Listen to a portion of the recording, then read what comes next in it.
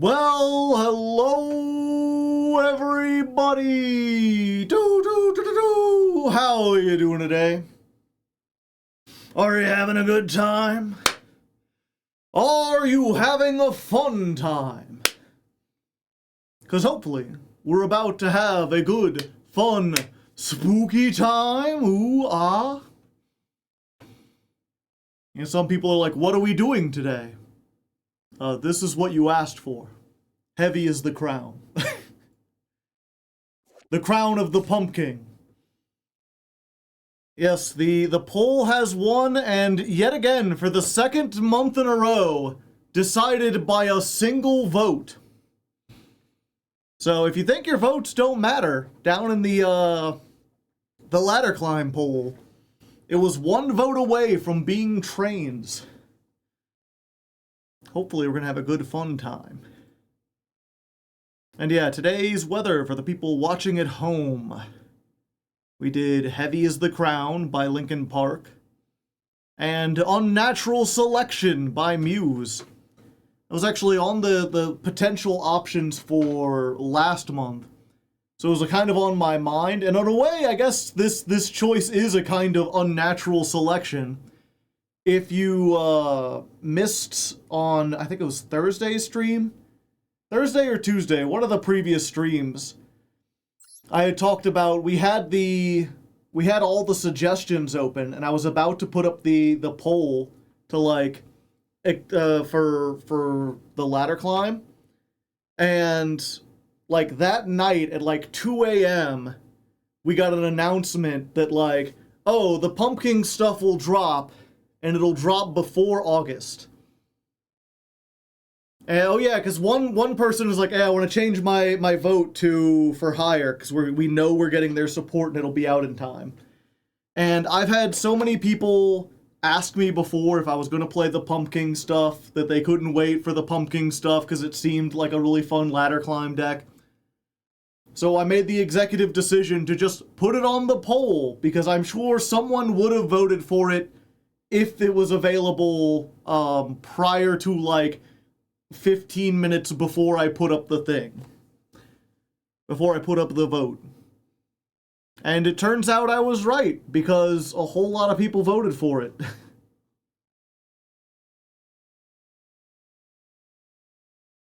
Again, with trains just coming in a close second, and an aircraft still in third.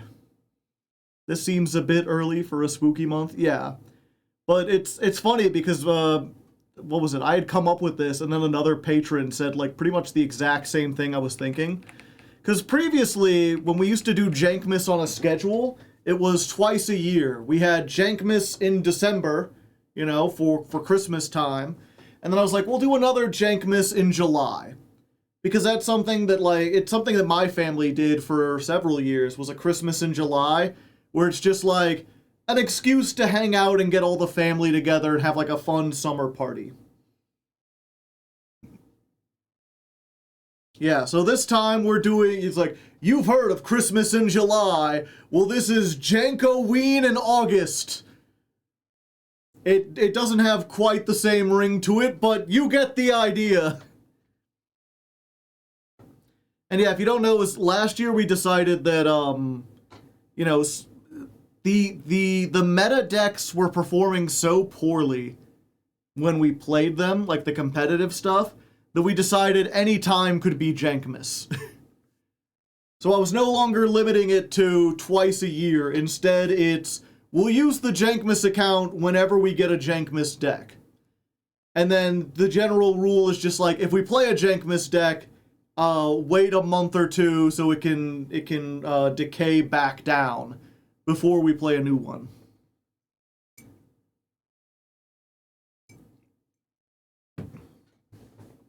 So that's why we're doing it in August. And yeah, I haven't looked too in-depth in this yet, but I was on MBT had a stream yesterday, and if you're unfamiliar with his streams, he basically, like, every week he spends like a couple hours playing whatever new deck, and he just cycles through all the new ones, and then he makes like a 10-minute video. He basically does a speed run of like, he's not going to climb the ladder, but he'll build it and try it out and just give you like general thoughts. And this was not looking good. He was in gold, and he was losing to, like, Raid Raptors. He was losing really hard to, like, Makonko. And to be fair, those have, like, unusual play styles. But he often, like, you know, lots of hands that just, like, we lose to an Ash Blossom. You lose to Ash Blossom with this deck. You lose to Droll with this deck. You lose to Maxi, of course, because everything loses to Maxi at this deck. You lose to, like, MST, like, Spell Trap removal really hurts this deck. Forbidden Droplet kills this deck. I can see why it was popular specifically in Genesis, because it has a really fun playstyle that can work if it's engine versus engine, but almost all of the generic non-engine, what's it called? Like, all the Dominus cards completely screw you over. Was it Raid Raptors going first or second, though? They went first. He pulled two Thermal Genics in the Millennium Selection Pack. I did not see that.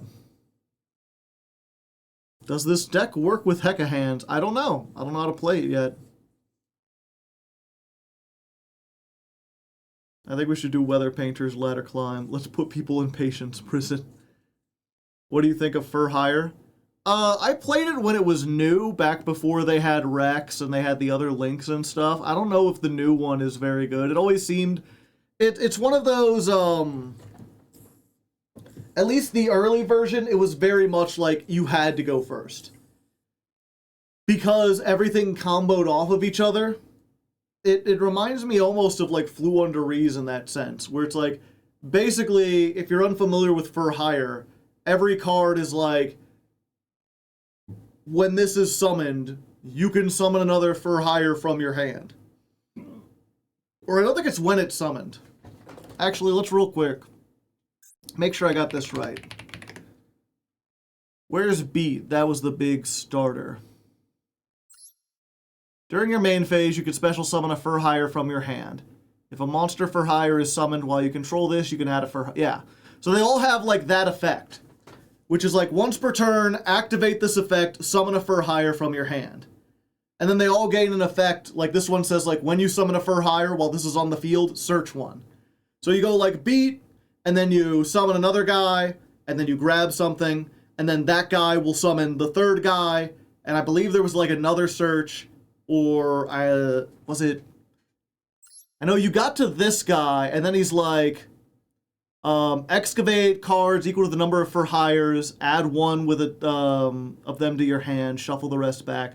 Although he doesn't have the effect, he's just like a negate.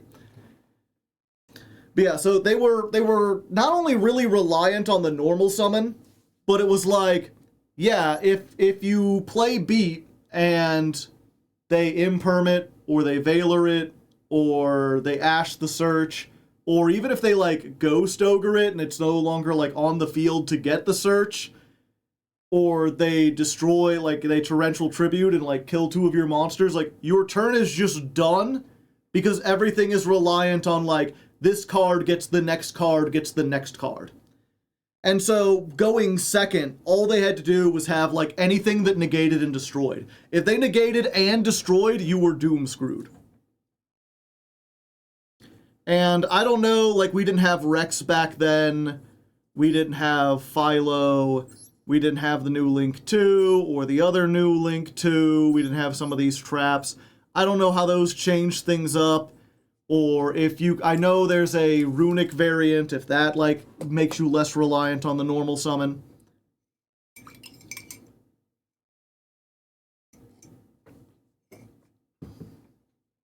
Fur Hire has many 2-card starters. Pumpking 1, oh god, yeah. This is on the jank account, so you don't have the generic zombie stuff. Yeah, that's gonna... So that's the good and bad news, right? The good news is... Well, here, actually, let's go ahead and switch over to Master Duel real quick. And we can talk about the Master Duel news while we're at it. Because I've already got the Jankmas account open. Haha. Why isn't it loading up? Oh, there it goes. It just needed a second to think about it.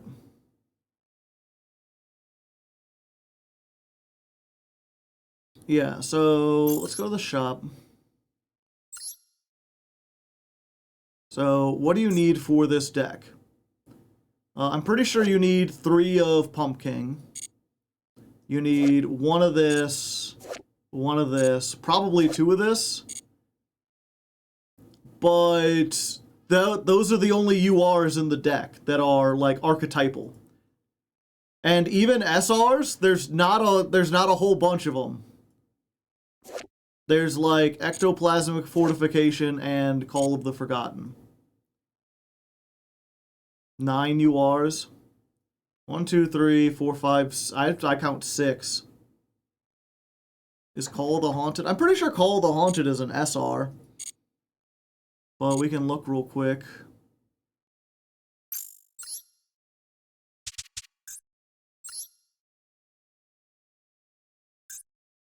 Call of the Haunted. It's an SR and we already have 2 of it. So the deck itself, fairly cheap. The thing is, I'm going to assume that we need zombie staples. Like, we're gonna need Doom King Ballardrock. We're probably going to need Necro World Banshee.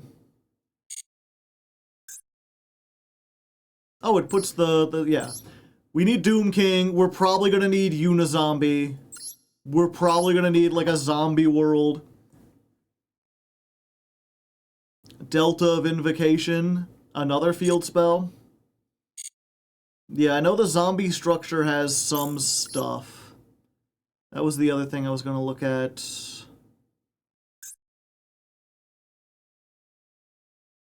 Yep, I need to do a new mouse. My scroll wheel appears to be broken. I mean, to be fair, I had this mouse, I think, for like 8 years, so it lasted pretty long. Blackwing Spiral. Immortal Glory.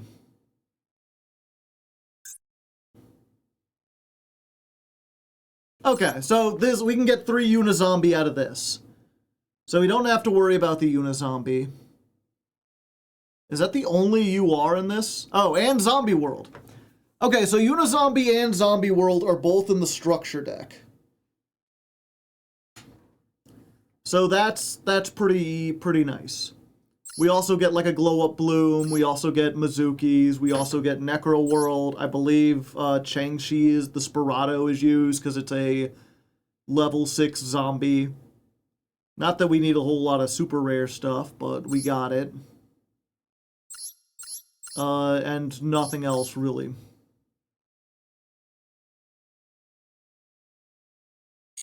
What does this deck offer over other combo decks?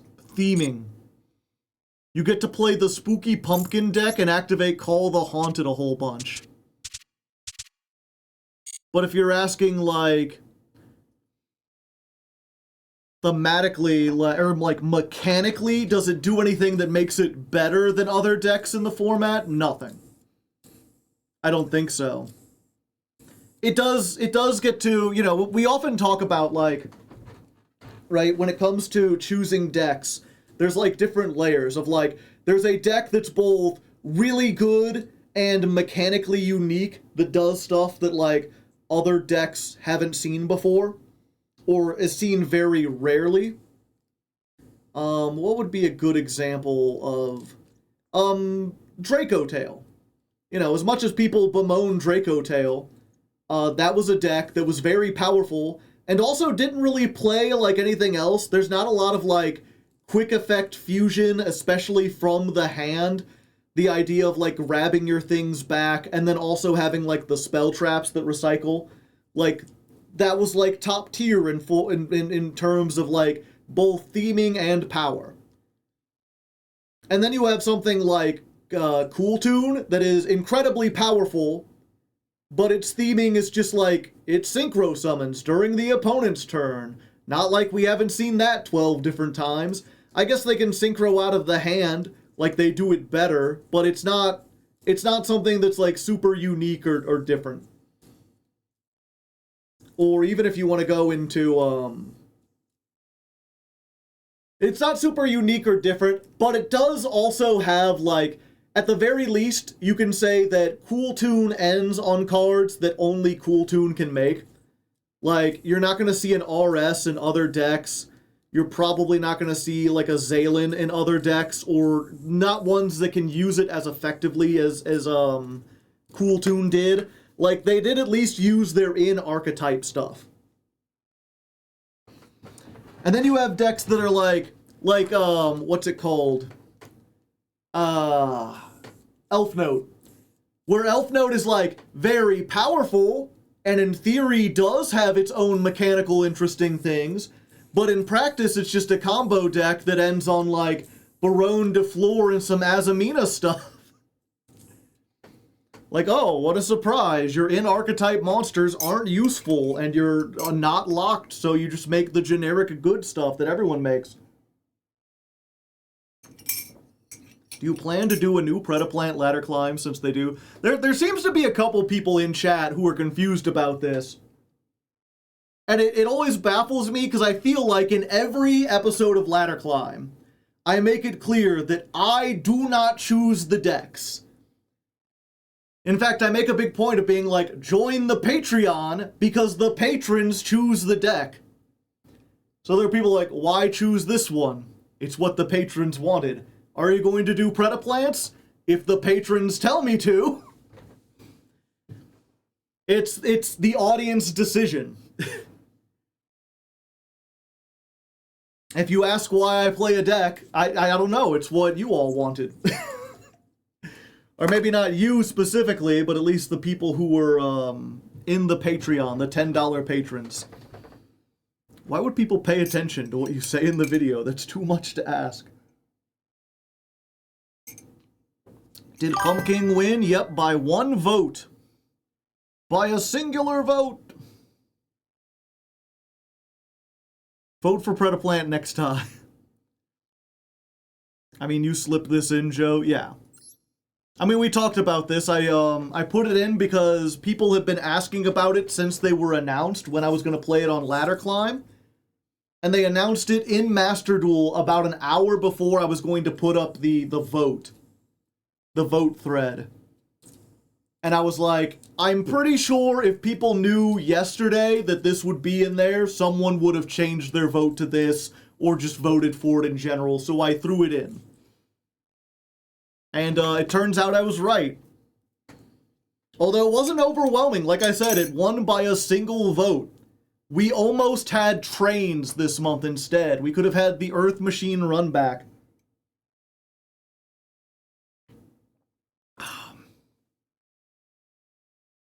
This deck is fun. It's not especially powerful. So yeah, going back, you know, there's decks that are, like, mechanically completely unique.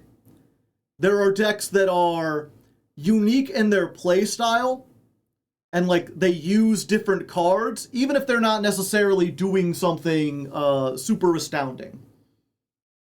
The big example I can think of is something like Teller Knights, where it's like, what is Teller Knight doing mechanically? It's putting 4s on the field, it's making Ixies. Those Ixies are negates for the most part. So functionally, there's really not a big difference between making a bunch of negates that are Teller Knights and making negates that are like Baronne de Fleur, but you're at least seeing different cards. And that's what Pumpkin... I'm pointing as though you can see. That's what the Pumpkin deck is. From what I understand, it has a lot of removal, it has a couple negates. It's not doing anything that's, like, breaking the bank. It's just the fact that you get to use Pumpkins to do it. And in fact, you know what? Let's, real quick, before we go too much further into this, let's give this the Let's Learn treatment and just read these so we know we're all on the same page on exactly what we're doing here. So, of course, we've got Pumpking, the King of Grave Ghosts. Level 6 with 1950 attack. A fine year, perhaps. You can reveal this card from your hand, set Call of the Haunted from your deck or graveyard, and if you do, discard one card. That set card can be activated this turn. If this card is summoned, you can special summon a level 6 zombie from your deck, except one that has 1950 attack. Also, you cannot summon from your hand or graveyard for the rest of this turn, except zombies. You can only use each effect once per turn. So it's themed around Call the Haunted. And you can immediately just see, like, so what you do, reveal this, set Call of the Haunted from the deck, discard it. You can activate Call the Haunted immediately, bring back the Pumpkin, and then summon a level 6 zombie from the deck. And I know they have rank 6s, so you make a rank 6 overlay. You're locked into summoning zombies from your hand or graveyard this turn, but I've seen a couple things where, like, one, you're not locked out of the extra deck. So you can make, like, generic rank 6s or other such, other links and stuff like that.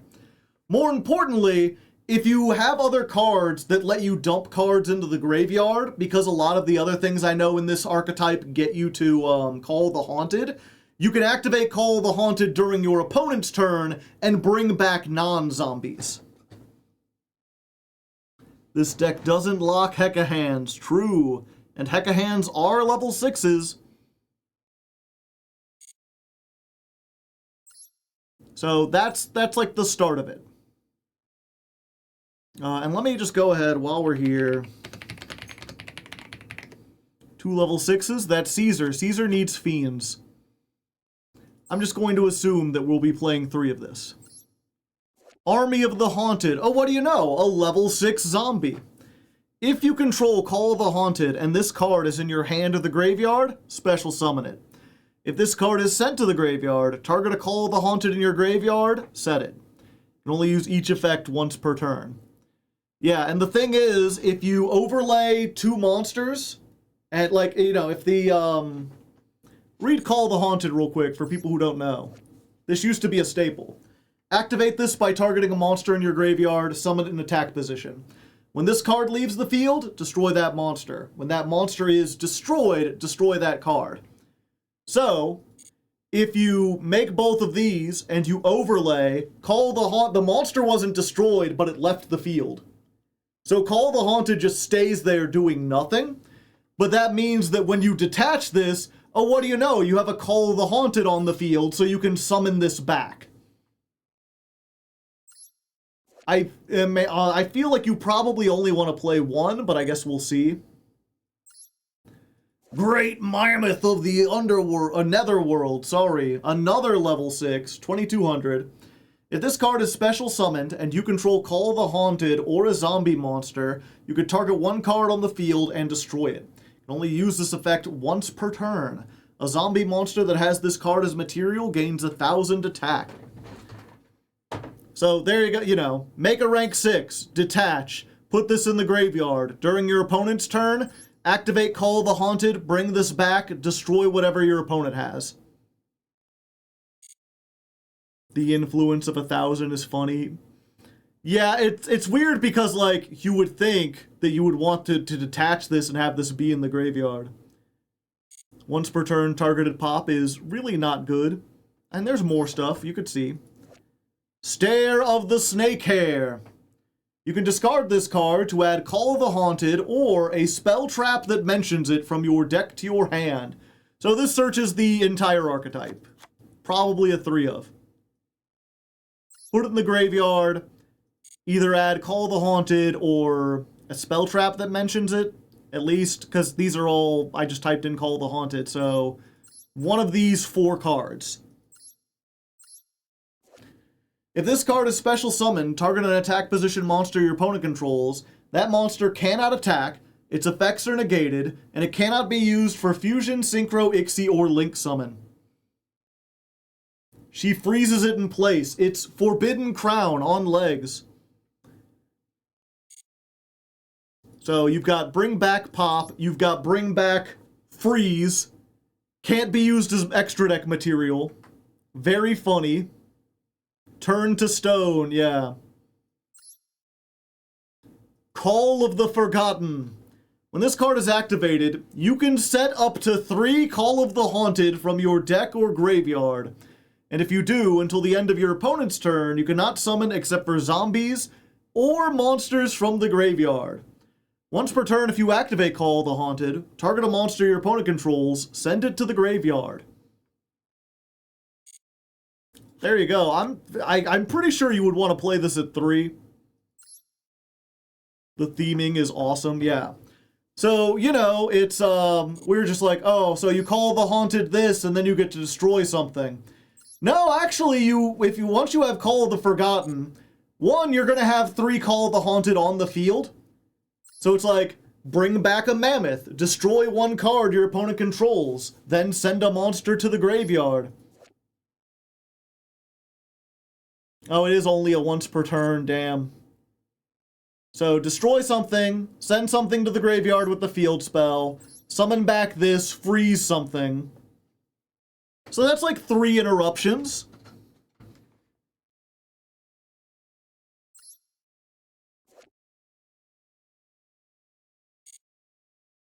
Remember when Call of the Haunted was a spell in the anime that just kept reviving zombies?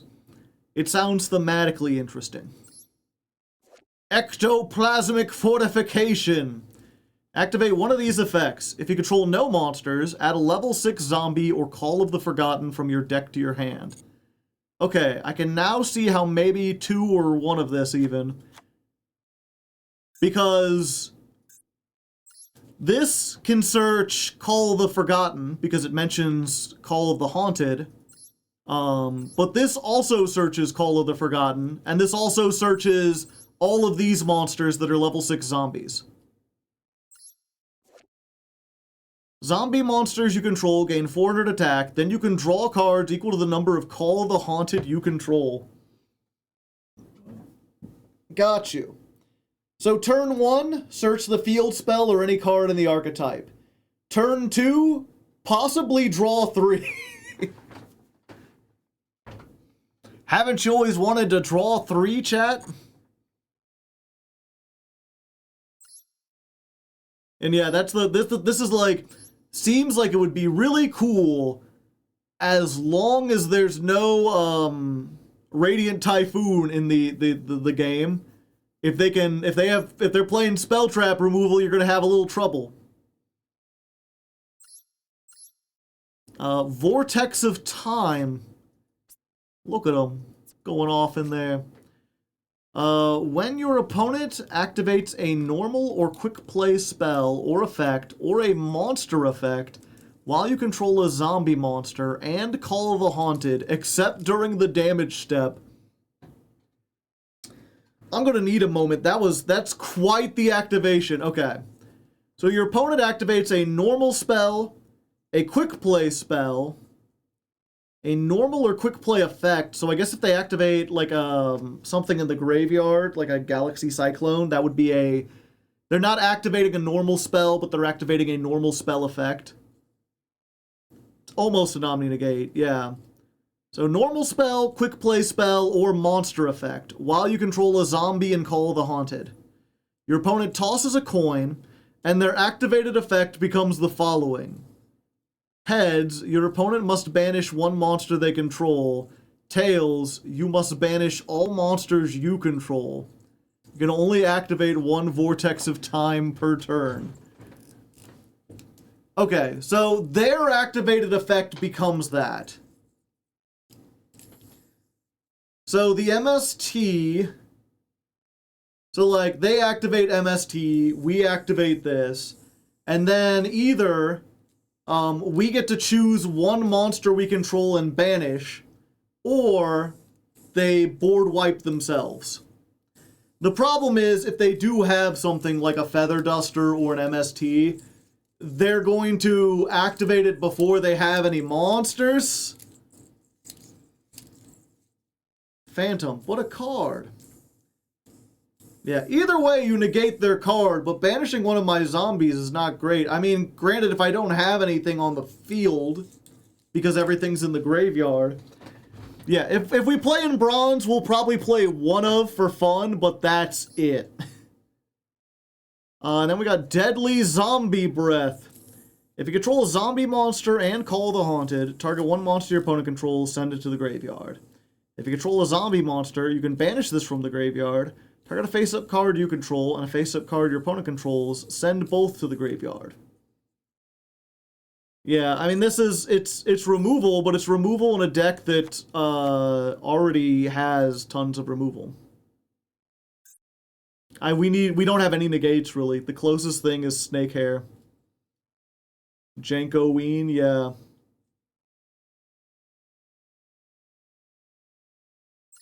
And then these two I put in there because they're URs that are in the same pack. So we'll read those in a moment. We do want to check out these other two. Pumpking, the Great Ghost King. So 2 level 6 zombies. While you control Call of the Haunted, your opponent cannot target zombies you control with monster effects. You can only use each of the following effects once per turn. If this card is special summoned, add Call of the Haunted or a card that mentions it from your deck to your hand. You can detach one material, target 2 cards up to the on the field, return them to the hand. Can be MST'd, should never be an argument, especially since we run continuous traps already. I don't know what you mean. But yeah, I get this, so when you make this, you immediately search whatever you don't have. So it's like, again, the combo, right? Discard Pumpking, get Call the Haunted, activate it, summon back the Pumpking. Pumpking, summon a level 6. Overlay for this, get the field spell sets 3 Call the Haunted. You're set. And then you can detach one, target 2 cards on the field, return them to the hand. So you're going to have that face-up Call the Haunted that's already been activated, but you can detach one material, which not only lets you get something in the graveyard for the Call the Haunted, but then you bounce it back to the hand so you can set it again, and then use it next turn. Vortex of Time would also negate Albaz or Branded Fusion. True. And then we've got this, the Undying Legion, which takes level 7s. Once per turn, you can Ixie summon this by using a rank 6 zombie you control. So we can just stack this on top of the thing. During your opponent's main phase, you can detach 2 materials from this card, or just 1 if all of these materials are Ixie monsters. Then target 1 attack position monster your opponent controls, or 1 monster in their graveyard. Attach it to this card. Zoe's, oh yeah, it's zombie version of Joey's monsters.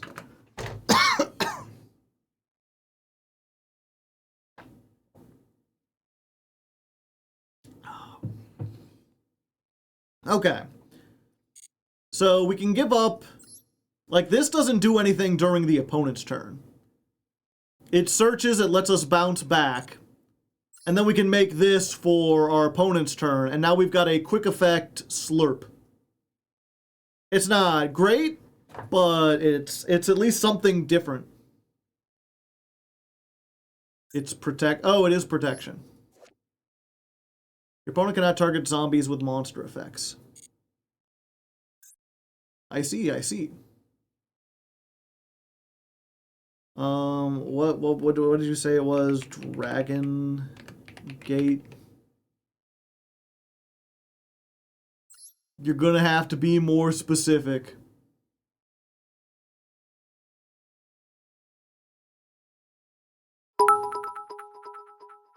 Bones. Thank you, Glacius, for the 100 bits.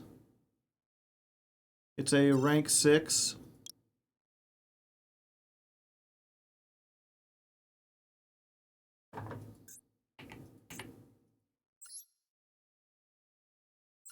Oh, this thing.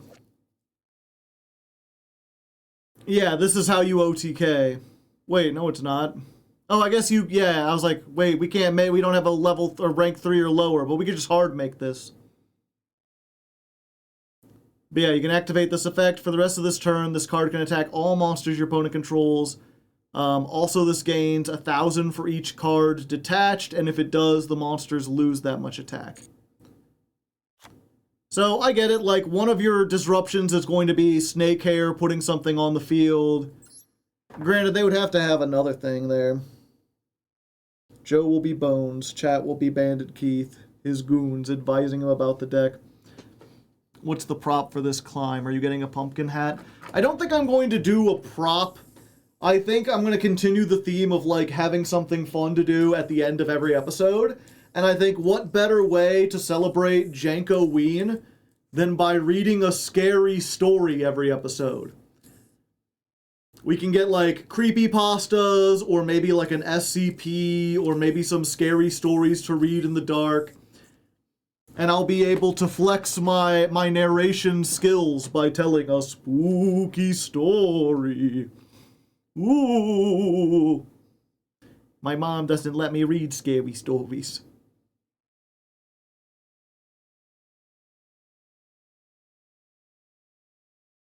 This might be the worst meta for an entirely reliant on a continuous trap card. Yeah. But again, that's why this is looking like a Jankmas deck, which means we start in bronze. The Headless Horseman, perhaps. It would have to be short. It'd have to be really short. I don't want to take up the whole episode with that.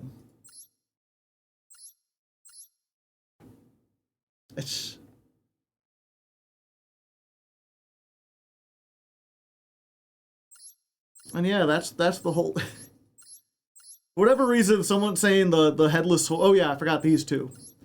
But someone saying Headless Horseman remind me of... So as you know, I've been playing a lot of Magic the Gathering. I've been playing Commander specifically. And there's a thing that... There's a mechanic in Magic called flying, where like some creatures can fly. And it's just very thematically easy to understand. Like, if a creature has fly, it can attack directly. You can't block it because, like, how is a guy on the ground going to stop a flying creature? Only creatures with flying and creatures that have reach can block it. And reach is like, you know, Spider-Man has reach, most archers have reach, anything that could presumably reach a creature that is up in the air. What's funny is, way early in Magic's lifespan, when they were doing, like, set rotation, they kind of they weren't sure if flying would be, like, a standard thing. So they made, like, another version of flying in another set, but it was called Horsemanship. Where it's like, yeah, a creature with horsemanship can't be blocked by creatures without it. You gotta, if you're a ground person, you can't catch that guy on a horse, he's too fast. And then, like, they just never revisited it. There's just, like, 12 or 15 cards with horsemanship or something. And then, like, with flying, there's, like, hundreds of them. There's whole archetypes based around flying or whatever. The only reason I bring this up is, one, it's just funny, like, you can make a horsemanship deck and you're just effectively unblockable. It's, like, really bad because those cards are from way early in the game. But, like, you could do it and it's funny. But, they recently announced that one of their upcoming sets, they're going to be, and if you don't know about the lore of Magic, they're basically a multiverse before multiverses were cool. It's, there's, like, a whole bunch of alternate dimensions and worlds that you can travel to. And they're like, we're going to be visiting an entirely underwater dimension. It's going to be an undersea world full of, like, mermaids and fish folk and all sorts of stuff like that. And they're like, and we're going to introduce a new keyword that is similar to flying, a sort of battle dodging effect. And they didn't say what it was called, but immediately people were like, sea horsemanship. Of course, they'll never expect it. You gotta have sea horsemanship. Perfect, agreed. How about for stream 6, we make our own creepypasta? Yeah, I could sneak in a scary story of my own. The War of the Three Kingdoms, yeah. Call it diving. Yeah, well, I mean, I guess we'll see. They already have it planned out. They just haven't revealed it yet. A critter pasta, even. Okay, so let's read these other two real quick, then we'll talk about the ban list, then we'll start learning the deck. So, Delta of Invitation. This, I saw this had zombie written on it. And it's also a UR that's in the same pack with all the Pumpking stuff, so I assume it has some sort of synergy. When this card is activated, send a level 5 or higher zombie from your deck to the graveyard. You can only use each of the following effects once per turn. If a zombie is on the field, you can special summon a Delta token, which is just a zombie with 0 attack, 0 defense. If a monster is added from the graveyard to the hand, while this card is in the graveyard, you can add this card to your hand. Only activate 1 per turn. For the scary story, write about a pendulum card, and the goat player will scream. Yeah, this was Eldritch support. I mean, you can, it is just a high-level zombie, so I assume you could put Eldritch in here. I'm not immediately seeing, because none of these get effects when they go to the graveyard. Maybe one of the other, like, zombies. But, like, Foolish Burial for 1. And then the idea is, like, if you Foolish Burial Eldritch, right? Eldritch in the graveyard.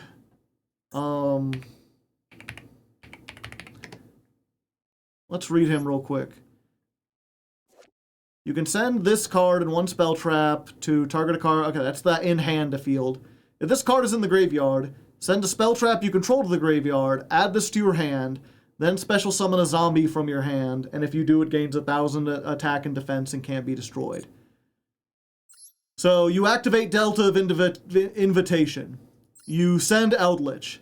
Eldritch sends this to the graveyard to add itself back to the hand and then summon itself or any other zombie. And then, what was this effect? If a monster is added from the graveyard to the hand, while this is in the graveyard, add it back to your hand. You can only activate once per turn, but that's why it doesn't conflict with Call of the Forgotten. Because, like, you do this first, you Foolish, you activate, you get a free special summon, you add it back to your hand for next turn, and then you slap down the Call of the Forgotten. The point of the engine is that it makes a rank 10 to make Varudris. I see.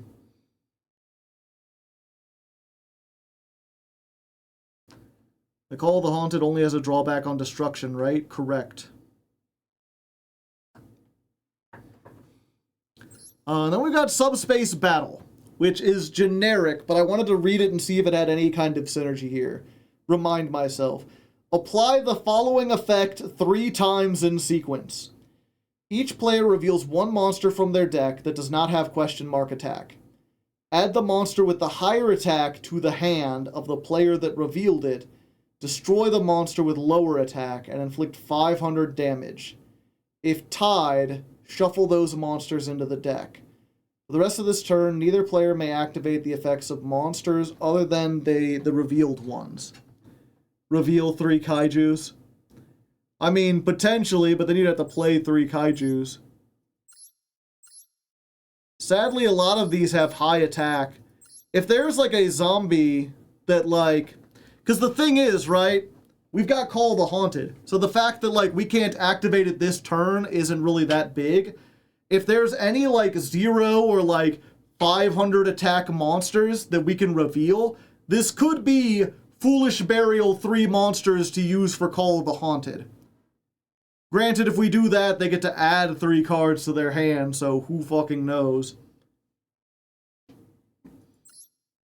We can also add 3 big cards to our hand, which again could be the could be kaijus. Like if we played 3 Thunder King, the Lightning Strike, then it's like you're not gonna have something with more than 33. So you're just gonna destroy 3 cards, and I'm going to add 3 kaijus that I can use. Might be good going second. Going first, I'm not sure what we do if we can't activate the effects. Isn't this OTK Turbo with Obelisk? Maybe.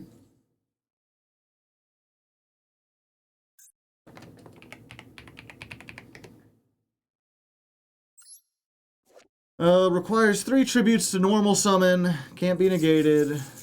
When this card is normal summon, cards and effects, neither player can target this with effects. If this card was special summoned, send it to the graveyard. You could tribute 2 monsters, destroy all monsters. Okay, so yeah, it's just a 4,000. I don't know how that would be a an OTK. What's the big ball, chat? I forget its name. Is it like unformed? No. No, not sphere mode. The dark one. Wicked Avatar, thank you. The big ball. Must be normal summoned by tributing 3 monsters. If this is normal summoned, your opponent cannot activate spell traps until the end of their second turn after this activation. Okay, this can't be special summoned. We could potentially use this on turn. Oh, it has question mark attack though, so we can't even search it.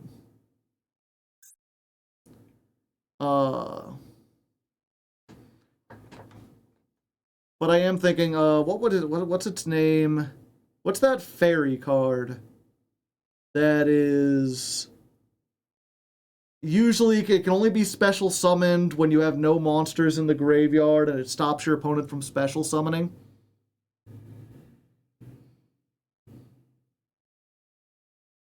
You know what I'm talking about. Christia. Oh, is Christia banned in Master Duel?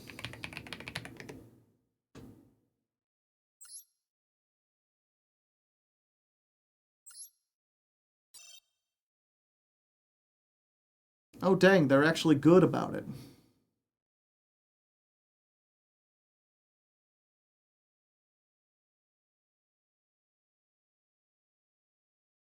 Where's the thing to show limited cards?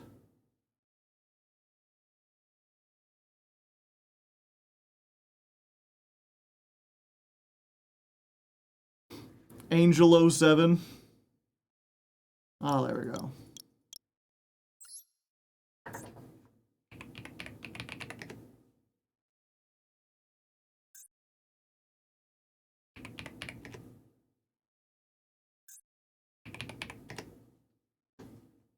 Okay. Christia. Okay, so we can't use Christia. Are there any barrier statues that are not banned? They just banned the Earth one.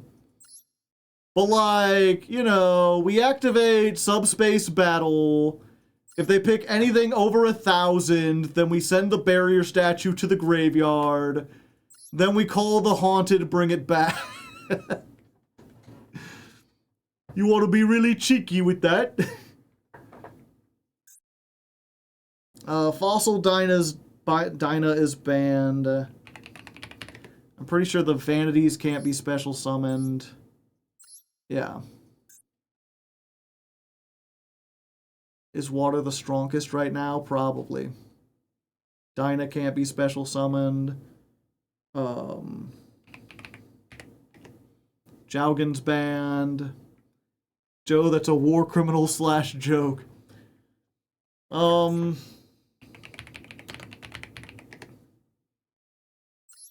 what about Spell Canceller, chat?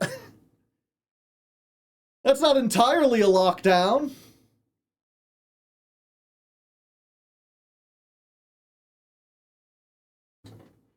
Don't join the dark side. It'll be funny. Yeah, we get Subspace Battle. Surely they'll pick something with over 1,800 attack. Then we send Spell Canceller to the graveyard and we revive it with Call of the Haunted. The problem with Kawaki Miru Drago... Wow, that's I don't know how to spell Mirai. Oh, there we go. Miru. Is it's got 1,900 attack. Hey, Eldius, how's it going? Neither player can summon light or dark monsters. How about Jinzo? Jinzo will negate your Call of the Haunted. Then why would I want to do it?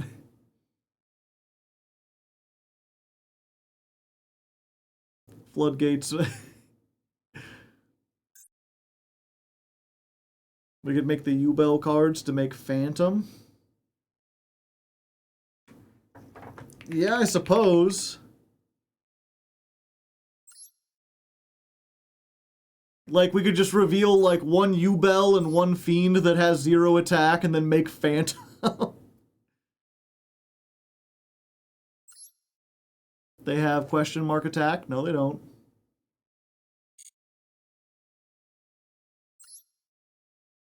Yeah, subspace battle. Reveal 2 U-Bells. The problem with that is that, like, we're making a U-Bell while giving them 2 cards. Now, that being said, what would be funny, right?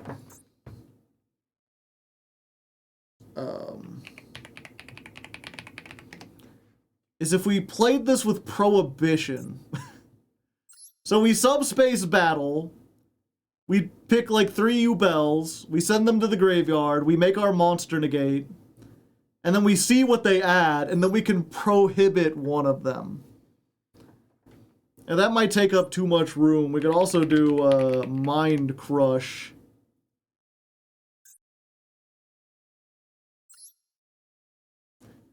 Like, that's a funnier way to do it.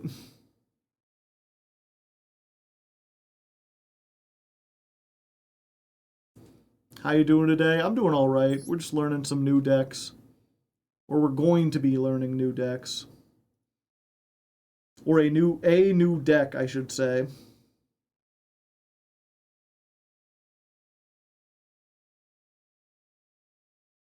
Also, yeah, okay. Before we get into that, though, I did want to talk about all the new updates on Master Duel. So let's get that real quick. And I guess we can turn on the audio so there's a little bit of music. What about Skull Servant? We could probably play Skull Servant. Floodgate study session. We're just talking about some goofy shit we might do. Birth by Sorrow! Thank you for the gifted sub. And if you didn't get one chat, you gotta type evaded. Along with some bumpkins. Okay, so notifications going crazy. There are special 5Ds wallpapers here. 5Ds nuts. Your duelist points website. Don't care. Didn't ask. Okay, so the new upcoming limited and forbidden list. Maybe I should make this into a short, but it's another one of those. It's like, it's just hard to get excited. Even when they do the right thing, it's so little, so late, and there's still, I think it was Joshua Schmidt who was like, every time they do this, it's just a reminder of all of the things that they haven't done it for yet. I guess to understand, we're going to show you real quick. So, they have finally banned Fossil Dyna Pachycephalo, which is not a fun card, that never was good, that never made good game states, that only resulted in one-sided decks, or one-sided battles, where the go first win rate went even higher. Same thing with Barrier Statue. Same thing with Harpy's Featherstorm. And my only question is, where are the other Barrier Statues? What about all the other floodgates that completely shut down the game, that are at 1 for some reason instead of being at 0? Like, it's nice that they have hit these 4 years into the game. And it's nice that they're hitting them at all. But it took them way too long to do so. And I do not, for the life of me, understand the philosophy of keeping any of these cards in the game when they do not make the game playable. Like, the objective of the, like, even if you want to talk about, oh, they made 7 negates, at least with negates, they choose to activate them. You can have you can try to play your cards. This is just like, you cannot play the game. You cannot play your cards. It's the same thing as like, why is Dimensional Fissure here? Why is D-Shifter still legal?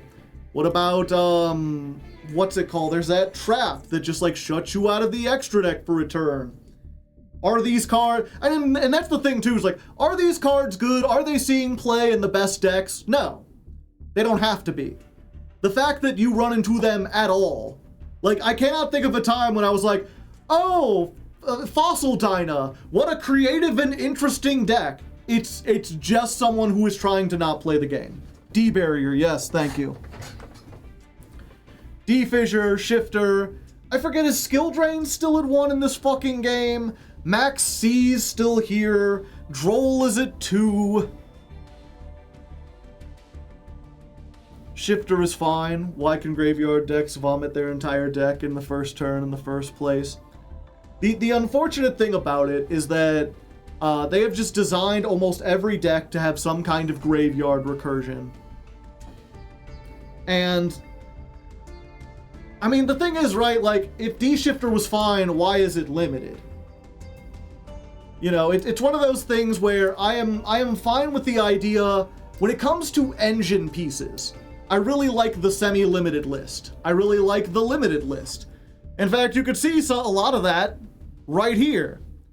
Branded Fusion to 1, Cool Tune Q to 2, Visions to 2, Cool Tune Synchro to 2, Rat Pier.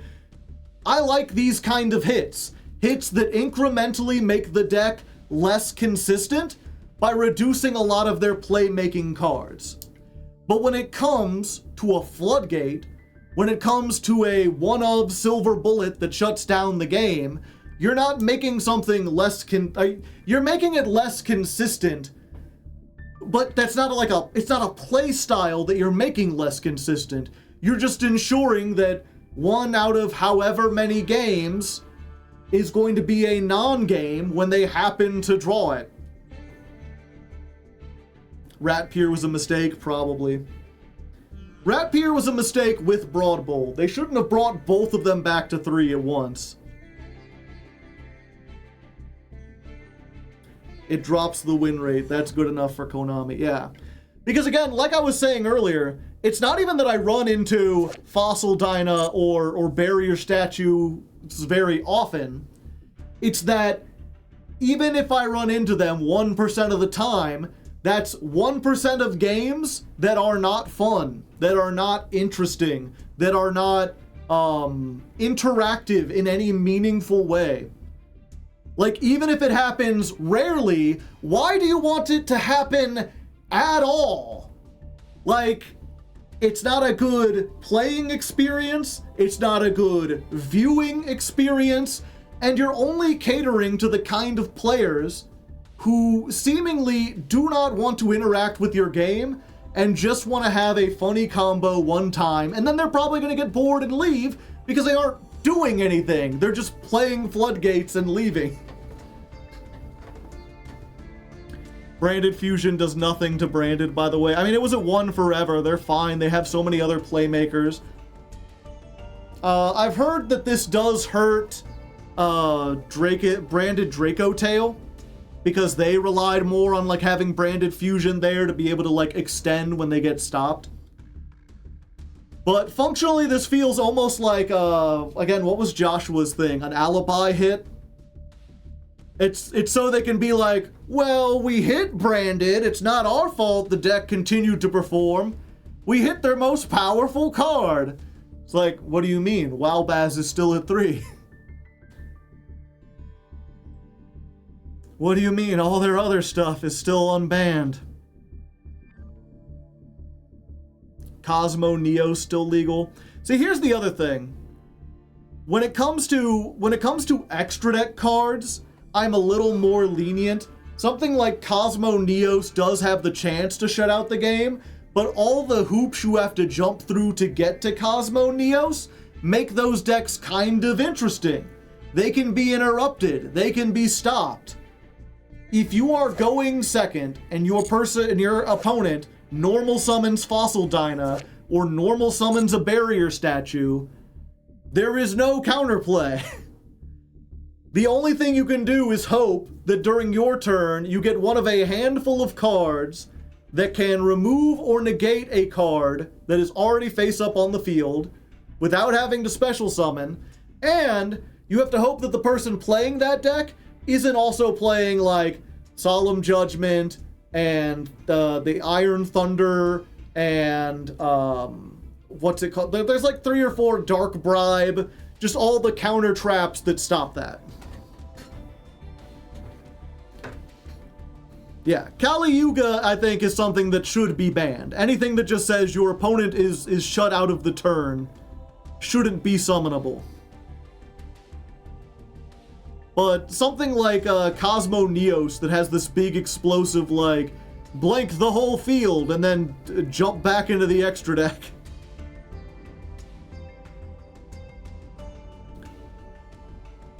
And yeah, they're putting Snatchy back to 3, which I guess is fair. It's not like I've been seeing a whole lot of yummies, and I'm not sure if 2 to 3 really makes much of a difference. This I'm a little worried about. I know I think it was Josh again who said, like, this is functionally, it's the same whether it's at 3 or 1, and I disagree.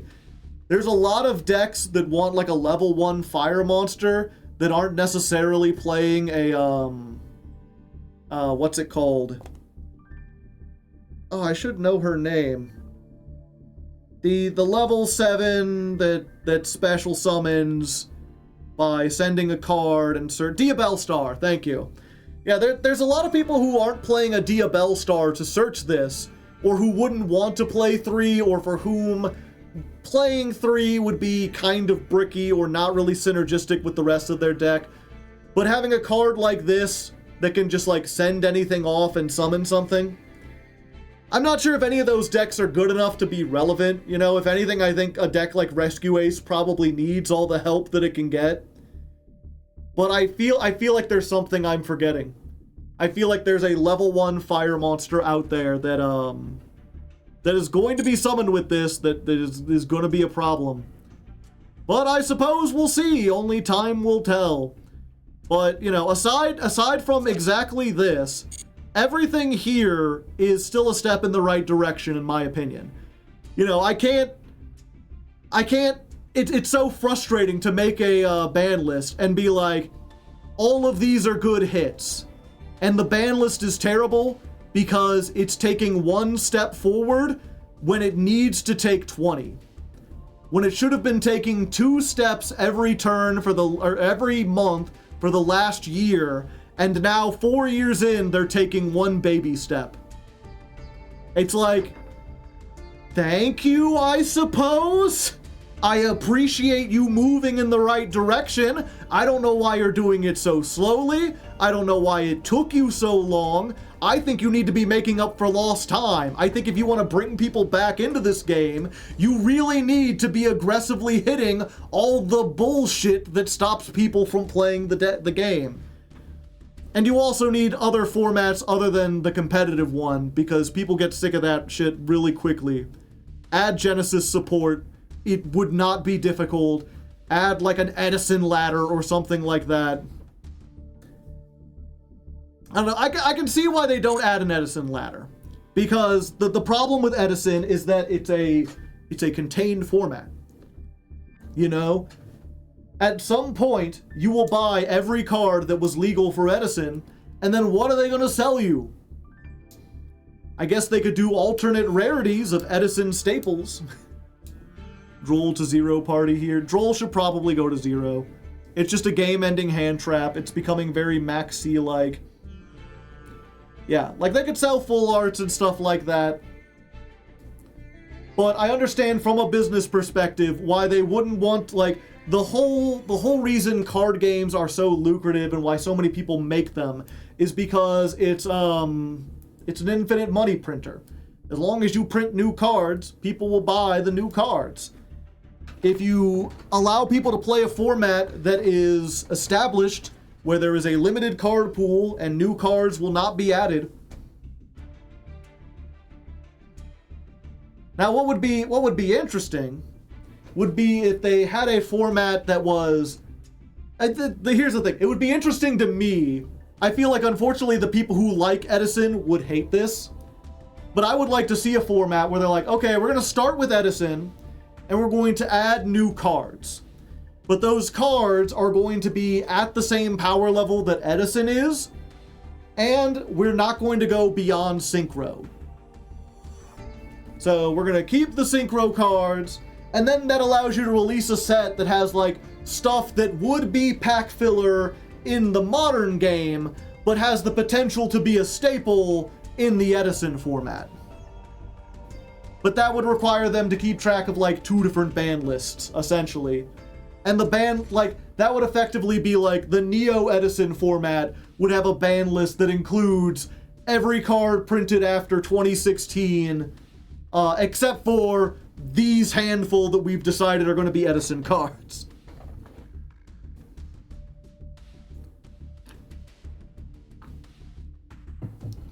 How exactly do you determine the power level of a card?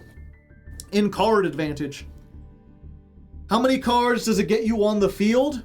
How many cards does it remove of your opponents? If it's not a card that gives you card advantage, if it's something that offers protection, then you ask, how easy is that protection and how many cards does it protect from? Them nuking Time Wizard after milking the crowd with the rarity collection. It was a very bad look. Oh yeah, there's another part. Eclipse Wyvern is coming back to 3. I'm uncertain if it'll make much of an impact, but it's here.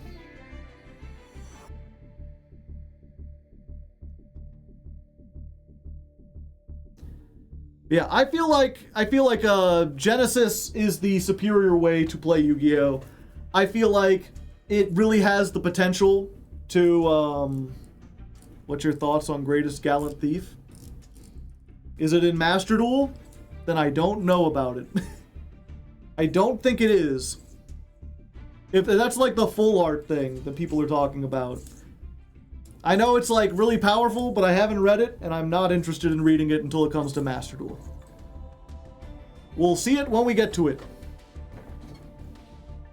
It isn't even in the TCG yet, yeah. It's insane. Yeah, I think Genesis is like, if you want to give people a lower powered format, that's the way to do about it. And the great thing about Genesis is that it's variable. You know, if you haven't been watching the new season of Fill in the Jank, which is the show that I've been playing with a bunch of my surprise round friends. In season 1, we went in and we decided we were going to play 0 Point Genesis as the format. Like, we want a really low-powered, really stripped-down format, 0 Point Genesis. And that ended up being too prohibitive, because everything that had, like, 1 point was banned.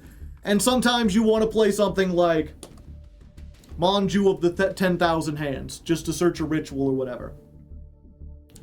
So this season we've gone with 21 points, which seems like a meme, but 21 I'm finding is actually a really solid low-powered format, because there's a lot of cards at 7 that are like just kind of powerful enough. Like I think, what's it called? There's one of the hand traps is like at 7, and it's like you can play exactly 3 copies of it, and that's it.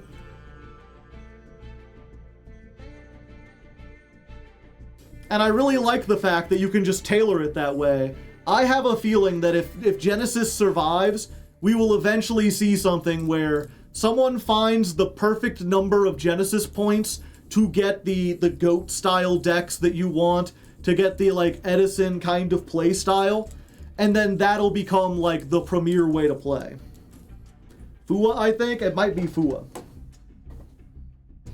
I know that I think Ghost Ogre and Valor are both like 3 points.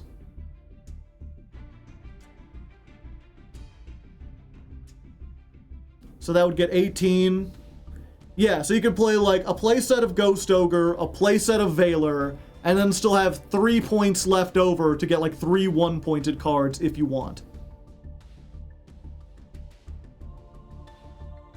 Like a lot of the math works out really well with 21 points. Why is Rat Pier at 2 again? Because it's a really good starter. It's a really good, like, normal summon. If it's normal summon, send a Zodiac from your deck to your graveyard, and then that sets up so much stuff. And then you can 1-card Ixie with it and summon the other one.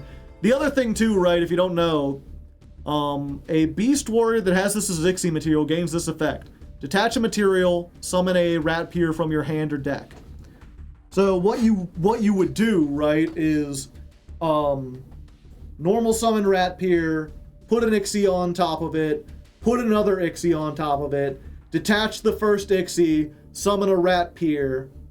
Then you can put something on top of that, detach that, summon the third rat peer. Then make, what's it called? VFD with the 2 rank 4s that you already have, while still having a third Zodiac on board to turn into something else. The fact that it's only at 2 means they can either make VFD or they can have 2 Zodiacs on board, but they can't do all 3.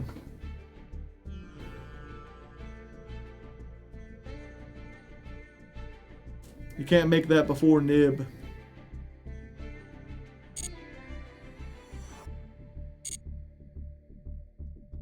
You just need to search with the negate up, yeah. Without the negate up, so it's much more easy to disrupt. There's a fur hire mate. You got beat. Yeah. That is not what I thought beat would sound like. Yeah. They also got a Rex icon. Like, me? Hire a samurai.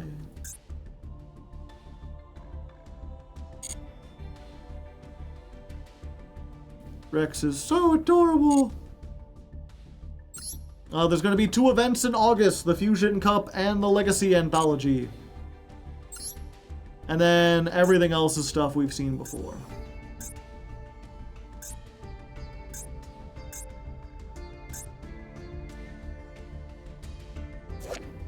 I like Rex already grew up. It went from a baby to being a rideable mount. Ride for hire. Reveal this card in your hand, special summon a fur hire from your hand, except for ride, then special summon this card. Wow, that's really good. We were talking earlier in the deck, I was like, from what I remember, the problem with fur hires is that they go all in on one starter. Being able to have something that special summons anything from your hand and then like you immediately trigger the effect because it summons it and then it summons itself, and all the fur hires say like, if you summon a fur hire while this is on the field, do a thing.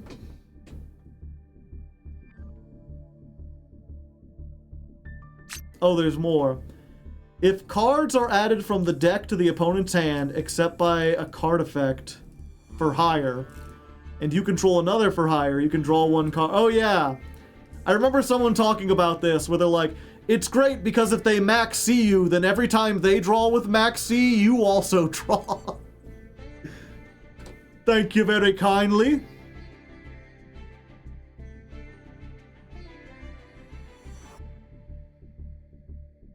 It doesn't exclude a normal card, yeah. I do think that's a great way to like out something like that. Be like, fine, you get your draws, but so do I.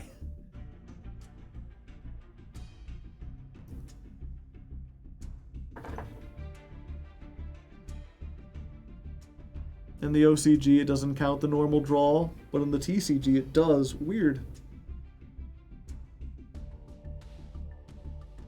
A built-in shared ride.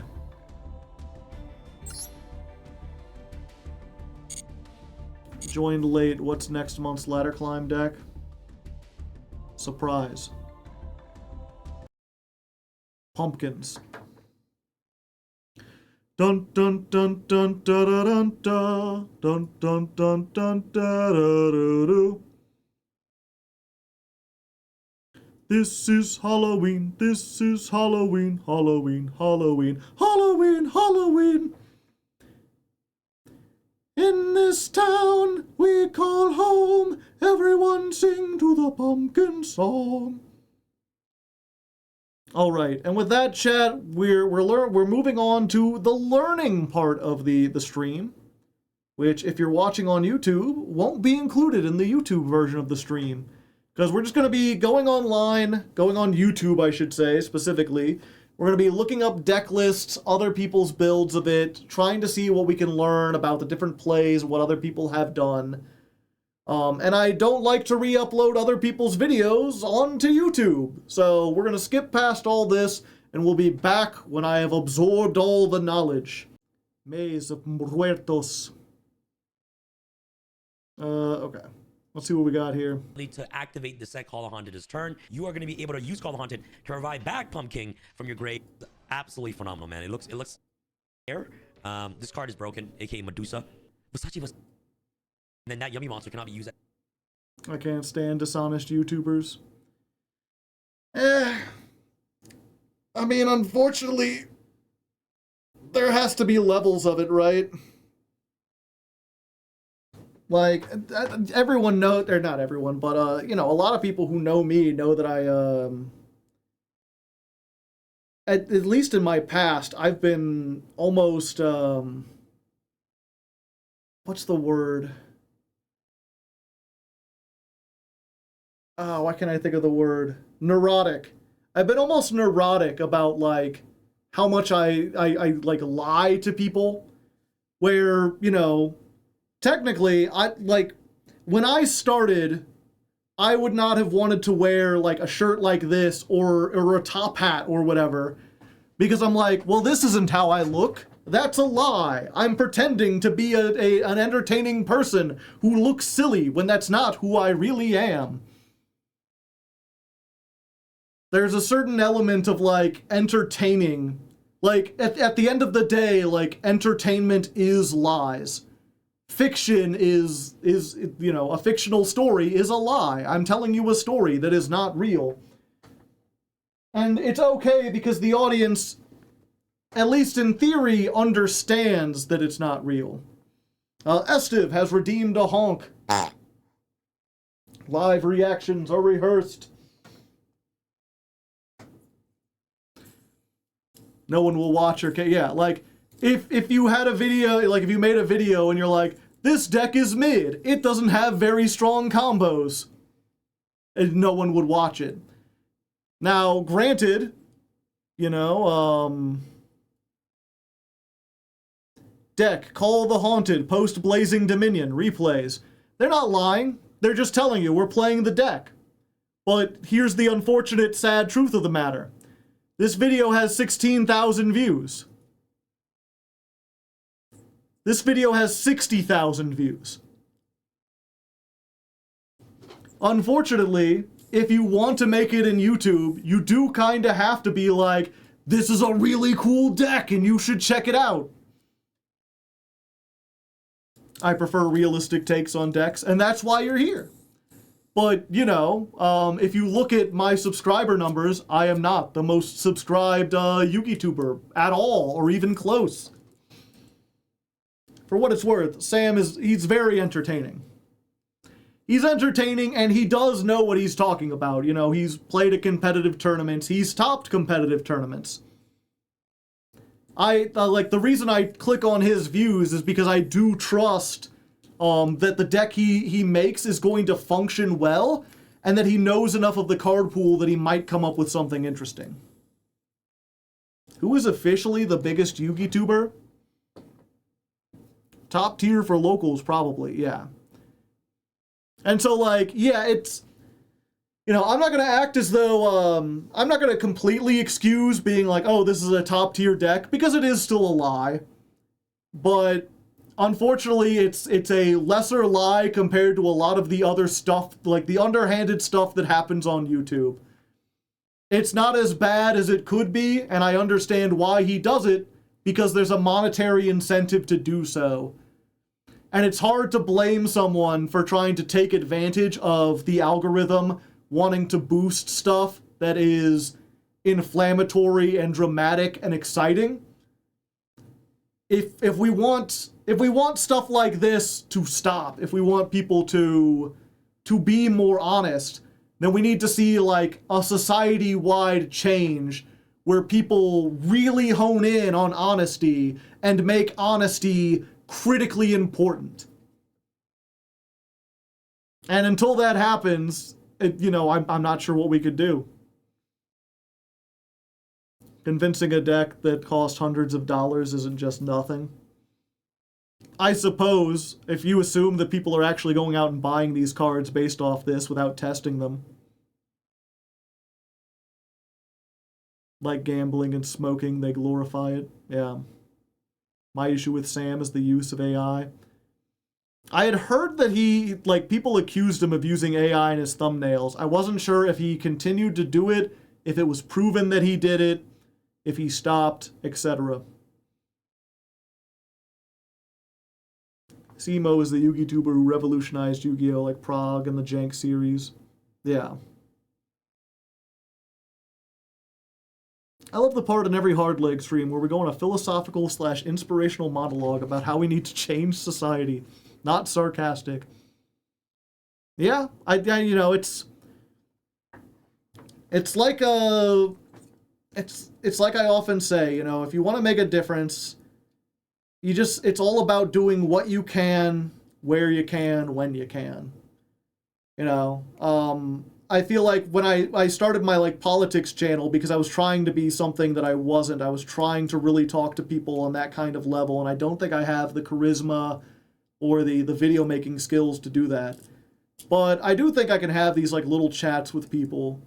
And if I can make a small difference in that way and maybe change someone's views, then, like, hey, that's a good use of my time and effort. First rule of Fight Club, you don't talk.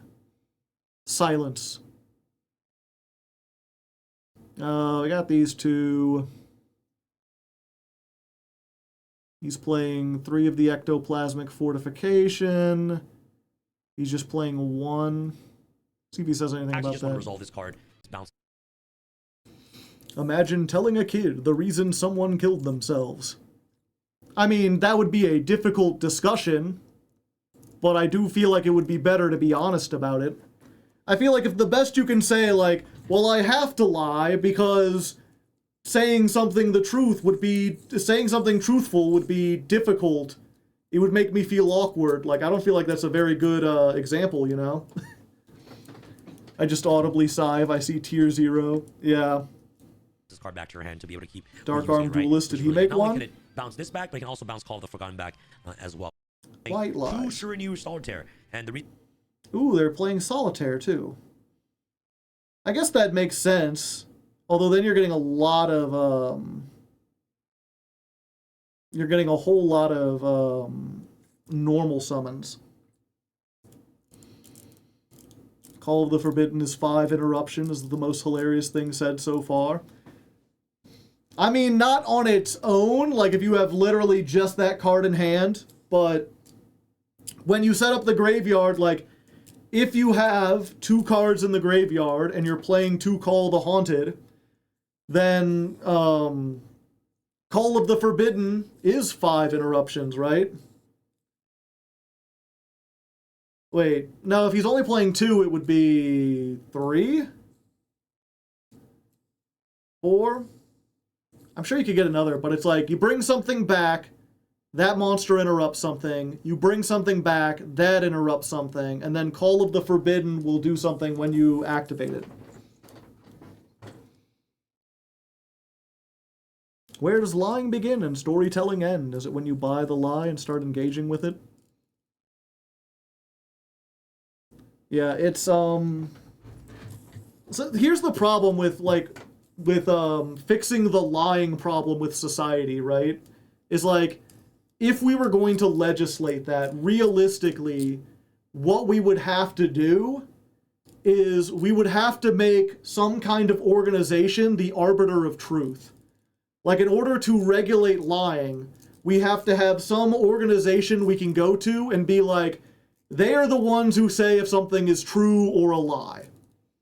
And a lot of people are very reasonably wary about having any kind of government organization that is like the Ministry of Truth, right? Because if that ministry doesn't have enough oversight, if it isn't accountable to the people, then it could very easily get into a situation where, like, oh, it's the truth that this president is the greatest president ever, and therefore if you criticize him, you are lying, and you can be punished for that. That sounds dystopian, yeah. And unfortunately, like, there is a solution to that, but the solution is complicated, and people don't like complicated solutions. My idea would be, like, basically instead of having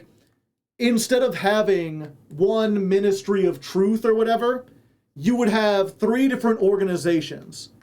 You would have one that is like run by the government. You would have one that like gets funding from the government, but has in its thing that it is a completely independent organization. Like, you would have it in its charter that it is not allowed, or that like, you cannot defund it. It must have equal funding to the other two, and you're not allowed to, like, choose who goes into it. Maybe people could vote for it. Because if we were doing this, I would also be like, you know, we're just talking about, what if I build a government from the ground up? Like, I think the first thing I do is get rid of the Senate. We really just need one legislative branch. Having two, especially for 50 states, is, like, insane. We just have one big Senate, and then maybe we could have this be, like, a new branch. Instead of having two different houses of Congress, we have, like, the Truth Finder branch. And then that's divided into these three different options. We have one that's run by the government, where, like, Congress puts people into it. We have one that's run essentially like a private organization, where it gets the money to operate from the government, but it doesn't have any government oversight. And then we have one where it's like every academic institution in the country is allowed to put someone forward or like vote. And then you have this like triumvirate of three things. And if two of the three agree that something is the truth, then they're kind of like the final arbiter on it.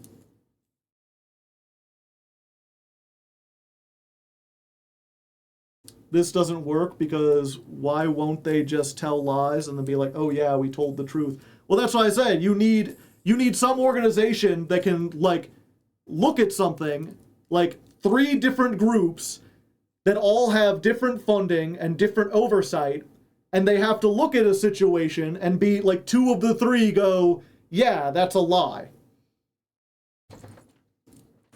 You're thinking about this completely wrong. Never let government try to fix a culture thing. No, I think you can. I think you can if you make a government intertwined with the culture. One of the other things I always talk about is like, we need to be more democratic. Not like the party, like we need to ingrain democracy more into the culture. More people should be part of the government in their everyday lives. Like, doing something for, like, as a part of the government, I feel like should almost be like part of your job.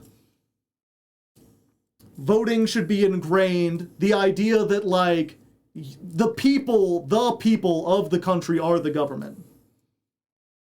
Look at Japan. What about it? First we dissolve the Senate. Then we build the Death Star. Mandatory voting? Maybe. It's just that I think we need to really hammer home in education the idea that, like, being part of a democracy is advanced citizenship. You have to pay attention, you have to be involved, because you, everyone who's a citizen, you are going to be making decisions in this country. And you need to be prepared and paying attention to make those decisions. Now, we are going to, like, divide things up. You're not going to be responsible for, like, everything.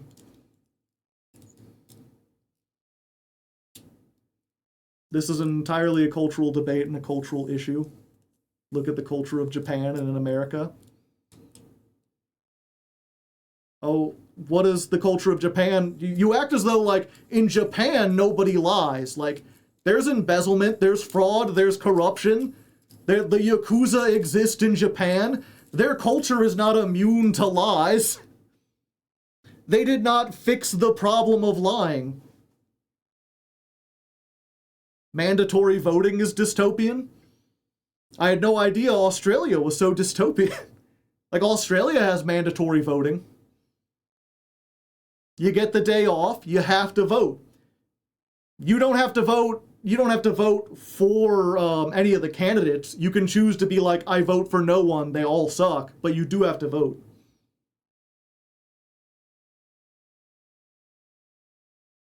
It's a holiday, yeah. Like when you're going to be like, look, no matter what, you are going to get the day off and you are going to vote. So you might as well pay attention to what's going to happen.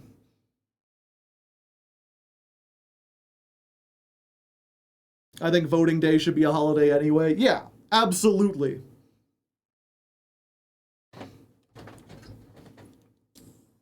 I wish holidays were mandatory like the bank. Sounds like something scummy. It's just a way to make sure that people get invested. And it's also a way to, you know, when you have mandatory voting, then you can't do all the stuff where like there's so much stuff in America where they're trying to make it more difficult to vote, right? Where they're like they're moving the voting the polling places farther away. You know, there's big cities where they have one and you have to wait in line like 20 hours or whatever to get in line. You don't get work off. They make sure like, oh, you actually have to have a passport to vote. Didn't you renew your passport? Even like if you don't own a car, you're not leaving the city, but you have to have paid $80 to sign up for a passport. Otherwise, you don't get to vote. When you just say, if you're a citizen, you're going to vote, then you can no longer have shenanigans that prevent people from voting. Everyone votes, and you can't work other companies. Like it's really hard to do those kind of like voter shenanigans. The politicians slash my tires.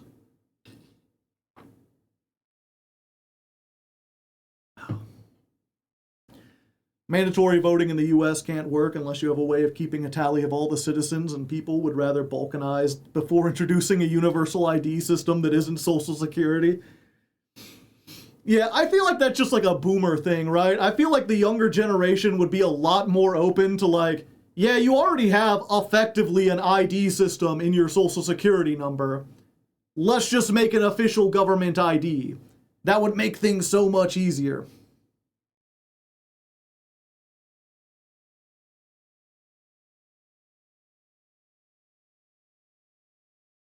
We Americans are idiots. Today I learned Australians have mandatory voting. Yeah.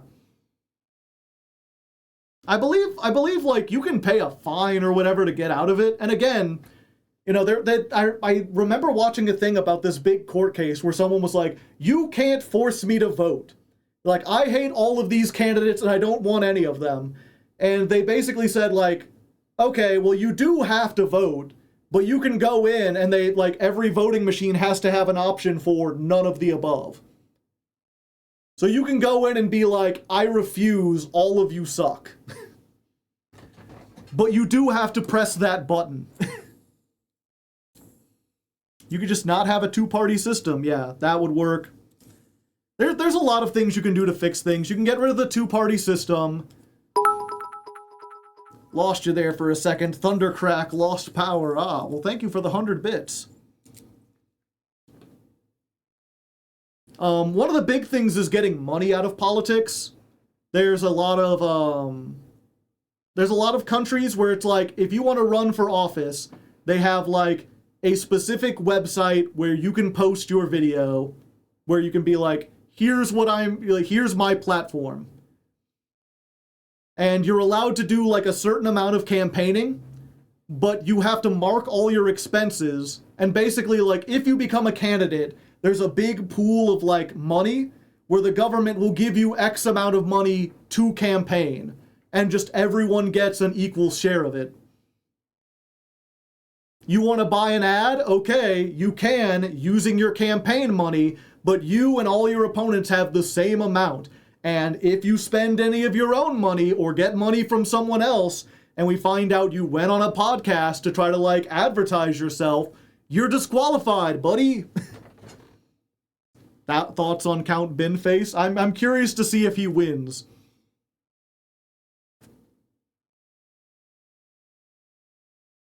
Doesn't the first political say there shouldn't be two parties because it would become us versus them? I'm not sure what you mean by the first political. But at least in early American politics, a lot of the founding fathers were against forming parties. I don't think they were necessarily right there, because I'm not sure how you can stop people like, oh, we should stopping political parties feels like the when you hear those atheists who are like, we should get rid of a religion, and it's like, how are you going to stop people with like-minded ideals from grouping together? Good luck with that. I have no idea how to even begin of that.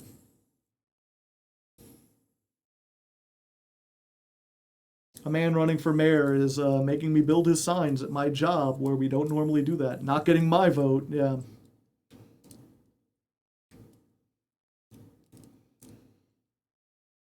You can't exactly legislate your way out of it. Even multi-party systems just lead to coalitions that become de facto two parties. Yeah, but when you have a coalition, you have to make compromises, right? Like, if a coalition wants to function, then they, by default, kind of have to broaden their horizons. You don't get, like, in America, where you just shut down the government entirely because the 51% stop the 49 from getting any, or the 49 can stop the 51 from getting everything else done. Yeah, multi-party systems aren't perfect, but I think what you do want parties. You just want a bunch of different options to run. You don't want to create the two-party duopoly that we have now. Is it just me, or do we have more government shutdowns lately? We do. The last 20 years have had more government shutdowns than the rest of the history of America combined. I love how Sam's lying and us talking about votes and political parties, yeah? How are you going to force your way into a multi-party system from an existing two-party one? The big thing is just giving us ranked choice voting, or alternative, what's it called?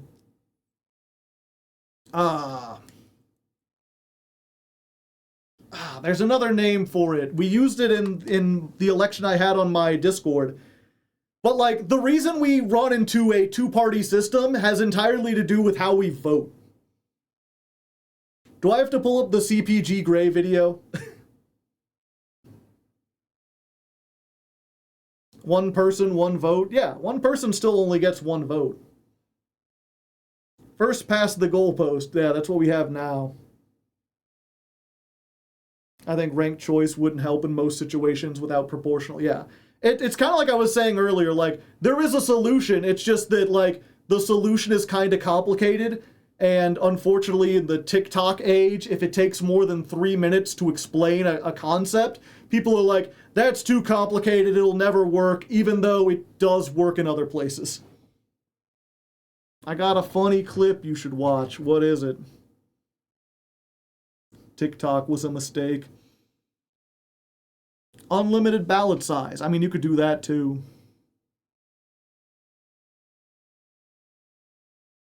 STV, that's what it is. Single transferable vote. But yeah, the way we have it now, right, is, again, first past the post. It's, you get one vote, choose one person, and then whoever gets the most votes wins. The problem with that is, imagine if you had 10 parties, right? And each party gets 10% of the vote. They're all equally popular. Except it wouldn't be exact. One party would get 10.5% of the vote. Hey, they've got the most votes. They win. Now the person in charge is someone that 90% of the population did not vote for.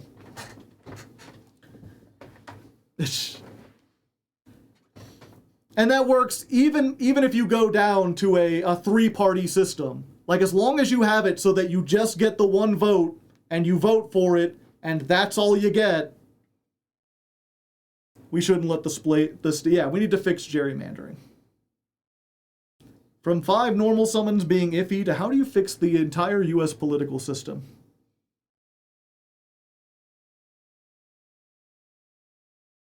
Nigel Farage versus Count Binface. It's a very silly thing. But yeah, like if you have a three, like anytime a third party comes in, right? Unless that third party can get 51% of the vote, they're just going to siphon votes from one of the other ones. And then you get a minority government. You have someone who gets like 40% of the vote, but because the remaining 60% gets split evenly, that person wins. So you do ranked choice voting, where you say like, this is my number one choice. If they can't get it, give my vote to the number two. If they can't give it to my number three. Over here we have a round 2 election, where the second one is between the 2 most voted candidates in the first one. Yeah. I vote we elect Pumpking. I like his zombification for all platform. Yeah, and if you have a system like that, then how it works is like, again, you get that system of, you got 10 parties, and whoever gets the least amount of votes, they get knocked out. And then all their votes get distributed to their second choice. So instead of guaranteeing that that other person who's just slightly more popular wins, it goes to all the people that are similar to that vote. Okay, you didn't get your first choice, but your second choice, the person that you're more interested in. And that allows for a wide variety of parties, and it ensures that the winner is usually the most moderate party. Because the people whoever's going to, like, the extreme parties might be a lot of people's first choice, but they won't be the majority's first choice. Moderates are almost always going to come out on top. And, you know, maybe that's not a perfect system. Maybe every once in a while you need someone with extreme ideas to come in and shake things up. But at least in my lifetime, I feel like I've seen enough extreme. Another system of government that, like, I still don't think is my favorite, but I can absolutely see the point of it, which is essentially that we run the government in the same way that we run trial juries. In that, instead of letting people run for Congress, we randomly select them from among the populace. And then if you want to opt out, you can. Otherwise, you serve like a 2-year term. And then that basically makes it so that, like, yeah, you're never going to have someone who is, like, building themselves up through corruption. You can't have a career politician because you don't even get to choose if you want to run. And then there's also an incentive from all levels of society and the government to boost education, to make sure that everyone is as educated as possible, because any citizen has the chance of becoming a congressperson. And then, of course, that also incentivizes, like, make sure that you do the democratic ideal of spreading out power. You never want any one person to have too much power, because that person could be anyone in 2 years. That sounds wild, Joe. Yeah. I wouldn't oppose that, to be honest. Yeah. It's one of those, the big difficult thing is that I feel like, as much as it pains me to say, the government does need some level of, like, some amount of, like, career bureaucrats who kind of understand how the government works with personal experience, instead of having people tag out all the time. Is there any country that runs that way? Not that I know of. I fuck with that idea. I wonder if you could make a career out of being a dedicated juror. Yeah. I feel like that would make bribery more rampant. You would need to make sure... That's the thing, is, like, you would still need some kind of oversight system, some kind of checks and balances that wasn't random. Or no, I guess you could be random as well. Although that's the thing, is, like, then they wouldn't necessarily be good at their job. Like, I feel like governing is not necessarily something that you need to have expertise as. It's expertise in, because the whole point of having a democracy, right, is that people from all walks of life can all give their opinion, their perspective on the situation. Like, you have a doctor and a teacher and a pharmacy worker and a fast food worker and a bus driver all kind of chiming in with, well, from where I'm from where I'm standing, this is how the situation works, and here's how I think we should deal with it. And by combining all those perspectives, you can come to an idea that best helps everyone. But when it comes to making sure that all those people aren't corrupt, I feel like you kind of need career professionals whose job it is to ensure that someone isn't trying to cheat the system.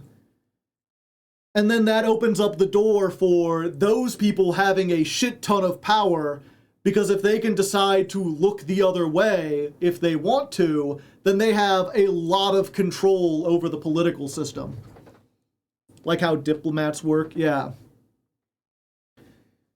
I mean, there's no, like someone just said, there is no perfect government. One second, I need to get my back scratcher.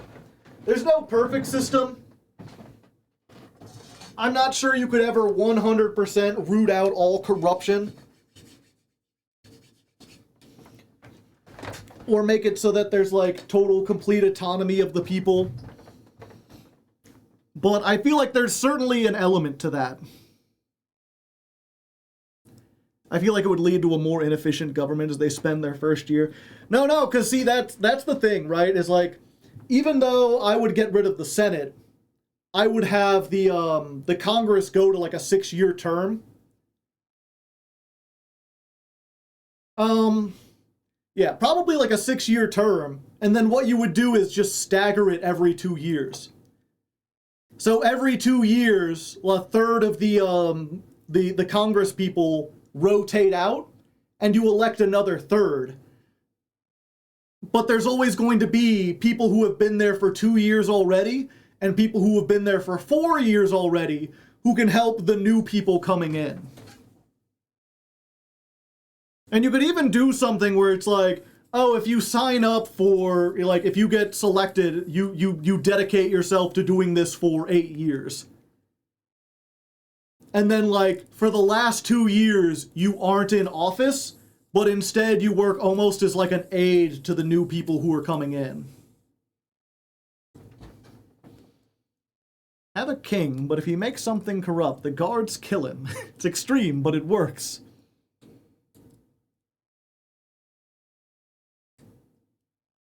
Every 2 years, we'd have a 2016 Trump again. Well, we wouldn't like, we wouldn't do this for the president. We wouldn't do this for the president. The president would probably be, I think we should go to a prime minister situation where basically the Congress, you have the Congress and the Congress picks one person in the Congress to be like, hey, you're going to be the spokesperson who like meets with other foreign people and like delivers our messages to the public. A prime congressman, a prime minister. Has there ever been a perfect government in human history? Joe's Discord. Both lawyers must agree to the appointment, yeah. The US government has made it a policy to sabotage any country that attempts to form a good government for the last 100 years. I'm not sure I would necessarily say that, because, you know, there's a lot of Nordic countries that have pretty good governments. And there's some small countries that manage to get overlooked. Just as long as you don't have oil. What if you have a lucrative career and you randomly get selected?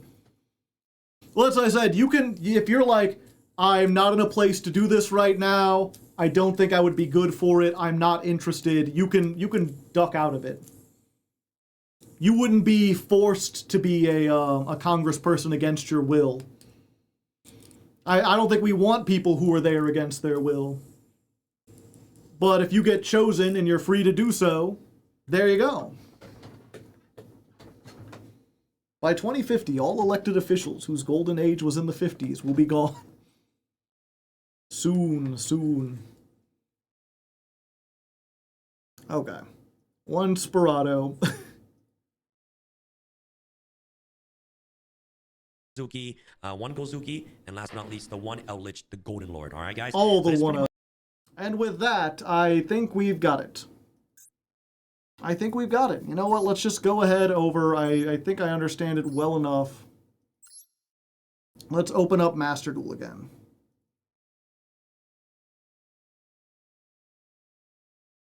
Welcome back, people on YouTube. Is there any other rank 6 engines? Not that work with zombies. Like there's fucking Hazy Flames, but we're not playing that.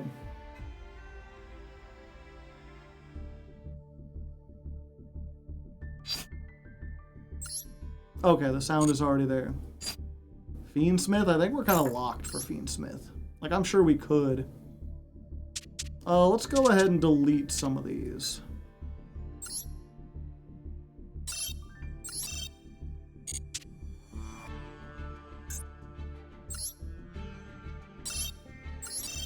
Get rid of the old Argo stars. We don't need the Super Quant Tech cards. We don't need all the Nemlaria versions.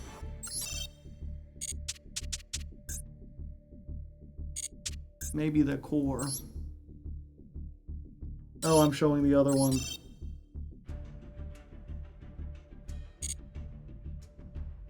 Oh, I thought I opened you Master Duel.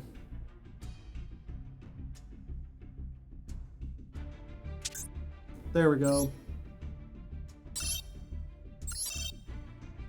Wrong website. Neither of these are websites.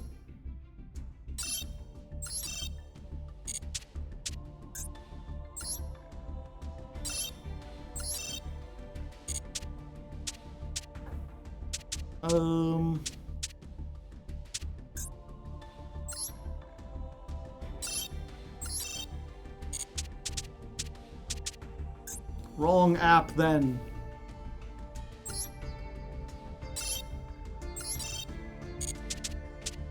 Okay. So let's try Pumpking Pure Beta.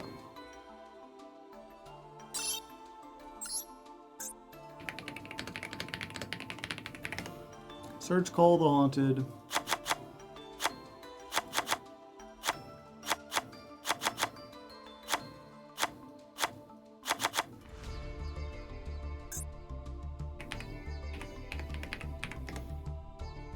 Unizombie. The question is, chat, like, so, okay. Usually the rule is, when we start in bronze, until we get to gold, because we don't want to completely smurf on our opponents, we do the new Yu-Gi-Oh player experience.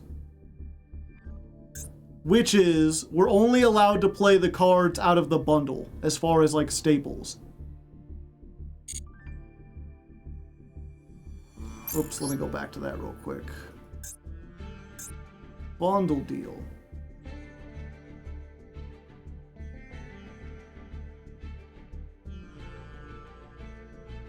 Let me take a screenshot so I have all these.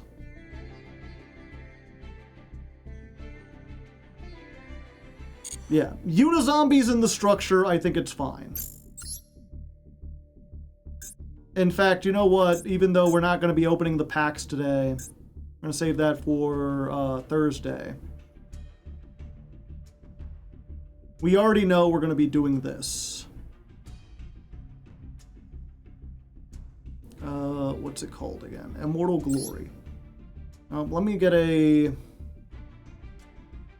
Gotta get a text document so I can keep track of my gems. I believe Mr. Metal's going to be getting this one, so I'll put that in his folder.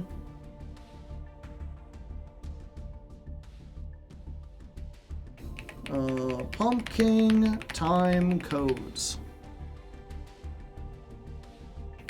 Gems spent. 1.5k.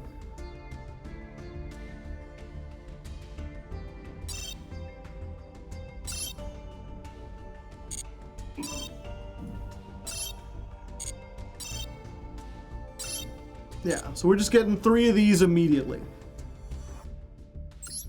So that'll give us Unizombie. That'll give us Zombie World. That'll give us Necro World. It'll give us Mizuki. It'll be... okay.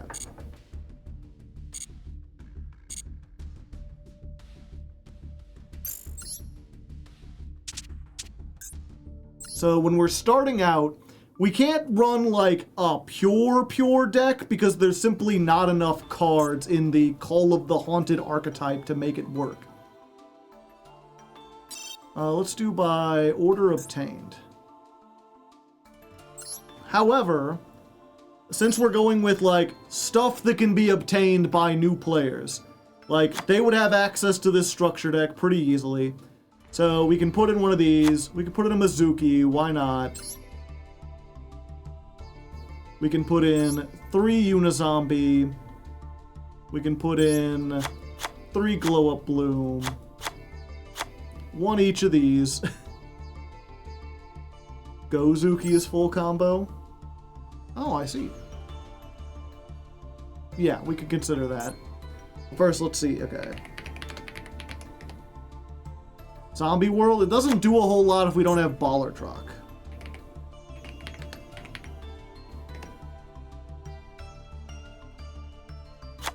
So 1 Ghost Ogre, 1 Ghost Bell,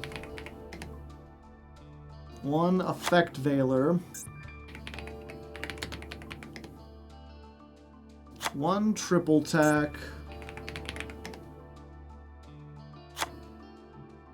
1 Imperm,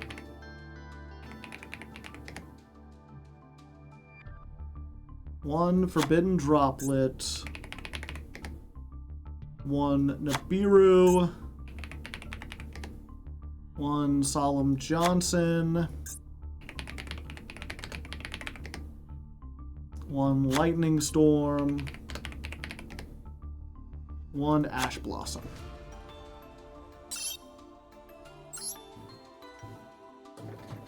You pulled 1 other Ghost Girl? Yeah. Again, we have other stuff. I believe we have 2 Imperm. And we have 3 Ash Blossom. But it would be mean to take a really powerful deck with all the staples and go into Bronze with how experienced we are at playing. I want to give the Bronze players a chance. And so I'm trying to pull something where it's only cards that new players would have access to. When we go through Bronze and Silver, we're not allowed to add any other like generic traps and stuff like this, unless they're normal or rare. And I think the same thing with Extra Deck, like, we're not allowed to add Zeus, we're not allowed to add SP.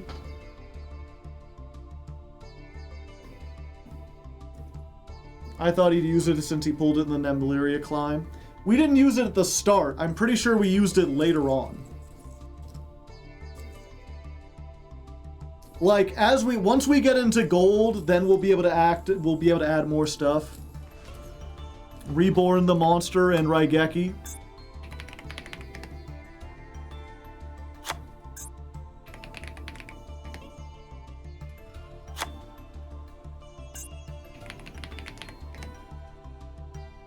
Is Feather Duster? No, because we don't have it.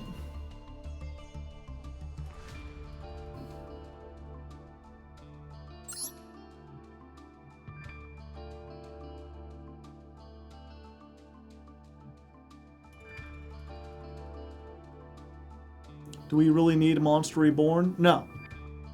Absolutely not.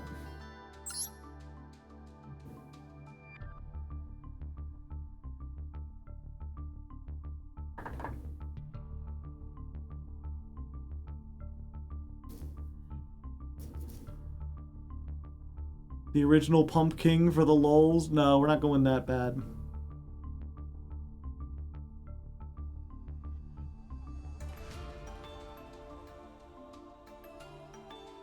One more tech card. You know, we're gonna see what we get. Yeah, we could do Samurai Skull, or we could do Gozuki. The other thing is, like, I think it's fine to include something if we pull it out of, like, this pack. Because we're gonna be opening this, so, like, we get the Undying Legion. It's not technically, like, a card that is in the archetype, but, like, it might as well be. Delta of Invitation is in here. We can play that. If we get Subspace Battle, we'll throw that in. Glacius, thank you for the 10 gifted subs. And if you didn't get one, chat, you gotta type evaded in the chat. Look at all those subs. The Pump Princess card from the start? Yeah, maybe. Are there any other zombie things in here? They really didn't add a whole bunch of, like, zombie support. It's just Pump Princess.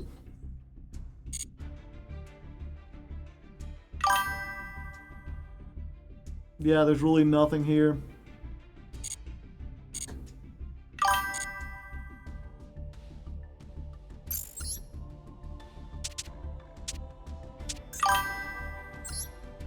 I'm curious about the staple ratios now that we have those staple packs in bronze, gold. Yeah, I suppose we'll see. We'll probably end up opening some of those at some point. What's it called?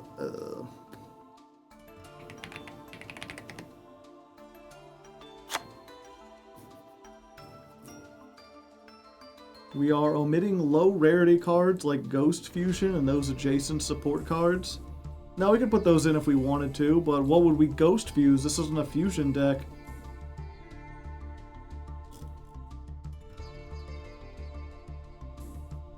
Why are Yummy Synchros in there? There's a new Yummy card that got added.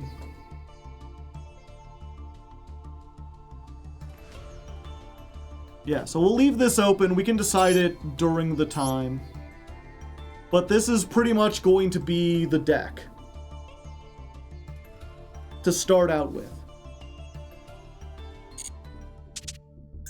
And then we'll go ahead, we're going to copy this.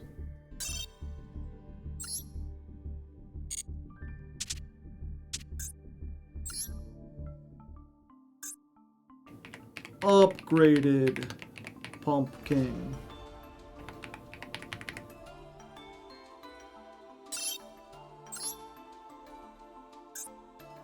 So, imperm.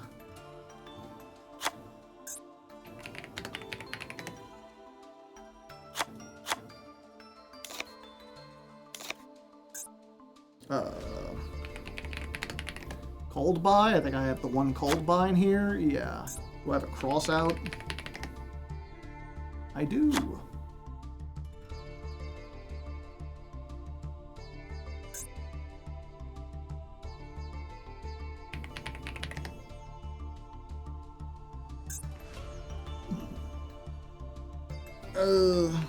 It's Moonlit Chill, right?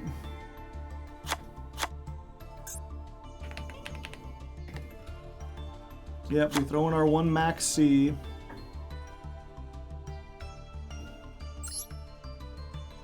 Probably keep this just cause. Probably take out this and this. Probably don't want this. Did we ever get a Zeus? Yeah.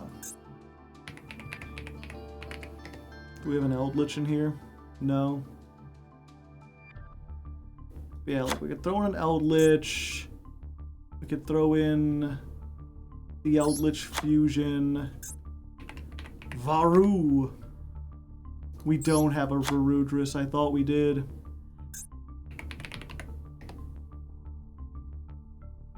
Yeah, we could throw Delta of Invitation into the other one, depending on how many we get.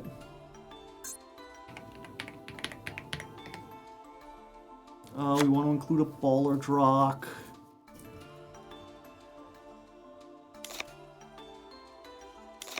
Probably move that down to 1.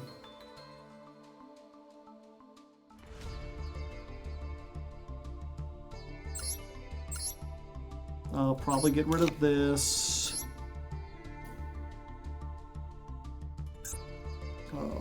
Do we get an SP in this deck? No, we still need to get an SP. Probably have an IP. Hello, I am a Duel Links player, and we just got Snake Eyes to Duel Links. I want to know, how can I play against Snake Eyes? I am still kind of new to Yu-Gi-Oh! I am scared to play Master Duel right now. I don't like hand traps that much. Unfortunately, at least in Master Duel, the only way to play against Snake Eyes was to play a bunch of hand traps. I don't know what you do if you don't have a whole bunch of hand traps. But, like, you're an entirely different game. One of the big things about Snake Eyes is that they could easily get, like, 4 monsters on the field and then make a Link 4. But that's almost impossible to do in your game because you only have 3 zones. And I don't think you have Appaloosa. And in general, a lot less generic links. I can't imagine Snake Eyes is good in Duel Links. Here's the thing, right, is like... I'm like, Snake Eyes, they probably like... Let me see real quick. New Duel Links cards.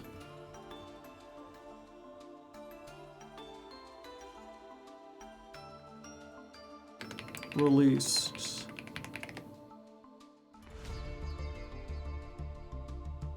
Shadow Eyes. Duel Links Shadow Eyes.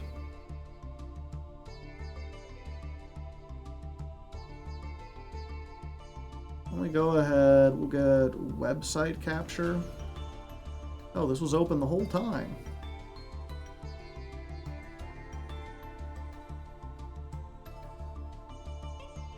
Because I remember MBT looking at this, and it's like, oh, I wonder what's in the new set. Well, they're getting Poplar, they're getting Wanted Seeker of Sinful Spoils, they're getting Triple Tactics Thrust, Blazing Cartesia, the new Blackwing stuff, Magical Meltdown, they're getting Promethean Princess, they're getting Diabell Star,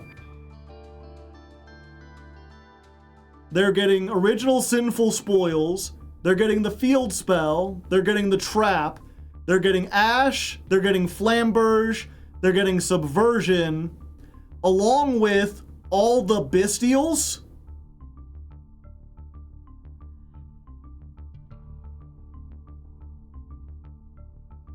They've got Oak, they've got Birch, they've got the Snake Eyes Trap. So, like, they're literally getting full power Snake Eyes, and full power Bestials, and all of the Diabell Star stuff, alongside Triple Tactics Thrust, all at the same time. And Symphonic Warriors, yeah, and Promethean Princess, so it's like, fuck. I don't know. I don't know how you build it and you play against that. Especially they, it's not full power Bestials, isn't it? Oh, I guess Baller Drake is at 2. Oh, they're all at 2, okay. So the Bestials are all locked. It's a 20 card deck and you can only play 2 of them, although you can play Bestial Lubellion. The other thing is, does anyone have the skills? I don't know where to find. There's like new skills.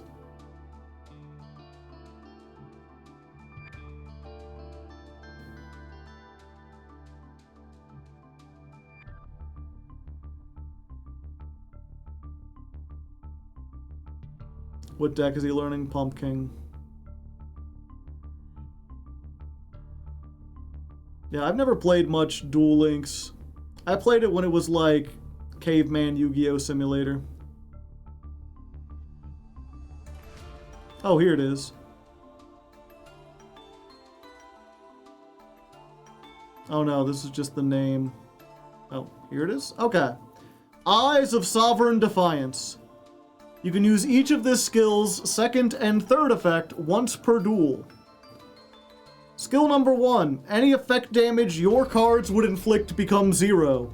And during the main phase, you cannot normal summon or special summon any monsters except fire monsters and Diabellstar, excluding out of the extra deck.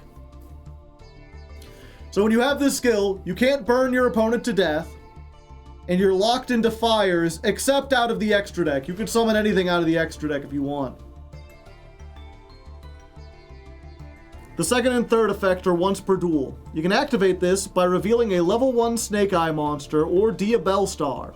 Add 2 cards from your deck to your hand, choosing from Sinful Spoils Spell Traps and Divine Temple of the Snake Eye. So, reveal any Snake Eyes, add Divine Temple, and any Sinful Spoils Spell Trap.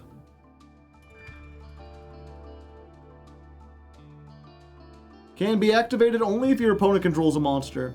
Send Sinful Spoils Betrayal Silvera from your deck to the graveyard and set Wanted from your deck. This can be activated the same turn.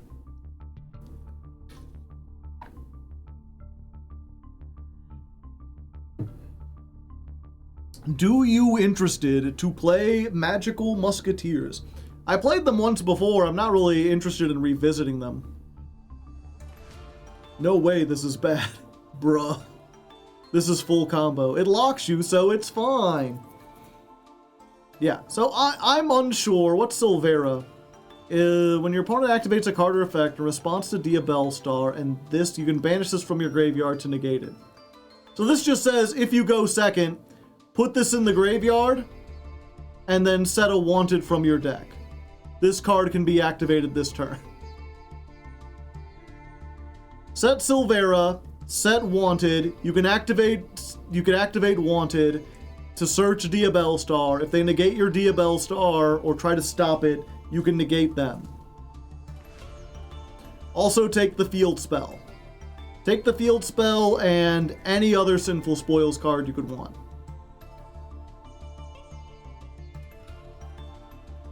Top 4. 2 Poplar, 3 Effect Veiler, Kurikara, 3 Droll, Junk Synchron, 3 Diabellstar, 2 Flamberge, 3 Ash, an Oak, 3 Forbidden Droplet, 1 for 1, the Field Spell, OSS, Subversion, Silvera, the other trap. They have Underworld Goddess. It don't look like they're making a whole lot. It's like Promethean Princess. I mean, but Promethean with Amblo Whale. Or Borreload Savage Dragon. IP, what are you going IP into? Just the Underworld Goddess? IP into Nightmare to blow up the back row? Yeah, this game is, it's crazy. It really is a speed duel. Unicorn? Oh yeah, I guess they had Unicorn. This deck won't be tier 0 for sure. I mean, it's not a burn deck. It seems like those are the only decks that can go tier 0. Typhon is in the game too, yeah. Yeah, so you go IP into Unicorn, like you set up a turn where you can go IP into Unicorn. You've got Flamberge to put something in the back row. If the Flamberge gets destroyed, you can summon 2 things. And then instead of going into that, you can go into the Underworld Goddess. Have you seen Duel Links branded? I have not. They have like half of branded. They just got a bunch more. Stardust was tier 0, not burn.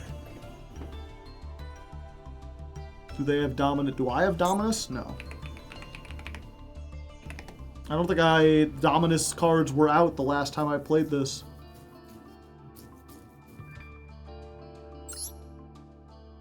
Either way, I think we got it set up. So this Thursday, in 2 days, I'll be hopping back on here. We'll be cracking open packs, trying to see what we can get, building this deck the best that we can. And then I'll be testing it out. If you've got lower powered decks, if you've got jank that you want to play and you want to duel against me, Thursday will be your chance. We'll also be deciding all the aesthetic stuff. What we're going to do in terms of like a field spell and sleeves and all that fun stuff. But yeah, I do feel like this is absolutely a Jankmas kind of month. And then just depending on what donations look like, depending on how lucky we get, depending on how many solo modes I can get through in my spare time, we may add in like Skull Servants, we may add in like Eldritch stuff. Hi Joe, big fan of the VODs. Well, welcome. I'm glad you came down to see it live. Imagine you pull no pumpkins. What will you do? Craft them? Simple as, simple as. And I think it feels like there's a lot of builds that we can do, you know, whether or not we add in Ballard's Rock, whether we add in like a synchro package. We could make some like rank 8s if we get the other big guy. There's some neat things to do. Joe will grow them in the backyard. Exactly. Go down to the pumpkin patch and pick one out. For now, though, I think that ends the Yu-Gi-Oh! Portion of the stream. We're at our 4-hour mark.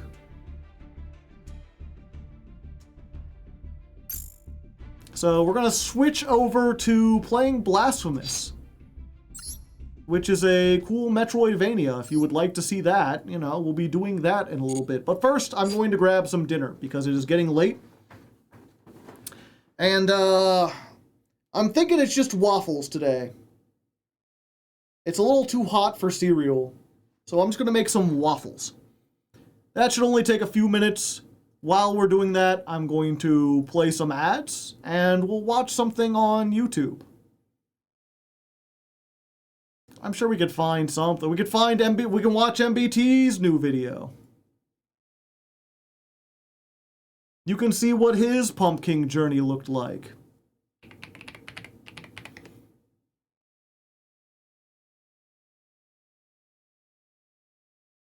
Where's the creator dashboard? There it is. Yeah, so I'm going to play some ads. Ads help support the channel. I appreciate it. If you don't want to see the ads, you can always subscribe or beg for someone else to subscribe for you. Or get Twitch Turbo, which gets rid of ads on all streams. Pretty decent deal. Alternatively, you could just take this moment, stretch, walk around, use the restroom, perhaps get a drink or a snack yourself. We'll be back shortly. And to those of you still here, well, thank you. Holy shit. Oh, man. All right, well, there you go, chat. We watched the first 12 minutes of this 19-minute video. If you want to watch the rest, go check out, you know, small indie YouTuber MBT. You've probably never heard of him before. You know, he doesn't make a whole lot of videos. He doesn't get a whole lot of subscribers. You know, go send him some love. I'm sure he would appreciate that. As for us, we are leaving the world of Yugi Mans behind.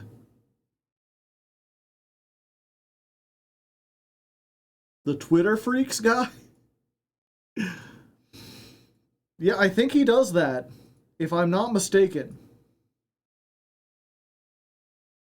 Oh. I was like, how come it didn't open?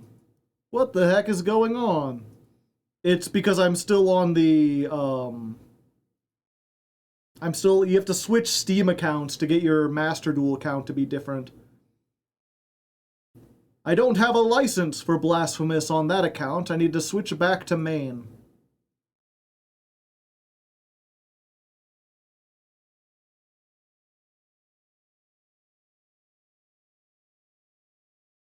Okay, let's try this again.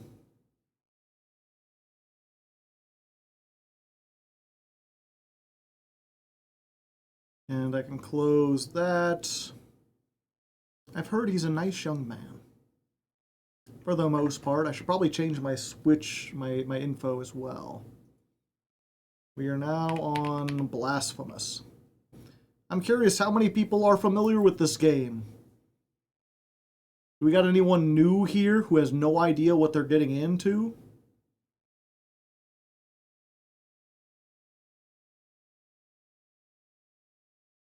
Let's go.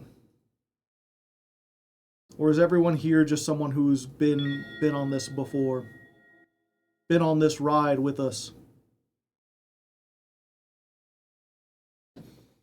I've never heard of it. I suggested it. I watched an archipelago with it. Huh?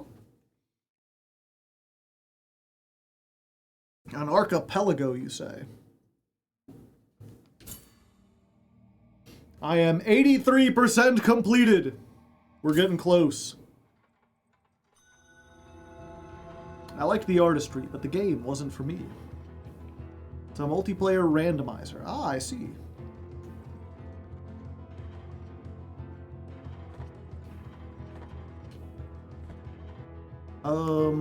Okay. Do we have some way to go up here? No, that only goes down.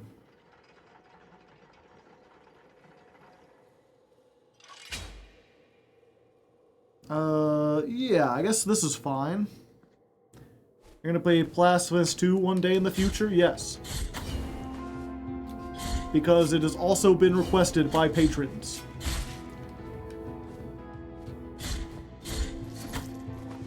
Stop it. Stop it.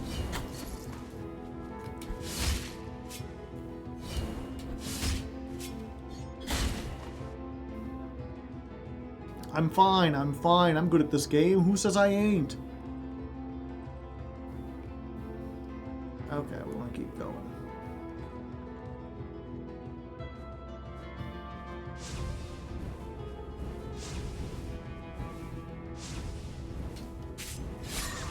Got it.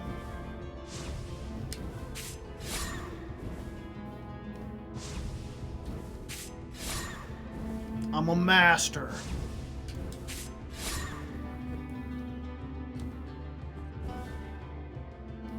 Okay, so we've never gone further this way. And this is a little rooftop here, so I gotta watch out.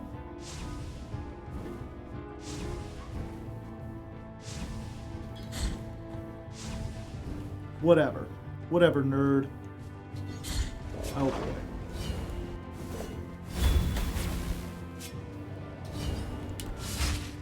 Gotcha.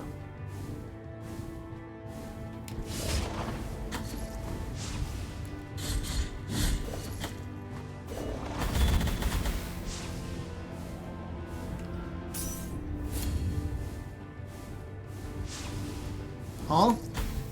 What the fuck was that? It went backwards. Ooh. Wall of the Holy Prohibitions.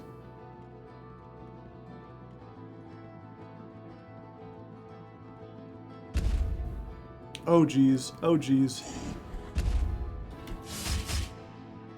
Okay, they ain't that strong.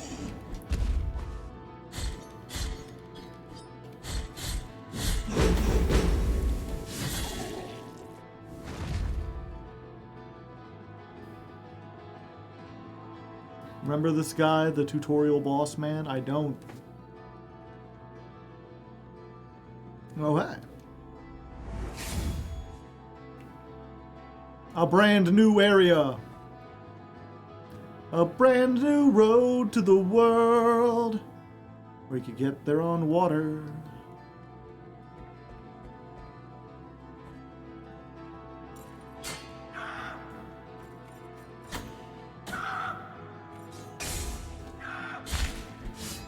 Oh, God. You need the key of the scribe to open this door. Oh. Neat.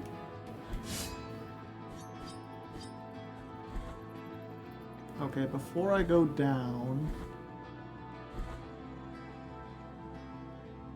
Need the key of the secular to open this door. I see.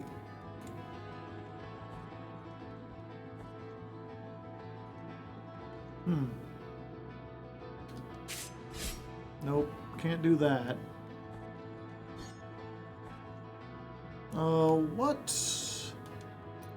What objects do I have equipped, by the way?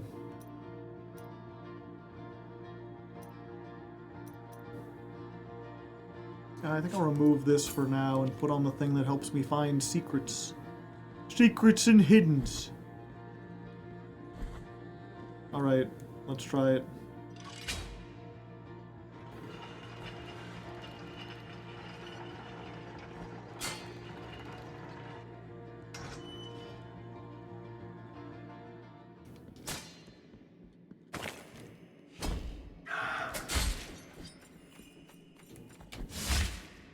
I should have known better. Key of the secular. Okay, okay.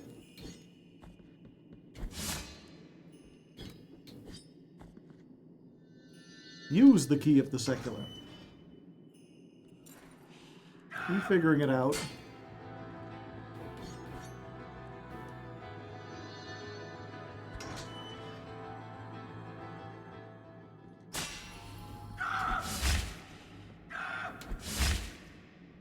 Easy peasy.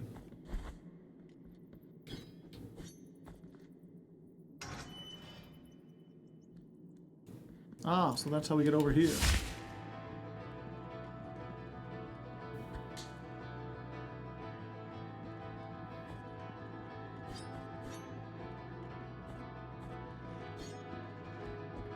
Hey, little lion man, I know that you were bleeding from the start.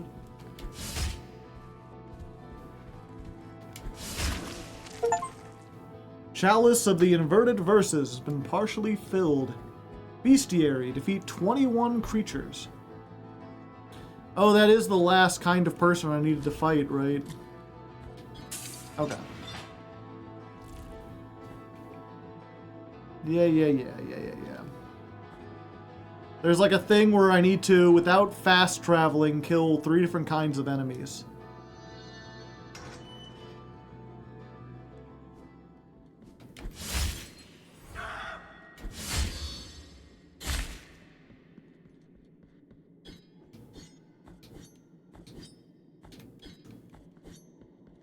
Always gotta look for hiddens, chat. There could be hiddens everywhere.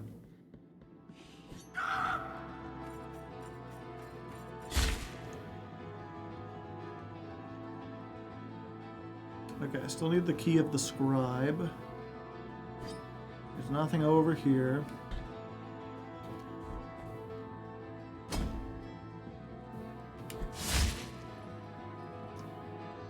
Key of the Inquisitor. Oh, I already had it. Where did I get the key of the Inquisitor?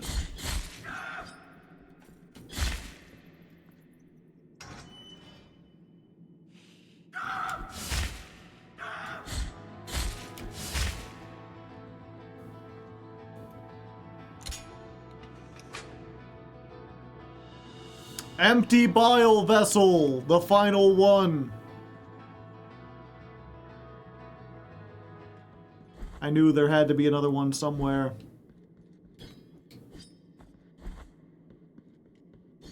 An early game shop had that key. It was an investment. Ah, I see. Yeah, I just bought everything. This was the one I fell down last time, right? Yeah.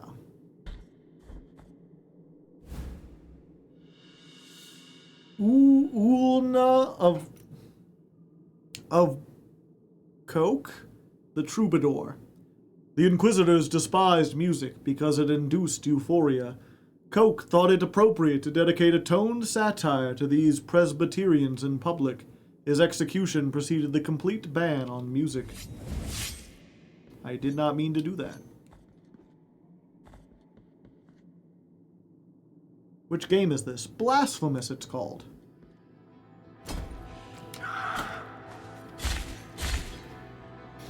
It's like a Metroidvania with a lot of Souls-inspired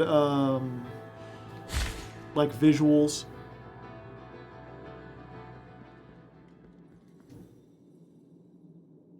Souls-like atmosphere. Although I guess the visuals are more based off like Spanish Catholicism specifically.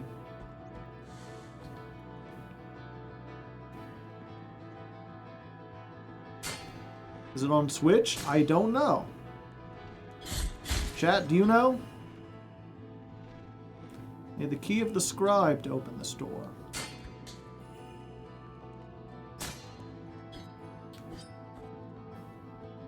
Freddy says yes.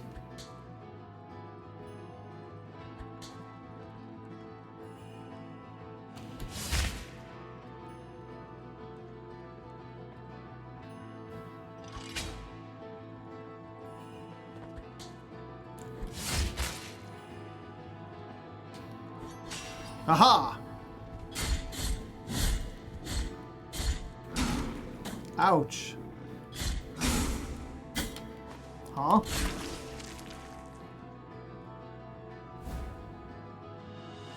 Phalanx of William the Skeptic. William Graff devoted his life to exposing charlatans and deceitful evangelists, even questioned the sanctity of certain members of the Custodian Church. His heresy was not forgiven.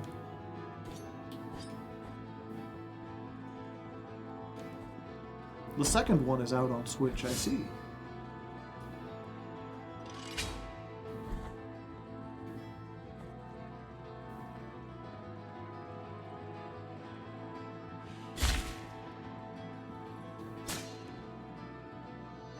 Key of the Secular. No problem.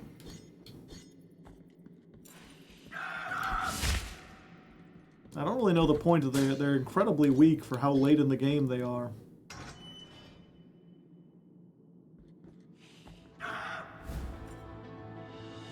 Key of the Scribe. Oh.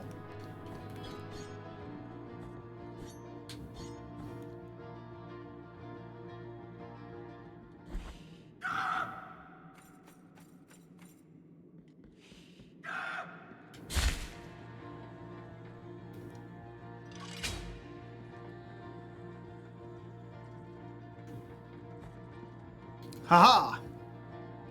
I'm a genius. Key of the Scribe. Oh.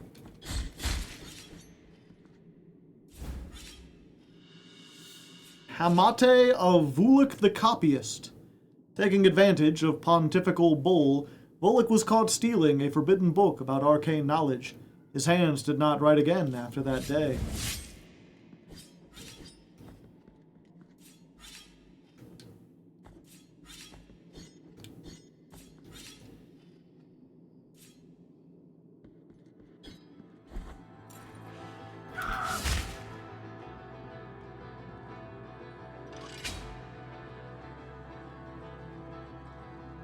Yeah, and I guess they keep respawning. I can see how that might be annoying. To a lesser man!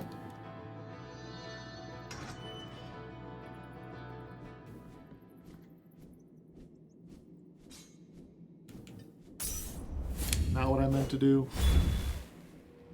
Okay. We need the...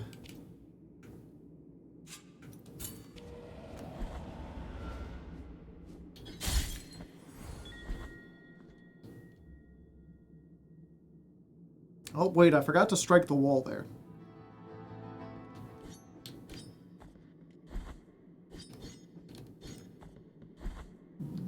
You always gotta check, chat. Shut up.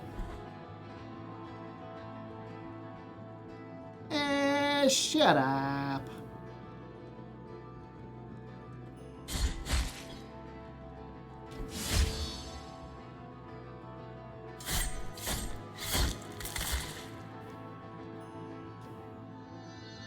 Key of the Inquisitor.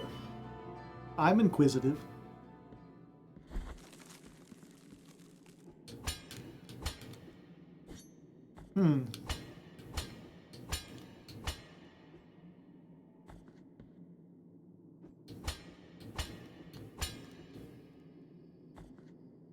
How do I get in there?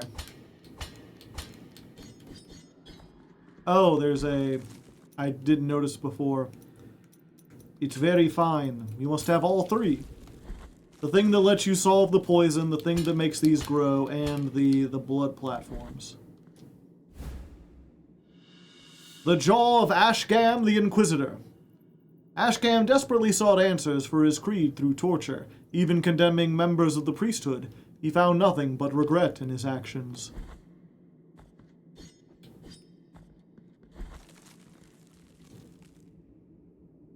The Blood Relic.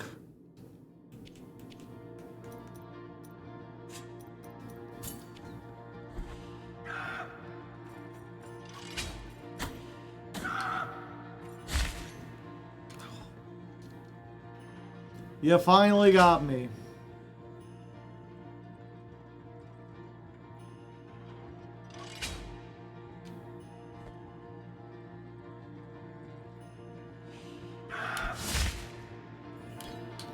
That dash move is more than paid for itself.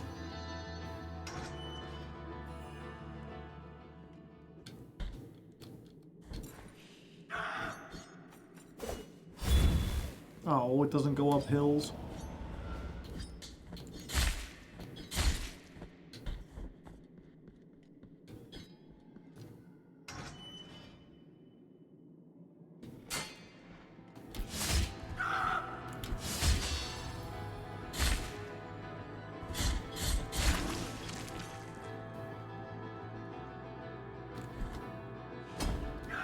Oh.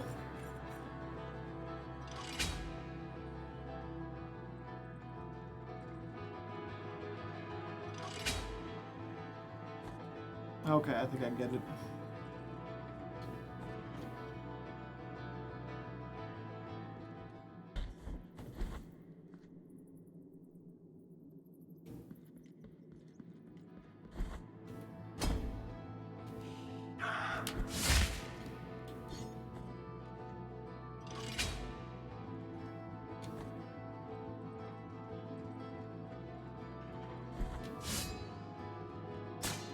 Treasure.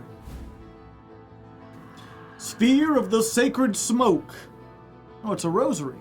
Small translucent pearl with a closing mechanism that's almost impossible to see. They were traditionally filled with the vapors coming from the big incense burners in the Mother of Mothers. This bead, however, contains something different. Its miraculous influence fills the bile flasks after some attacks. But the miracle is capricious, and this does not often happen. Huh. So I can get back my Estus after a number of attacks, but it rarely triggers.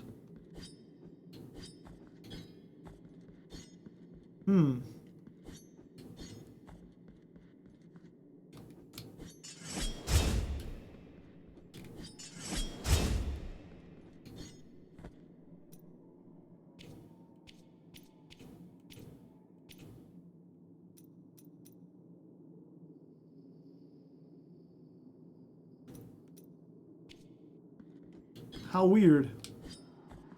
I don't remember this empty room at all.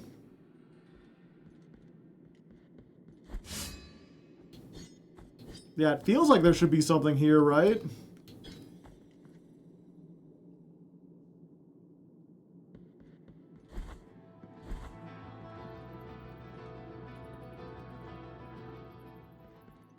Aha. Maximum fervor has been increased. Achieve maximum fervor. Alright. So we're as magical as we can be, chat. No one as magical as ye.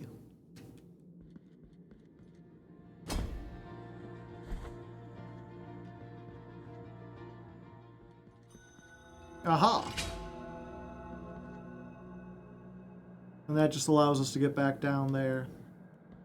Alright, alright. Good to know, good to know.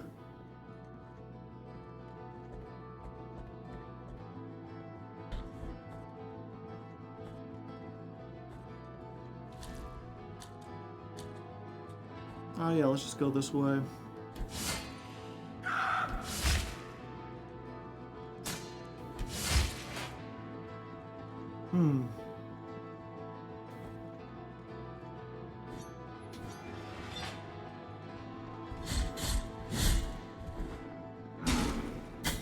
Oh, he shoots out a little thing.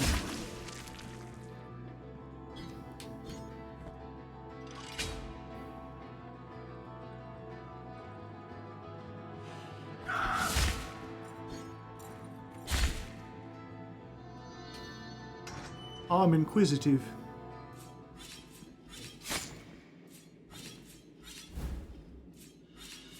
Phalanx of Zeth, the prisoner, was sentenced to life in absolute solitary confinement. He was constantly muttering about voices in his head. Was it maybe one of them that pushed him to suicide? Possibly.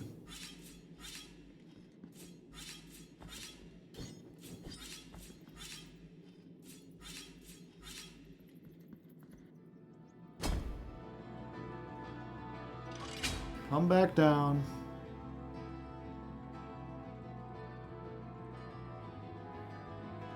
Go back up.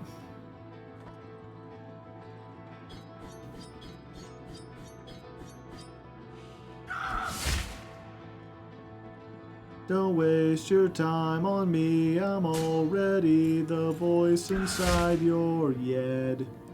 Miss you, miss you.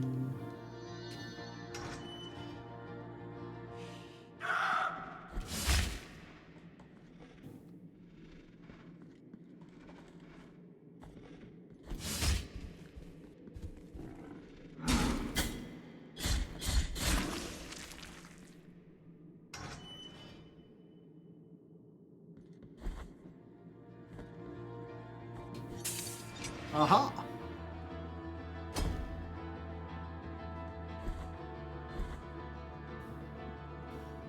Elevator come down, go to the bottom, and we get a big elevator, have a lot of time. Going on down and we get the elevator, and we're gonna go on an elevator ride.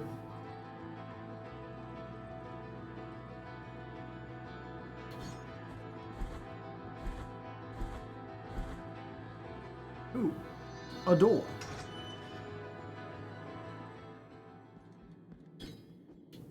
Another empty room?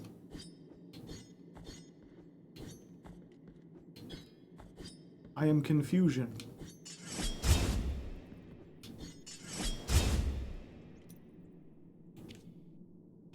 I even have the thing that gives me secrets. It warns the wearer of the presence of a nearby mystery. There are no mysteries nearby.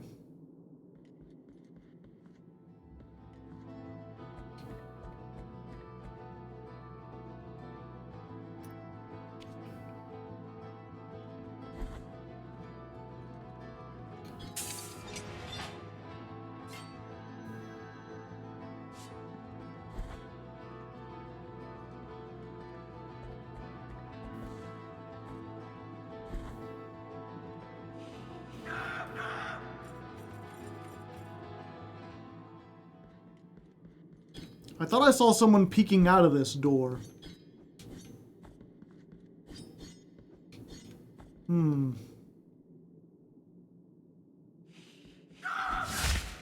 Maybe it was just my mind playing tricks on me. Oh, I've already been in here.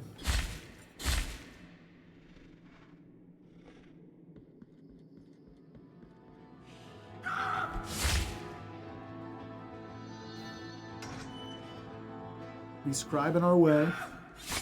Ow. Got it.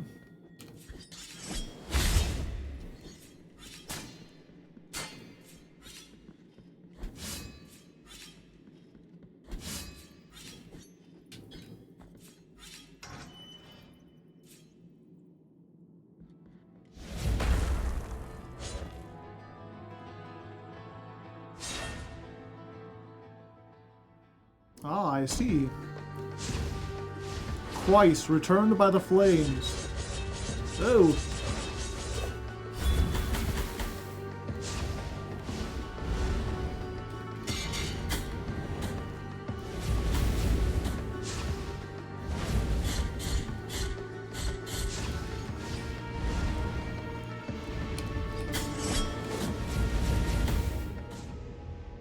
Damn.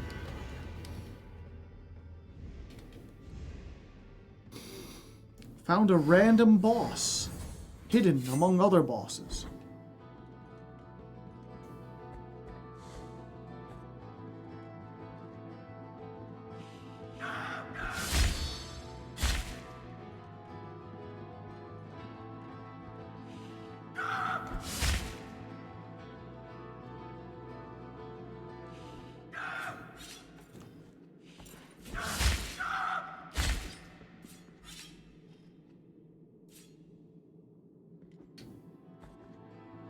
Oh, I see. Okay.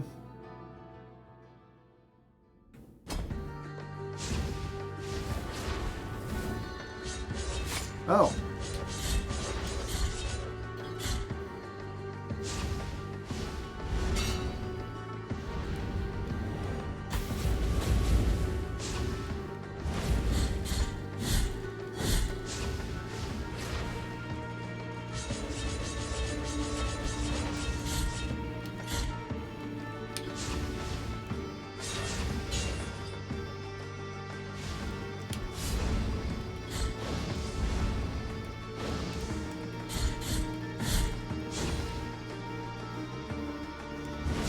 Ow.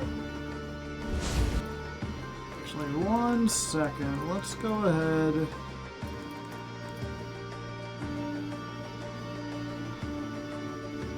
I've not tried this yet. Let's sing the song of my people, Chad.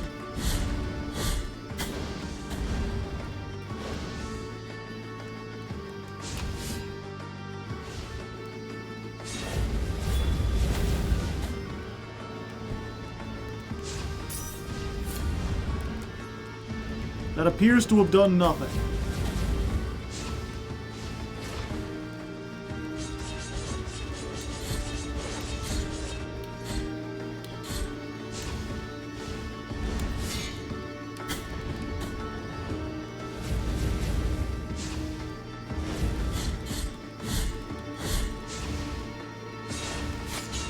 I should dodge that.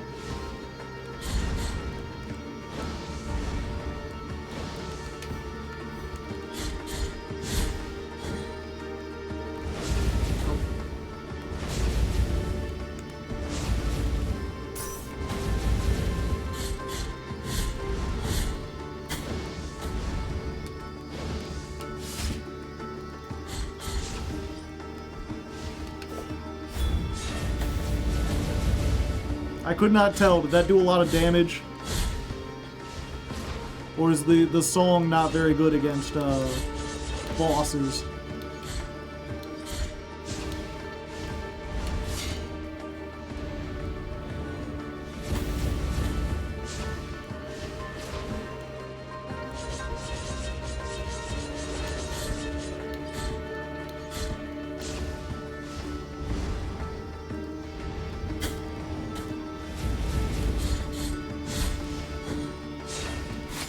Oh, come on!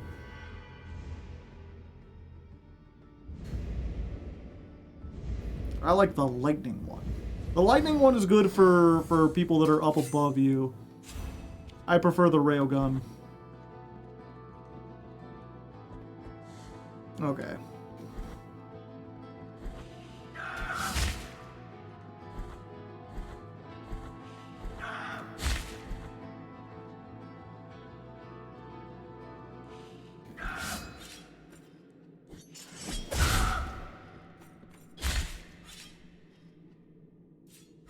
We got him this time.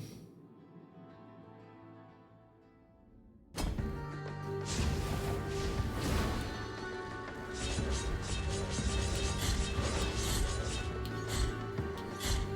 get 4 of them up there.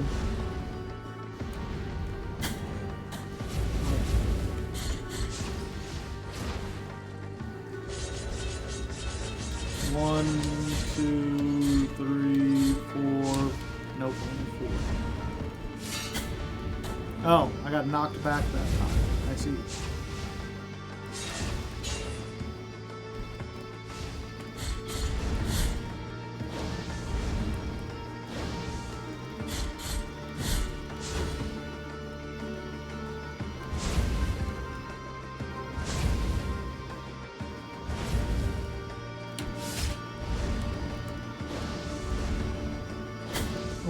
dodged a little too early there.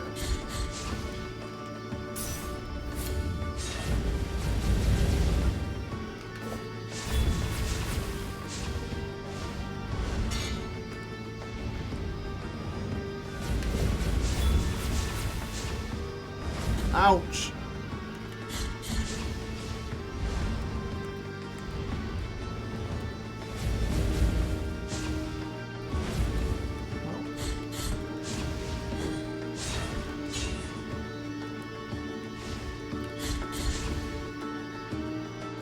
Nope.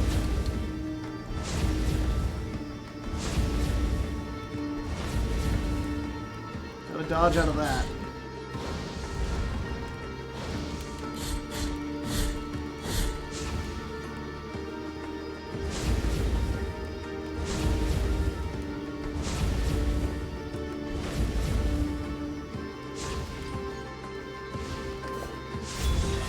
Oh, that didn't hit him.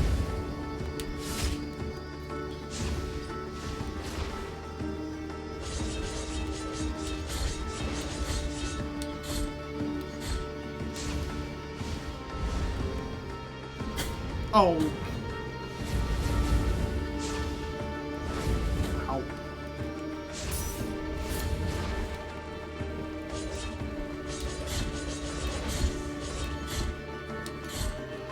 Get off the ceiling.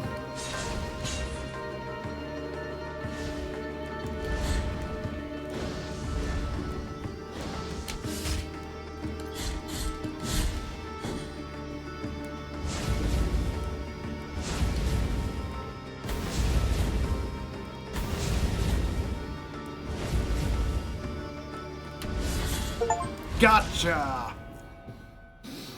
Achievement unlocked with the slashy dashy. Requiem aeternum. The eternal song, I believe. Oh hey, how's it going, buddy? You have filled from punishment was hearsay, one of the sheltered.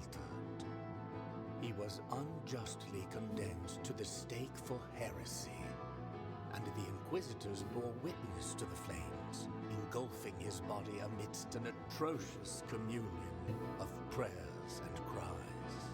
Still, when it was over, and the flames had died, the merciful miracle called them forth again, and from them, from the ashes and the embers, the body of Circe rose anew. For fiery are the paths of the miracle. I see. There's a boss in the room where you turn in the bones. Yeah, I was waiting until I got stronger. Because I went to face them once and they were too strong.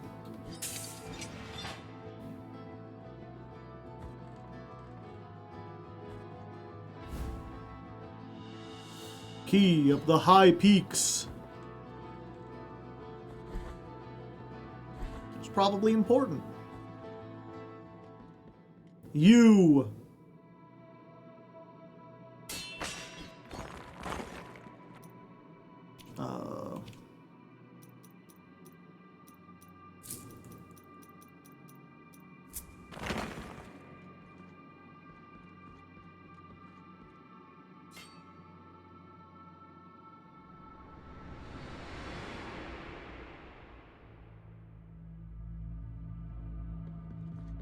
Oh. Oh, I see.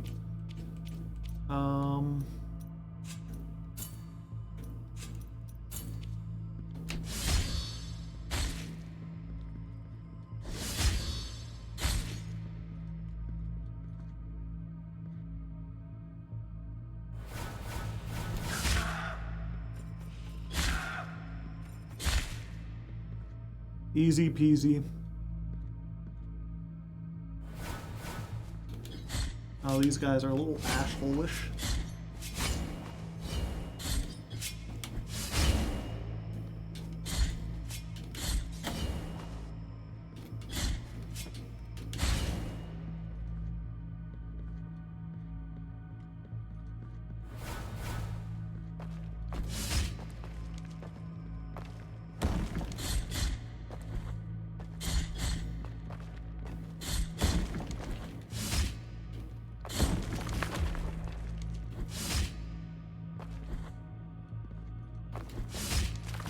Gotcha.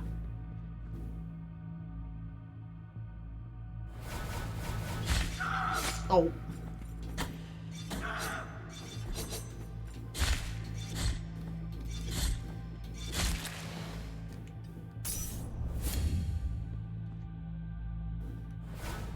Ow.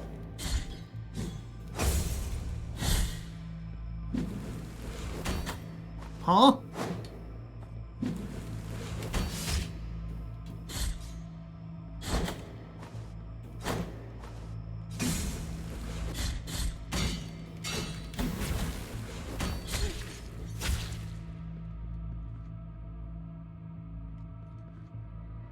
Oh, okay, there we go.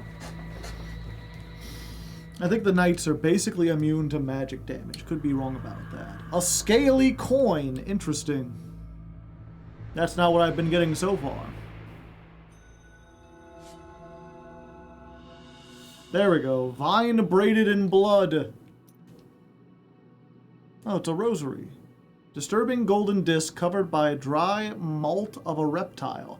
The bas relief of this claw was considered a symbol of greed and increases the number of tears of atonement harvested with each attack. I see, I see. And we still don't know what this does.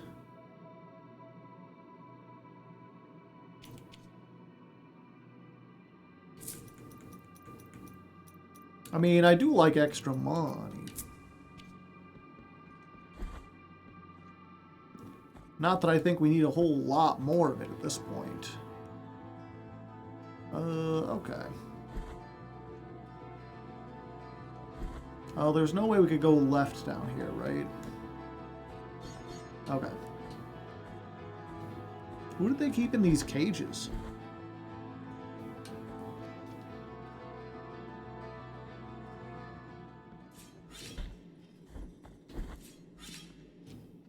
Sinners, probably. Yeah, that makes sense.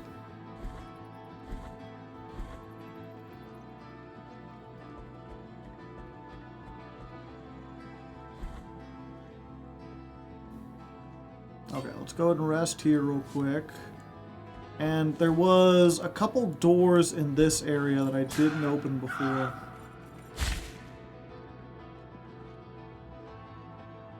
Okay. I didn't have the key of the scribe.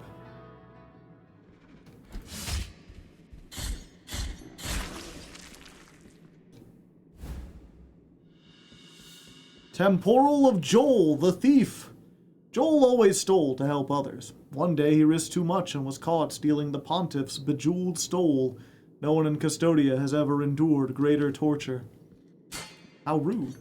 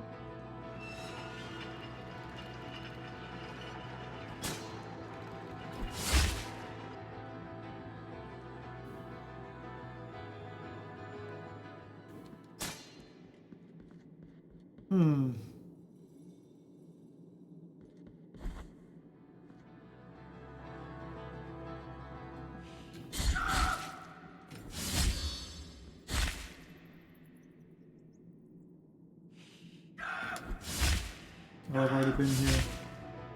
This guy just avoided everything somehow.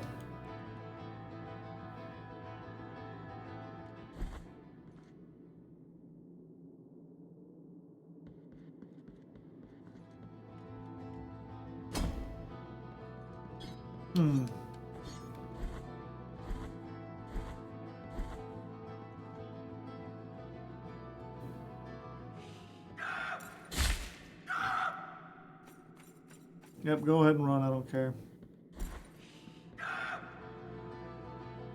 Oh, I thought there was another door I hadn't opened. Down here, perhaps?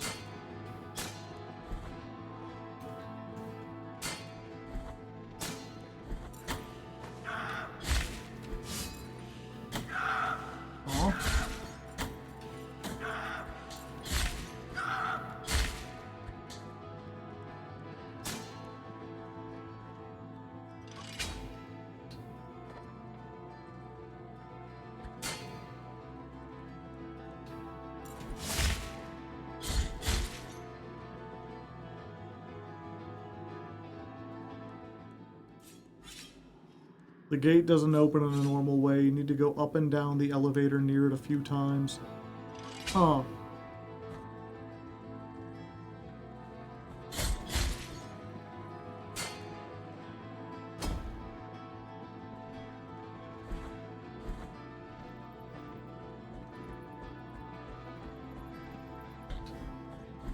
Yeah, I don't think I ever would have figured that out.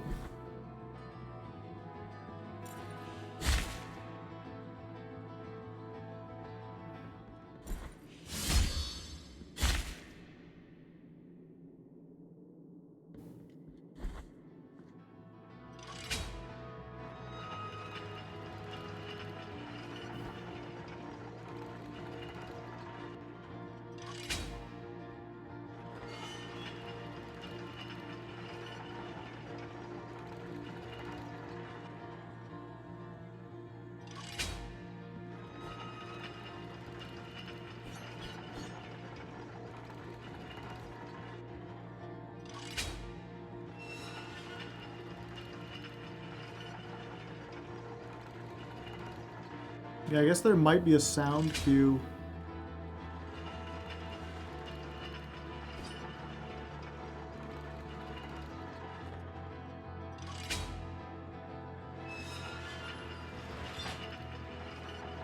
Apparently a corpse has a hint. Ah, okay. I forgot to wear that. Kyrce's scorched bead. Small sphere carved in the remains of an unjustly lit bonfire. It burns with the soft ember of those flames, which could not touch Kyrce's skin. Embedded with his power, it gives great protection against fire. Okay. Gotcha.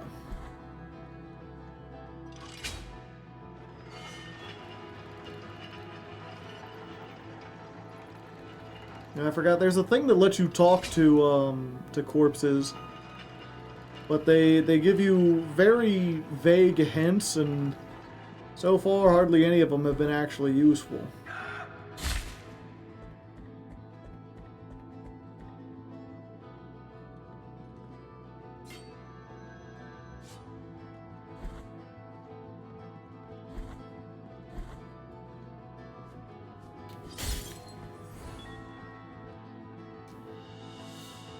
The key to the high peaks.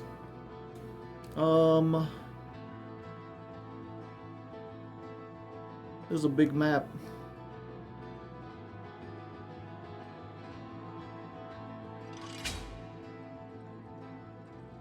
Horse elevator.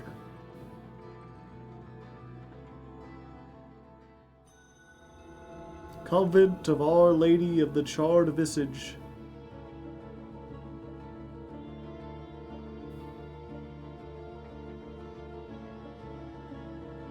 Oh, it just takes me back up here.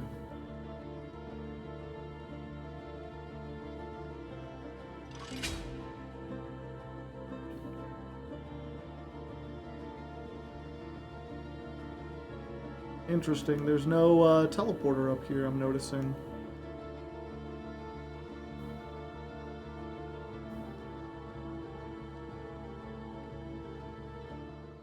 Oh, hey! Take the last one of these pains of mine, the deepest and sharpest of them all. Now depart towards the cradle of punishment, O penitent one in guilt. Maximum health increased. Achieve maximum health.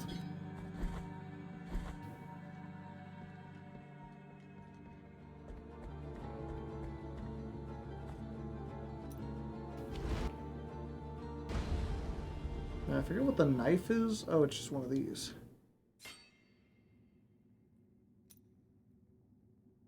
Yeah, I might as well, right? There's one more mea culpa somewhere. Aha! A ranged attack that doesn't take my, my stamina, or whatever you call it, fervor.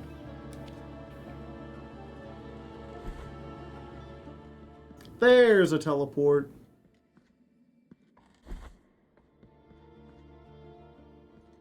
Okay. We'll come back. I've got many things to turn in.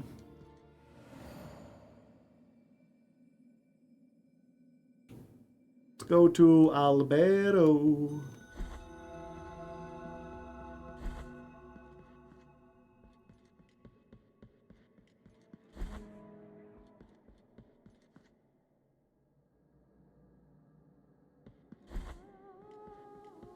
Hello, Sandman.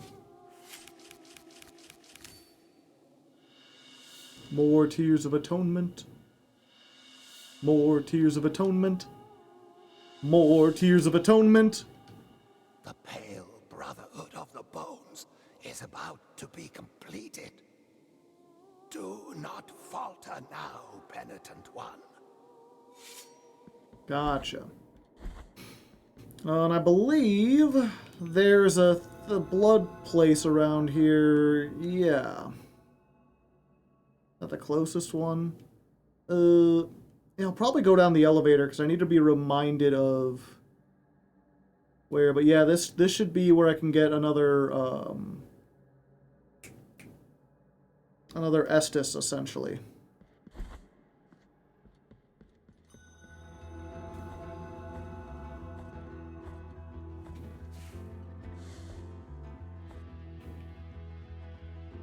Oh, yeah.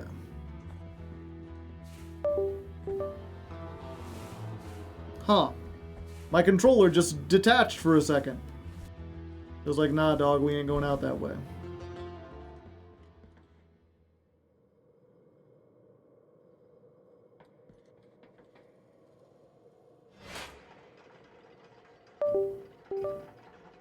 Huh? You okay, buddy?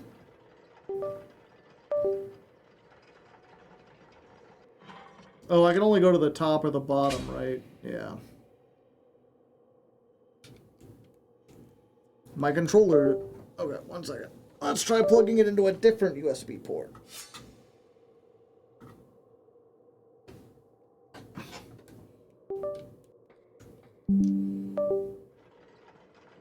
Oh no, is he getting sick? Possibly.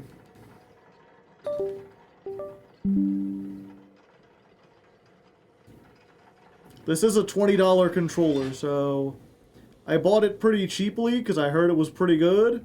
And so far, it's worked well enough. But this might be a big problem.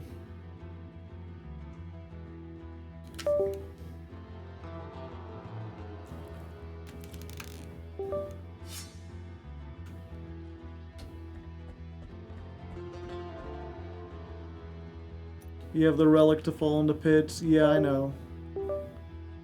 Yeah, even in another place. Uh-oh.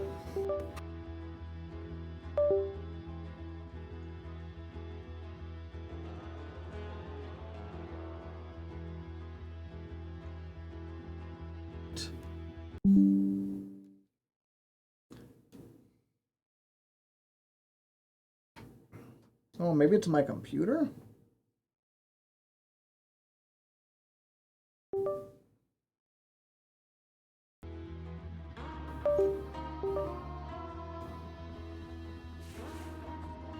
When's the last time you charged it? It's wired. It's wired because I didn't want to charge it. That's the really worrisome part. It's disconnecting even though it's a...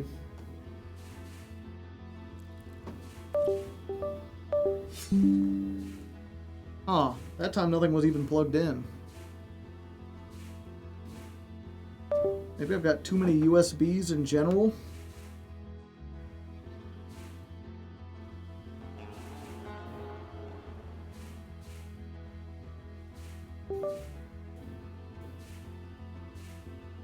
Okay, I'm connected, but for how long?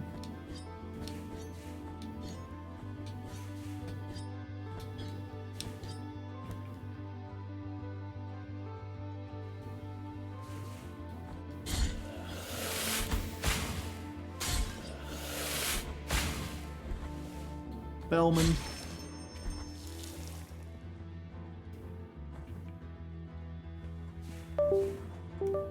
Not good, not good, not good.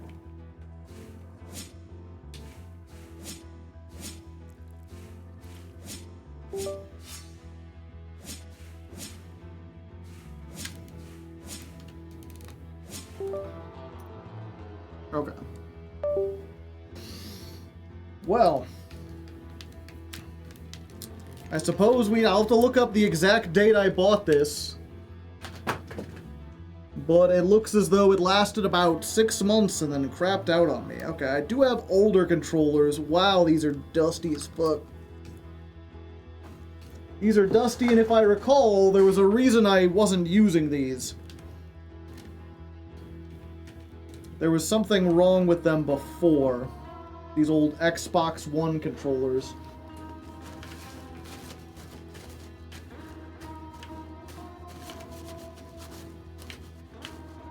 But it's either that or end the stream, because I ain't playing with mouse and keyboard. I can't do platformers like that. What do you think I am, a speedrunner? Think I run with speed? No, that's illegal. Chat, I would never do illegal things and then talk about it on stream.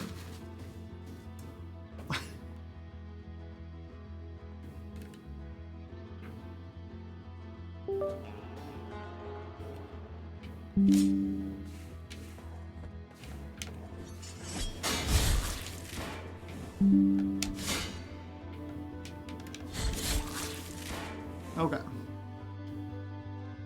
This seems to be working for the time being. How do I get to where I want to get to? I'm gonna go down a little bit more.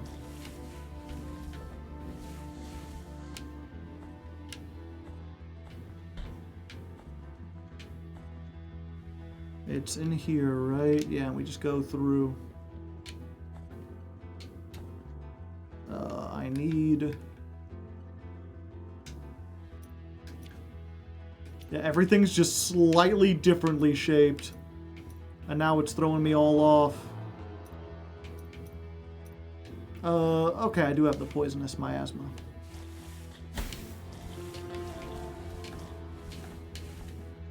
Wait, shouldn't this have let me out over here? No. No, I'm stupid.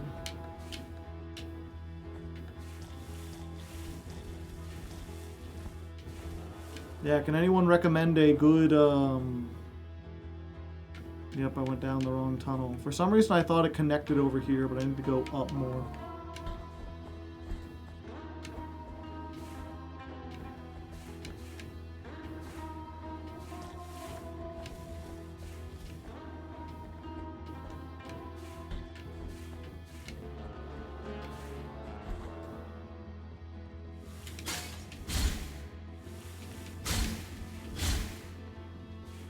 Yeah, if anyone has any recommendations for a company that makes a good third-party controller.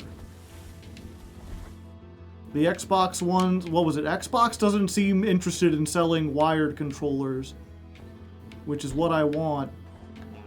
They got less lag, and they seem to work better usually. You don't have to charge them or worry about anything like that. There we go, baby. I just plugged the wireless controller in. You could do that. Since when? Okay. Then I do go back to where I was. Ow.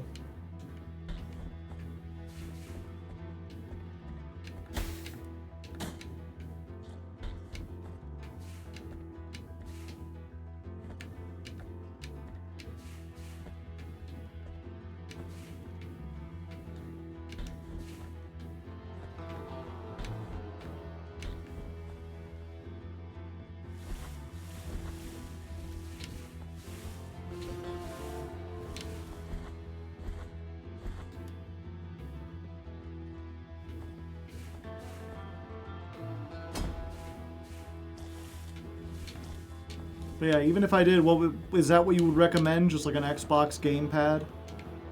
What do you all use? Steam controller?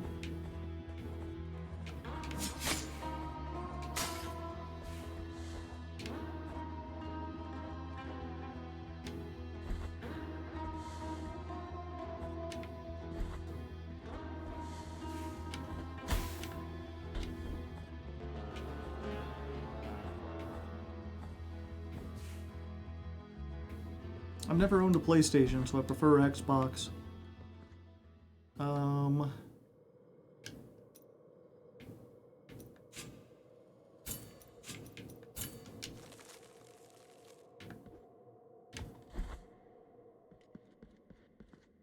Okay, so we need to get one of the things on the back and that, and I've already killed the lion man.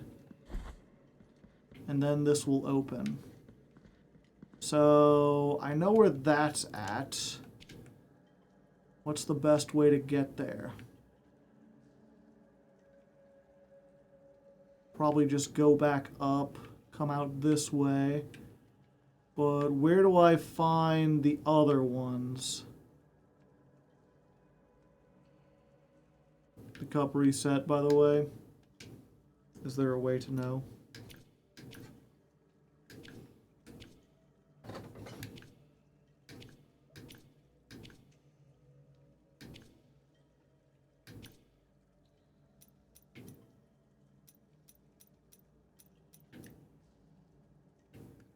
Oh, it doesn't say.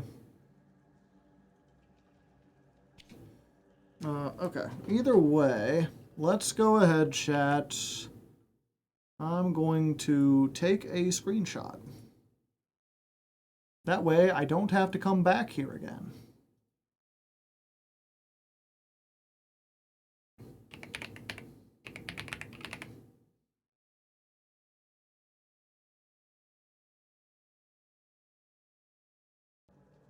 To be reminded.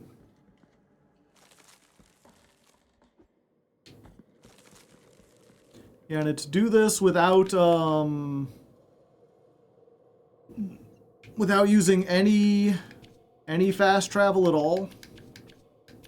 So I can't ride these big elevators? Or is it just I can't go through the teleportation?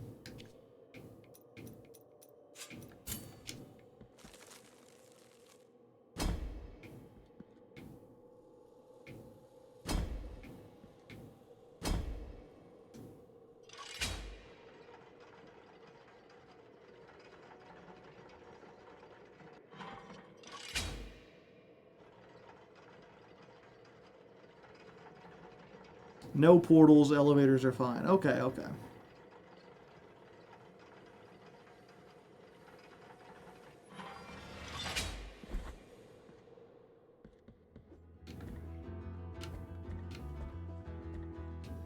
Do we want to do that before or after fighting the boss in the bone zone?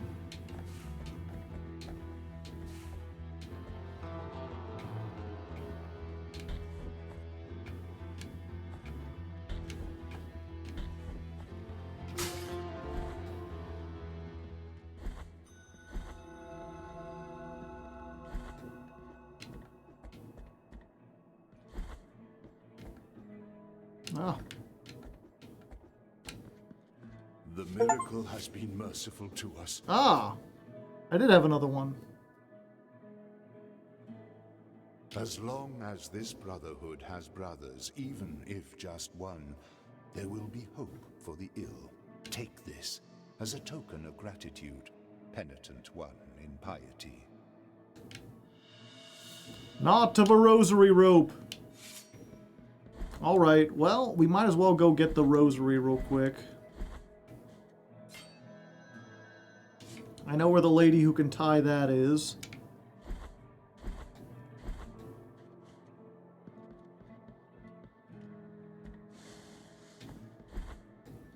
And then I suppose...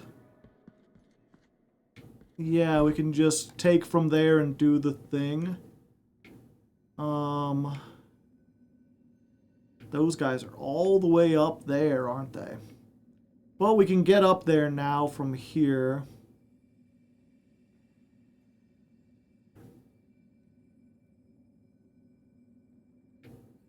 I don't see why not. Yeah, I guess I'll go ahead and do this, though, because we're traveling anyway.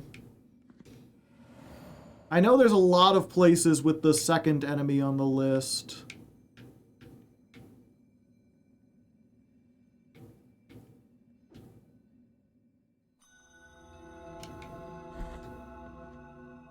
I just don't know if there'd be one on the way.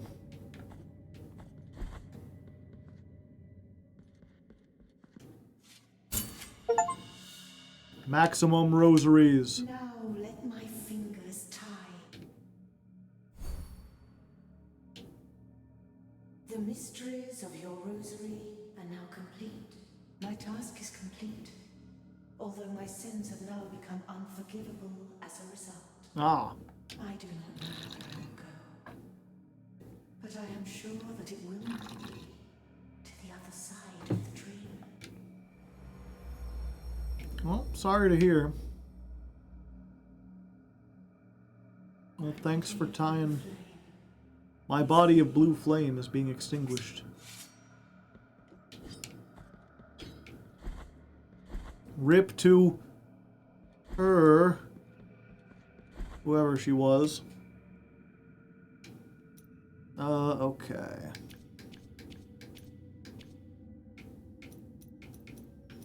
This was the one we had before. Increasing the defenses. Yeah, that's what we had. Protection against magical attacks. Greater fervor. Yeah, maybe we don't need defenses. Maybe we just need greater fervor.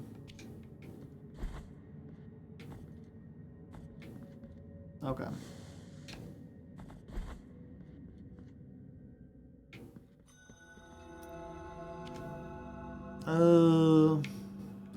Okay, so I know there's the one guy's around here.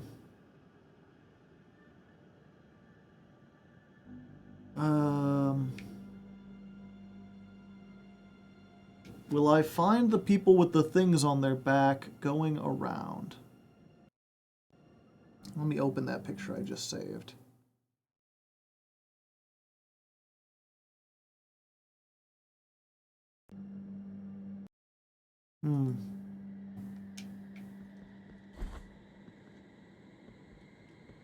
Yeah, like here's the one guy.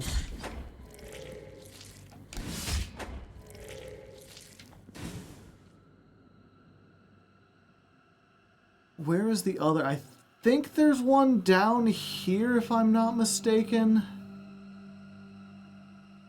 We could just go over and down.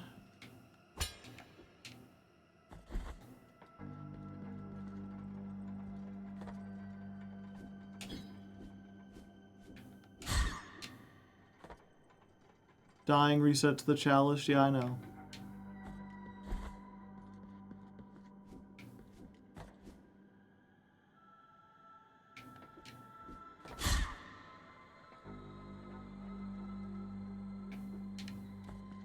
Just in case.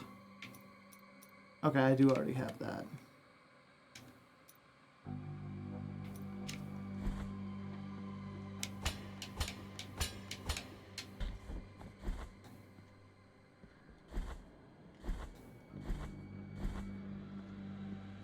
Do I have to make it all the way back down afterwards, too?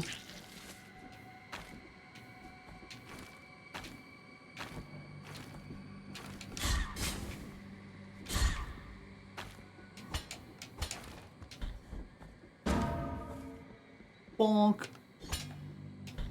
Yup. Rip.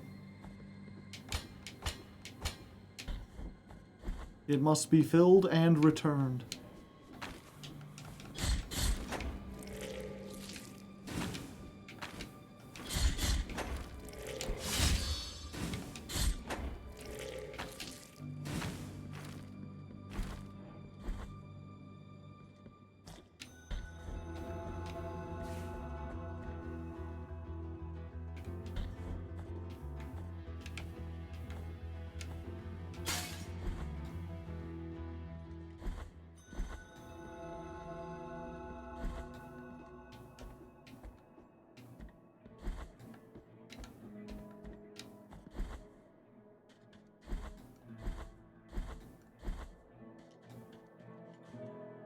Yep, I think this is the fastest.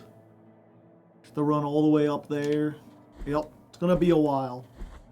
Anything on your mind, chat, while we're here? Anything you'd like to chat about while I'm running?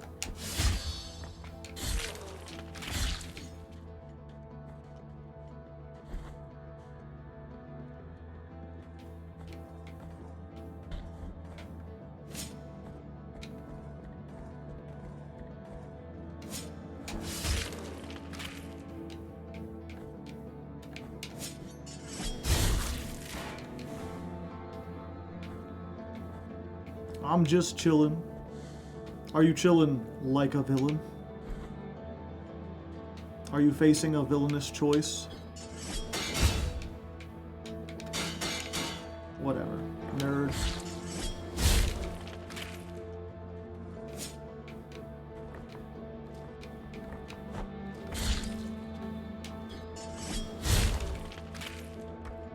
Can't hit me.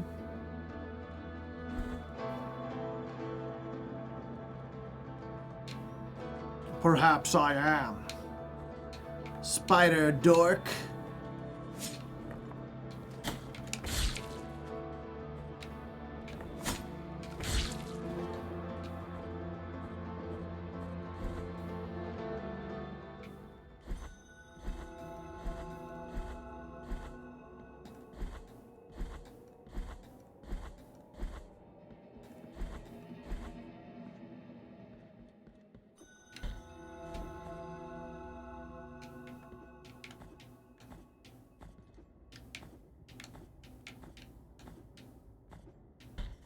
Up we go.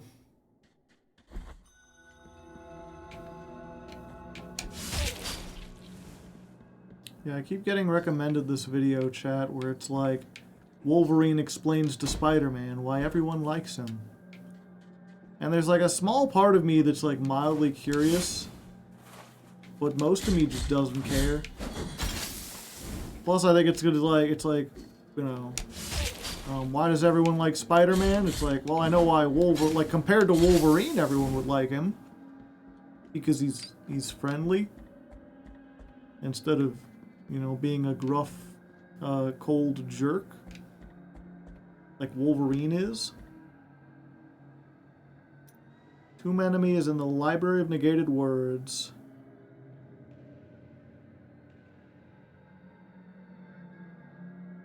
Shortcut to Covenant, Mountain for the Spear Dude. Library of Negated Words. That's down here somewhere. Okay.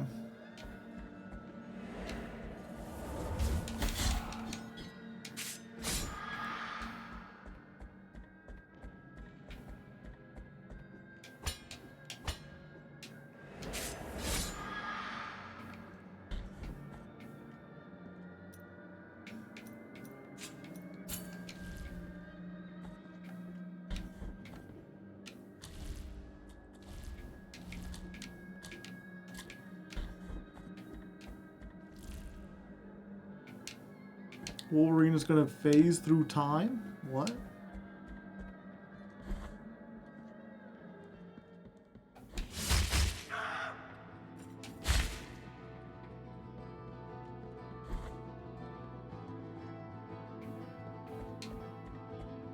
I thought there was a Lion Man down here.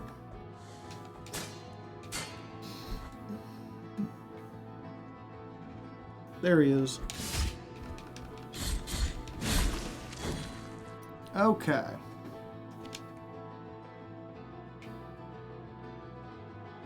And then probably the best way is just to go back down the way I came. And go across, although there's a lot of spikes there. Might be better to just go up. Gotta get up to get down, you know? Although I guess there are spikes up here too, now that I think about it.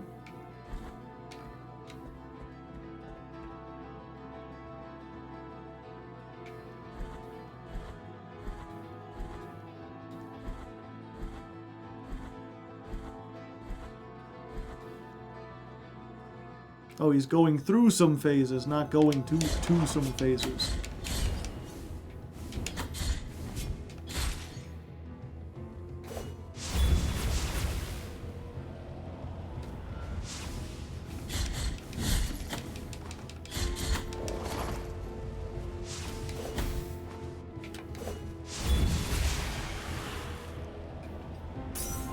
Just to be safe.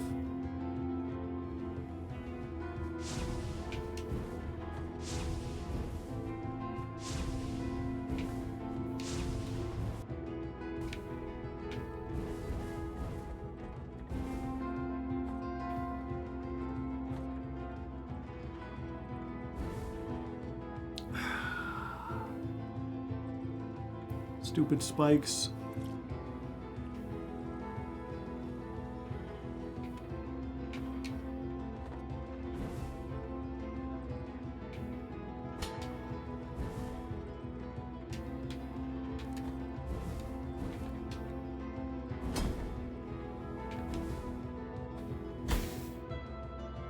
Ouchie, wow.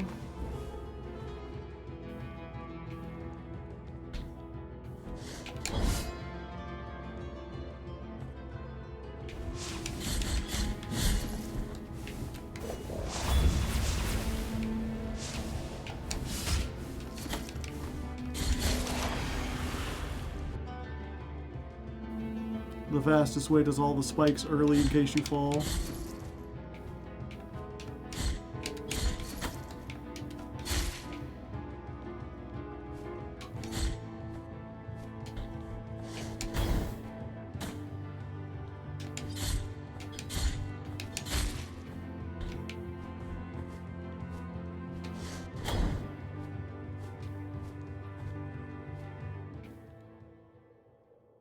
Okay, I do have the fall thing.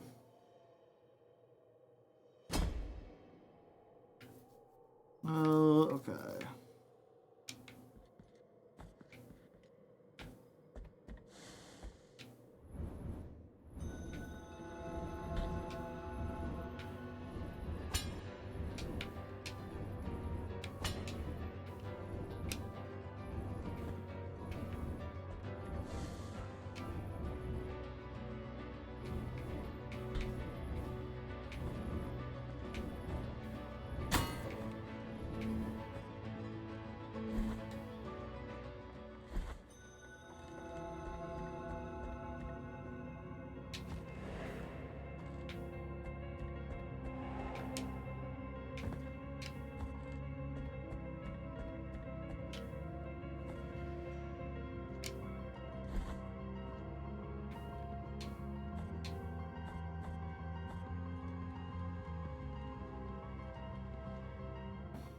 Now, where down here is that? Is it down here at the bottom?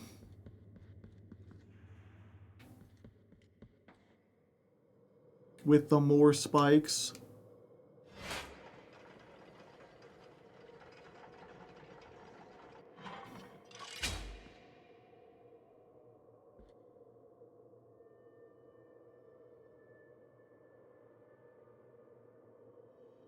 The Sleepless Tomb near the Peri-Dew, located at the start of the Sleeping Canvases. Okay, gotcha. Also, I'm just realizing I think there's something up here I never went to.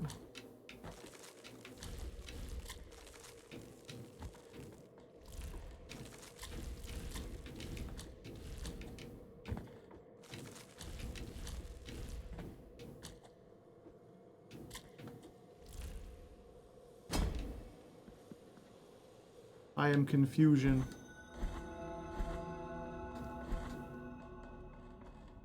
There was a cherub up there. Ah, okay.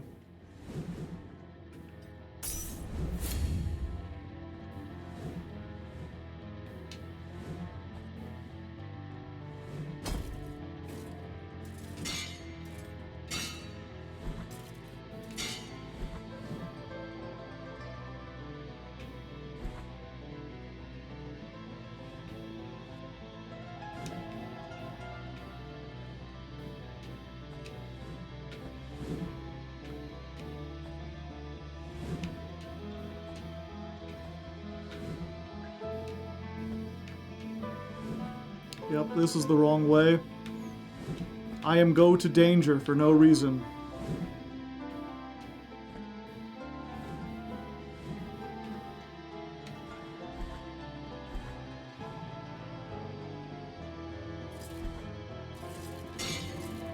The tomb spawns if you enter the room from the left. Ah, okay.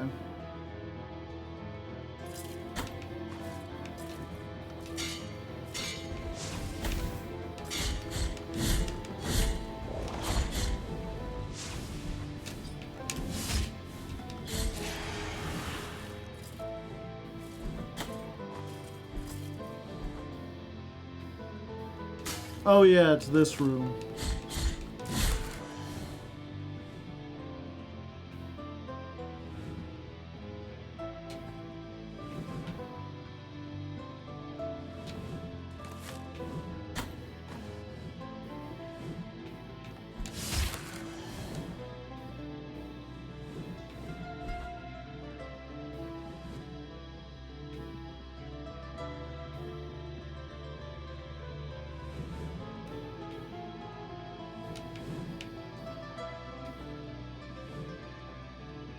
There it is.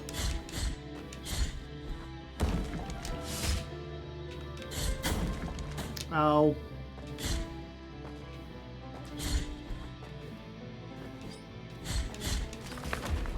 It has been completely filled. Okay.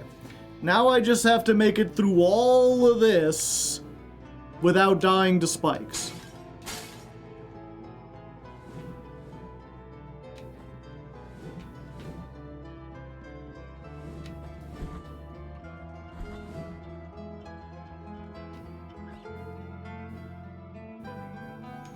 And I can't rest at the mea culpa, right?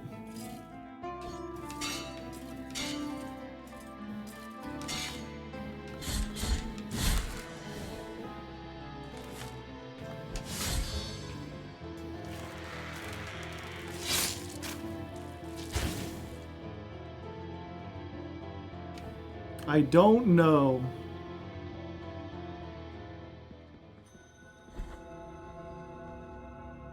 Well, let's just be safe then.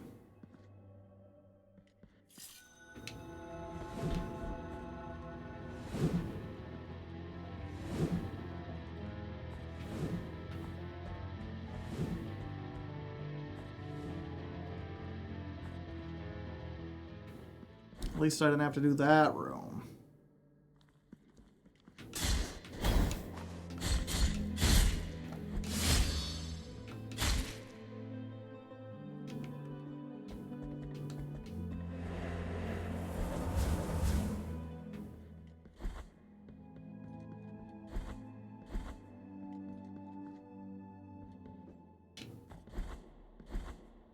Fortunately, I don't think there are any more spikes between me and the room I'm looking for.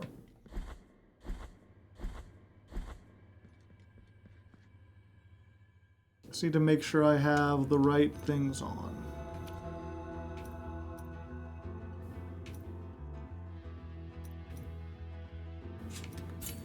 Miasma.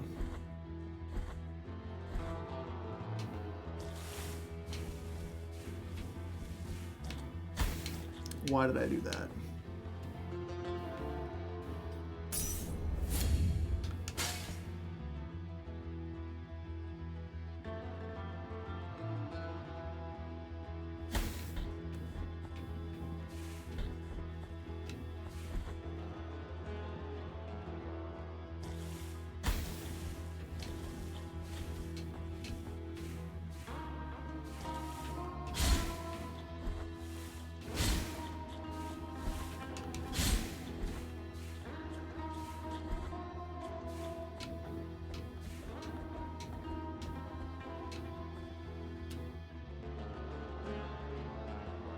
Yeah, this is it.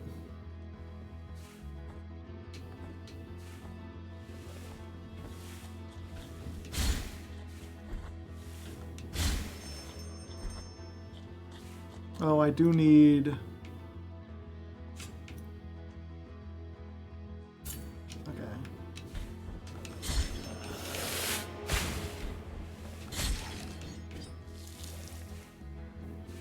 I need that so I can move effortlessly through the swamp.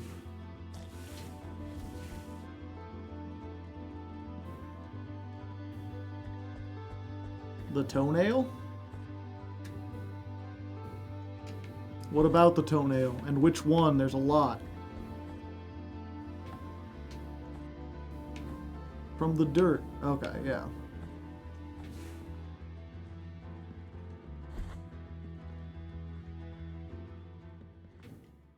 And then I need...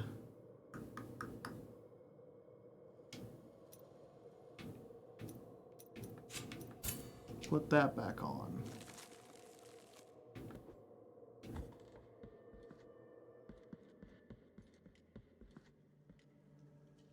The filled chalice.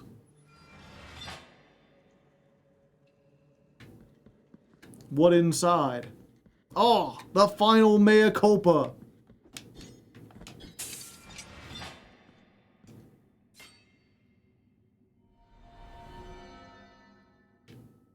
Hath ascended.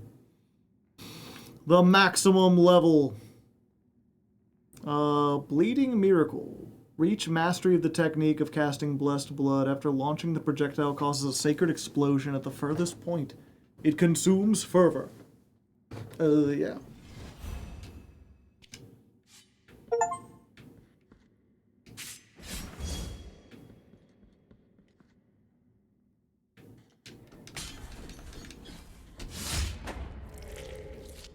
Where am I? Oh, it just connects back around. Okay.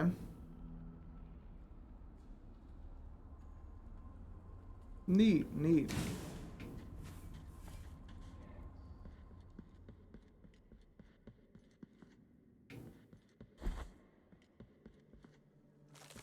Yeah, and I believe that makes me more powerful too.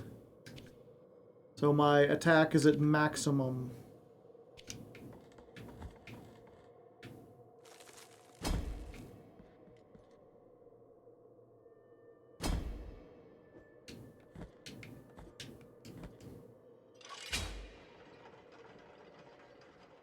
Your base damage goes up with every shrine. Okay. So I'm as prepared as I'm ever gonna be fighting this boss.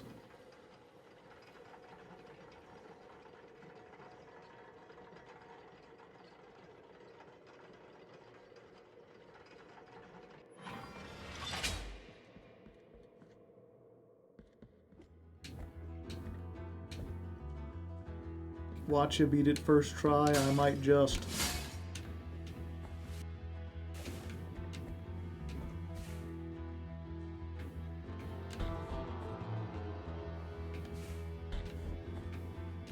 I'm just bad for thinking it hard. I mean, I only, to be fair, I only fought it once, but my immediate reaction was, oh, this is a hard boss.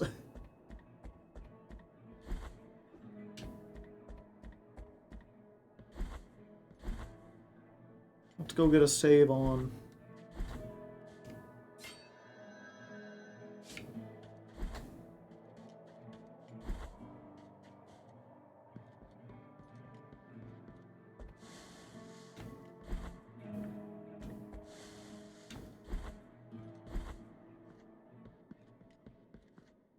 Let's try it.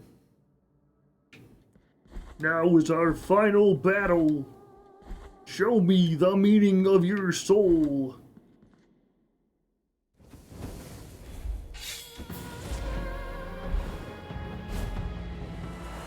Whoa!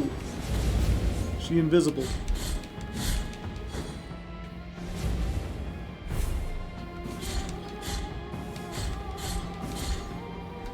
Also, I'm realizing Song of the Dead cannot be stopped. What?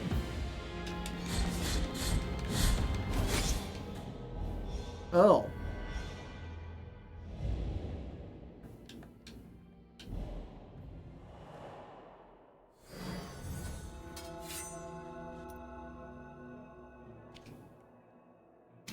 You cannot pause during the fight. Weird, I wonder why. I wonder why. Yeah, I just wanted to change to that. There was pause exploits, I see. I just wanted to change my, I was like, okay, the railgun isn't going to be useful because she's in the air. So I wanted to change over to the lightning, but they were like, nah, dog, you don't get to.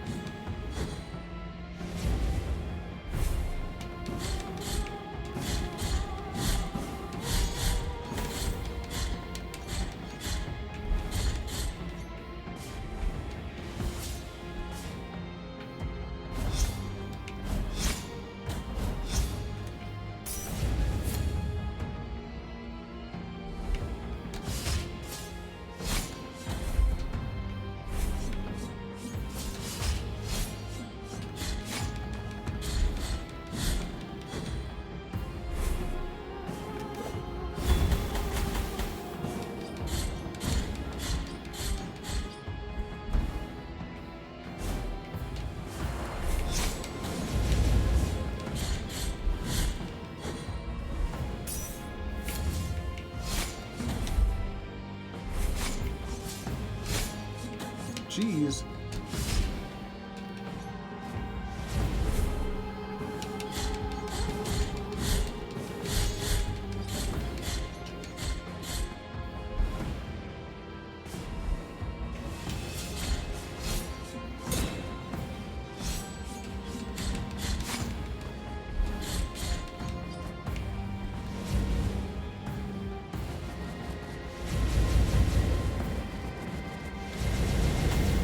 Ow.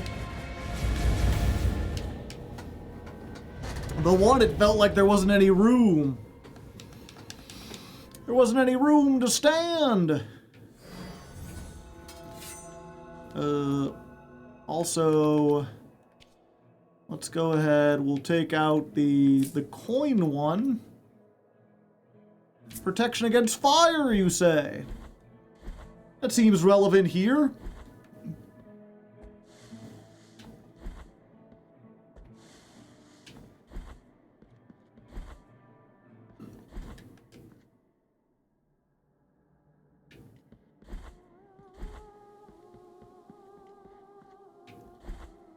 Oh yeah, I keep forgetting you can parry the bosses.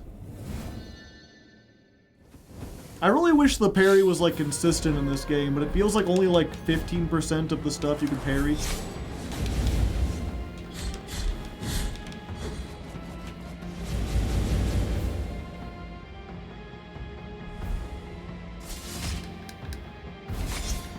Oh. Oh.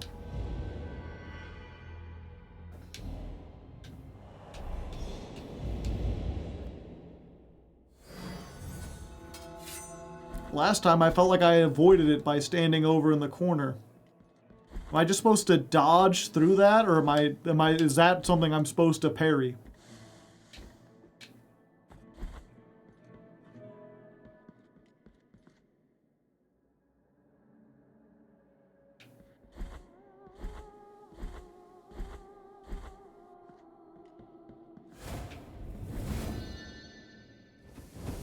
It's not even bosses, there are parry enemies and not parry enemies.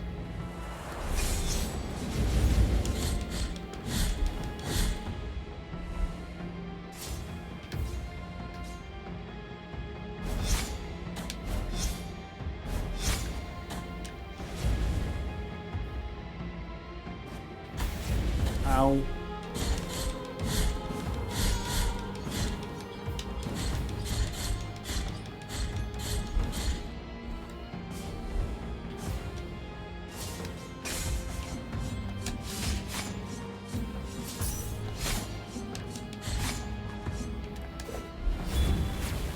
Damn.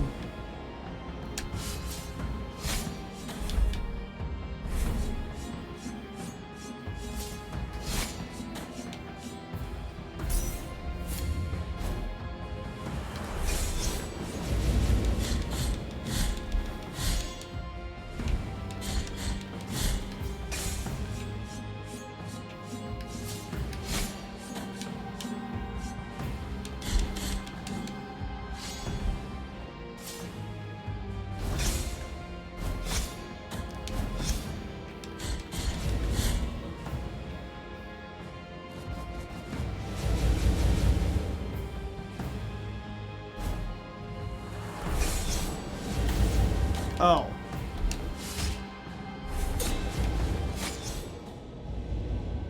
I see. Maybe you do the jump dash attack? Ah.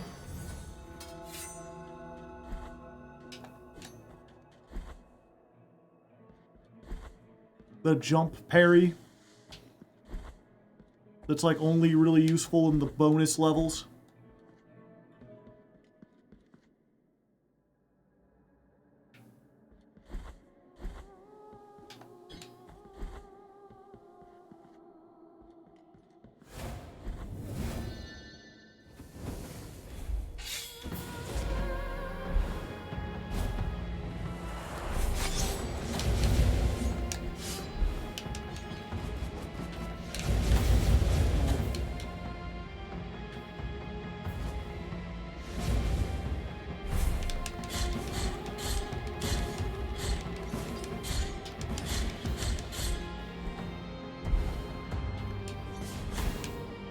Ouch.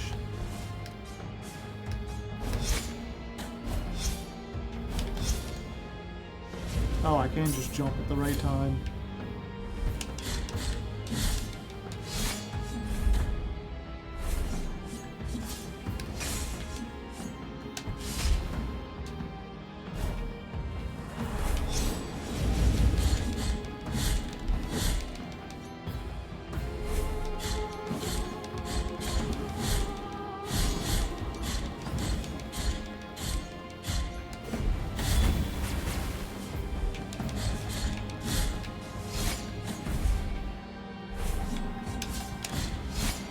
Nope, that didn't work.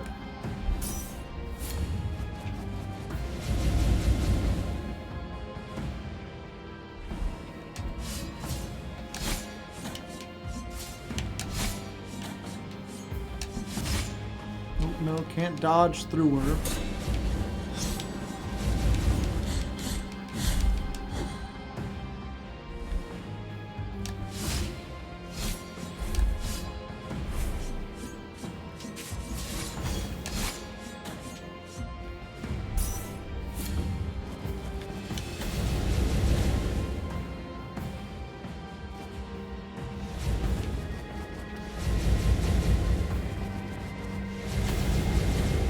Yeah, the hitboxes are not very clear.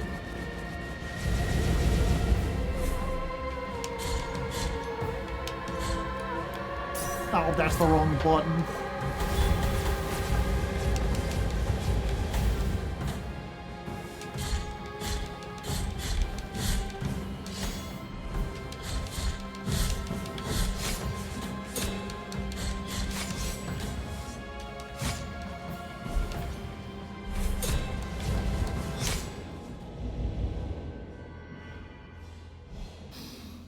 I can't backseat the boss, it's been too long. Yeah, it's one of those, if you told me you could jump over the scythe attack when she jumps, I'd be like, you can? I take contact damage from hitting her, so it feels like I wouldn't be able to jump over, but I guess it's just the scythe that hurts you and not her. At least during that attack. The hitboxes on this game are more than a bit wonky at times.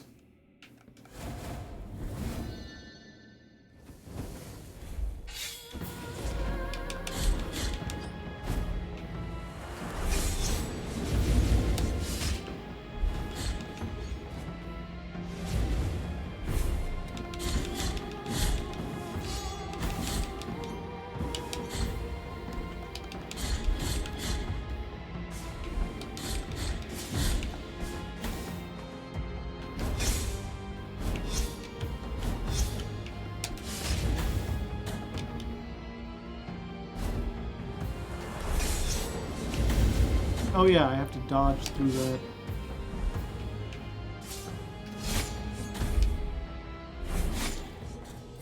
Oops.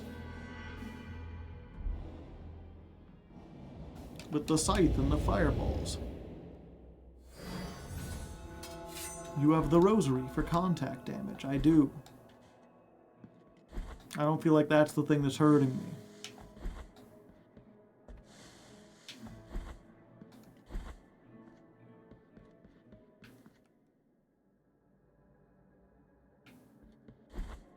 Yeah, also, parrying doesn't seem to, like, I can't seem to be able, I can't, like, follow up the parries at all.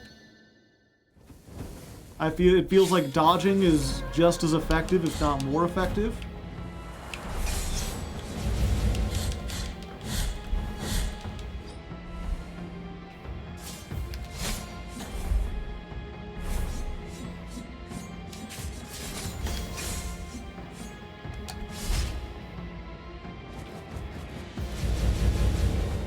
Unless I need to get it like perfect parry.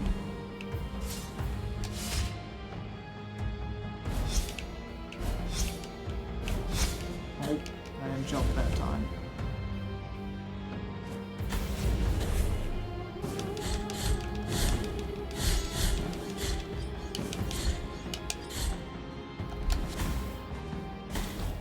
Oh no, that's fine. Sometimes I can dodge through those and sometimes I can't. Absolute lurker here. You're one of the best personalities in the community and such a genuine person. Oh, well, thank you. I appreciate the sub, DM, the Dungeon Master. Does the DM stand for Dungeon Master? Or is your name just happen to be like Dominic Moldova, the Dungeon Master?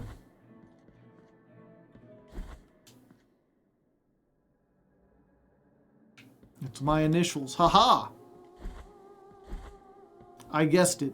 Although, you know, if I happen to guess Dominic Moldova correctly, you don't need to let me know.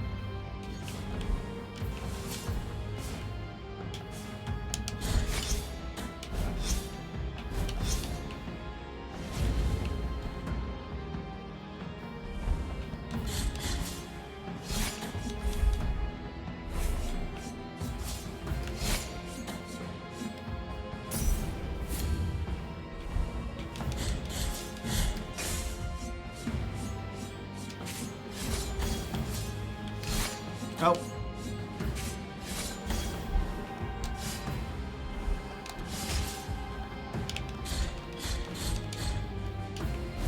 Yeah, I don't know how you're supposed to time that.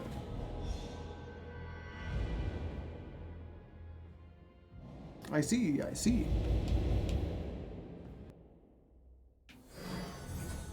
Yeah, is it the same timing every time? Or does she, like, hold up for a random number of times?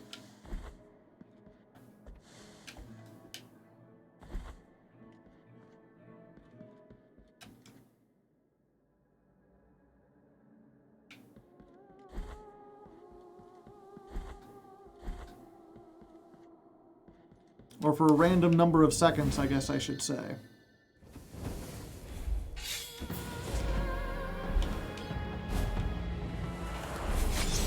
Oh, okay, no, that's fine. I guess I can't dash through that after all. But I did the one time.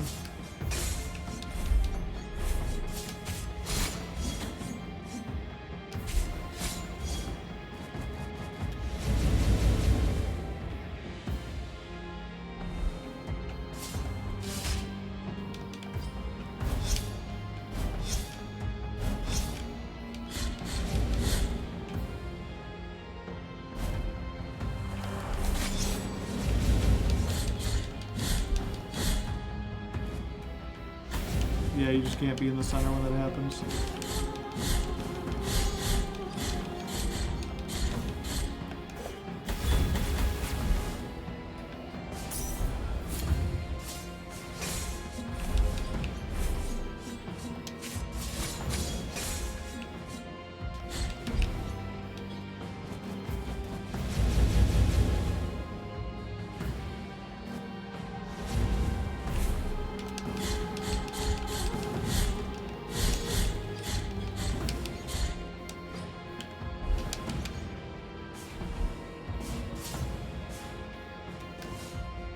Oh, it's this one.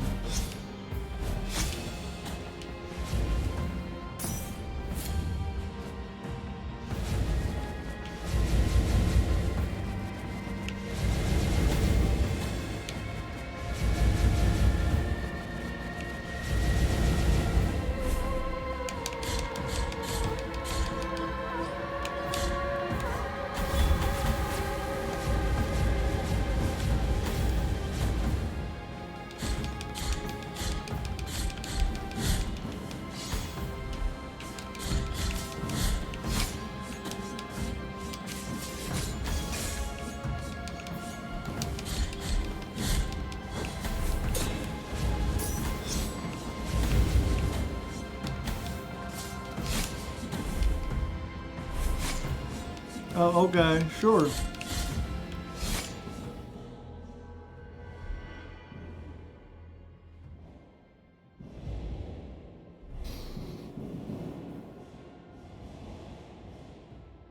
When she does the long charge up and she doesn't have her purple thing behind her, she goes back, then forward, and then back to her starting position. Then she slashes. I'm not sure what you mean.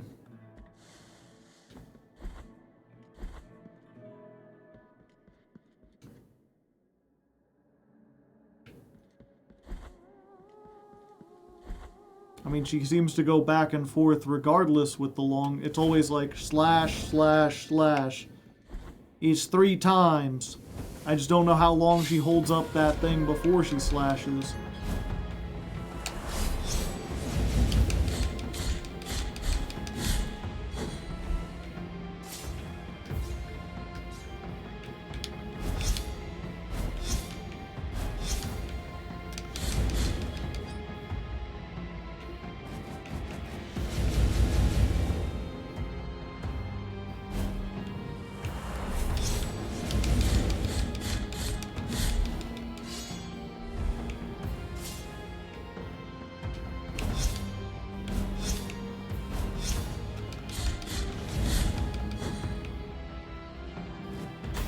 Oh.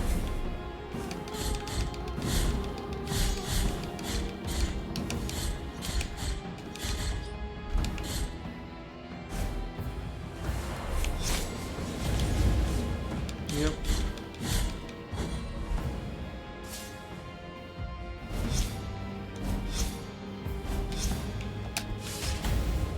That was dumb.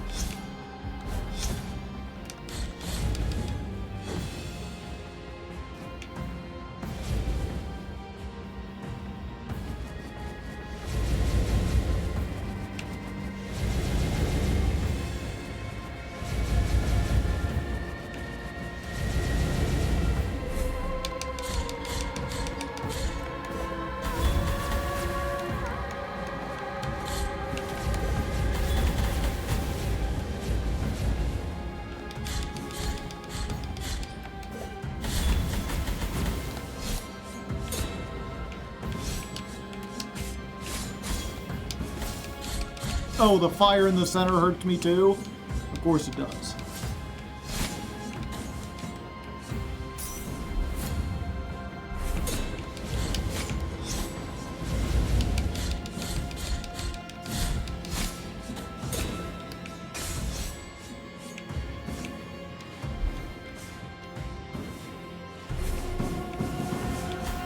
Huh?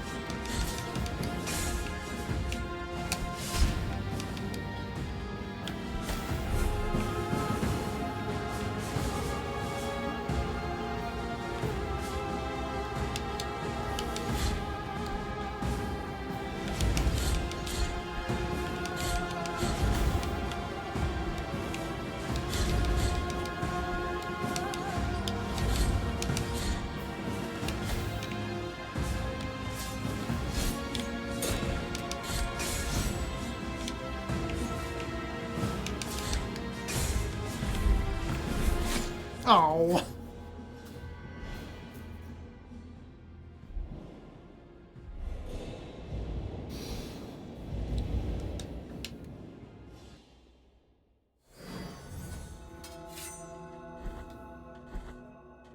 He goes back and forth. Huh.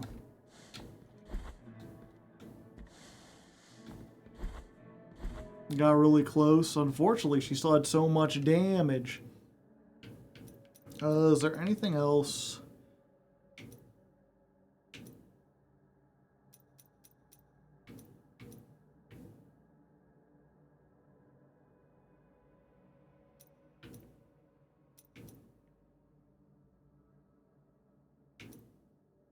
Protects the wearer from contact damage.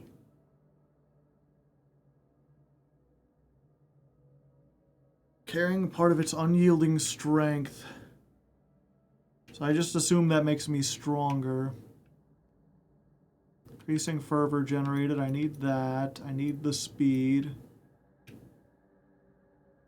Reveals the health. Okay, we don't need the health reveal. Try that and see if we can get another one.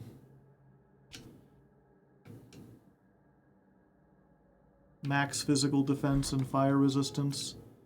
Well, no, what we've got... Reduces the dodge. Okay, I don't think we need the dodging cooldown. Increases the dodging distance. I feel like I need.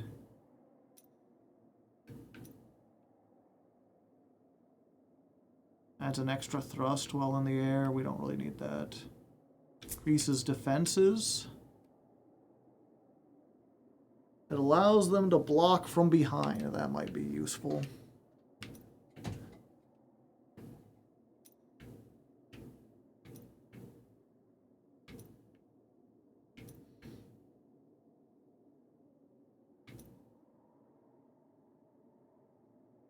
The queer, yeah, I know.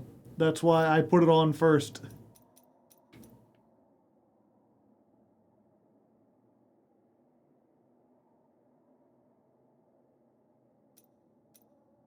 It increases fervor regeneration. I thought that's what I had.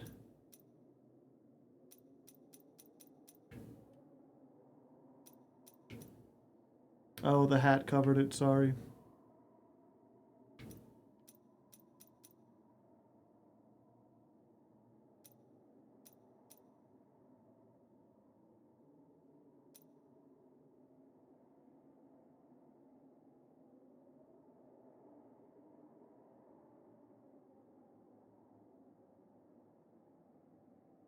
Increases all defenses when they run empty. I think we're good. Let's try this again, shall we?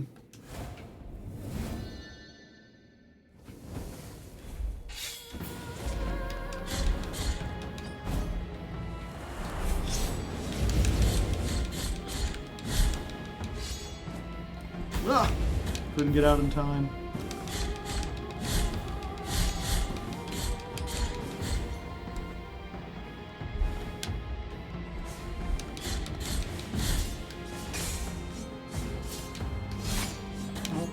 Got it in time.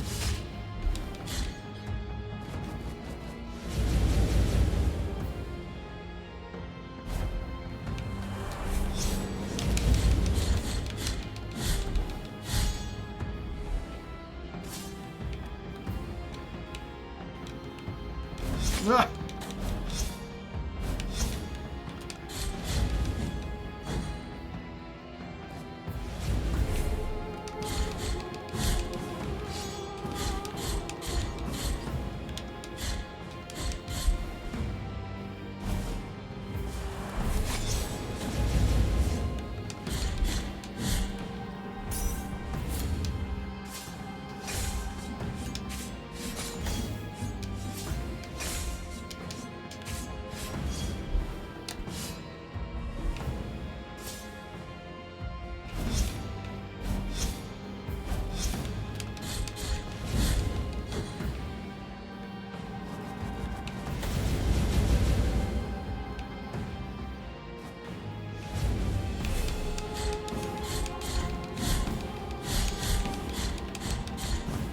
Yeah. Thank you to whoever subscribed. I don't know who you are. I can't see you.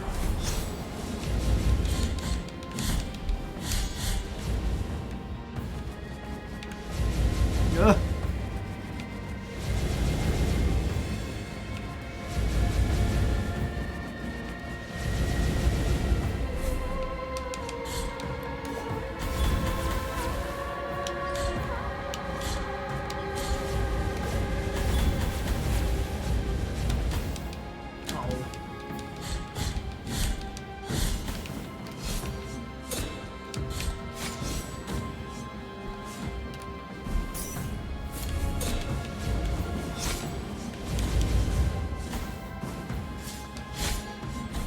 come on.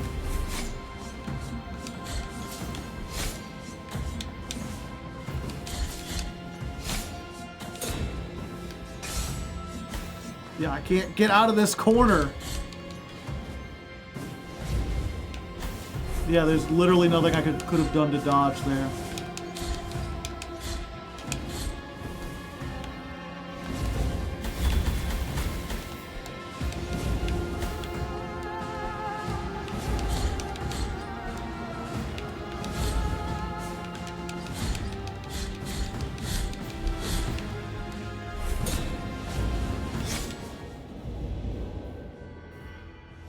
Phase 2 Akame, thank you.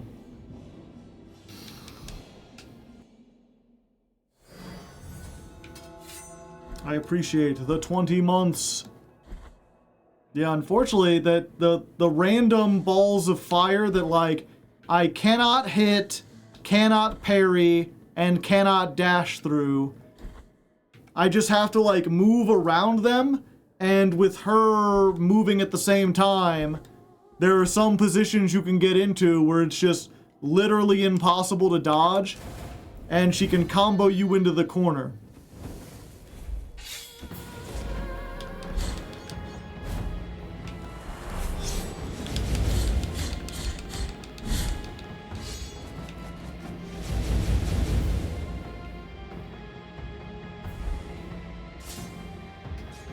Oh, that was the wrong one. And I couldn't... I feel like if you get hit by that first one, you're automatically going to get hit by the third one. Because it's like almost impossible to get up and jump in time.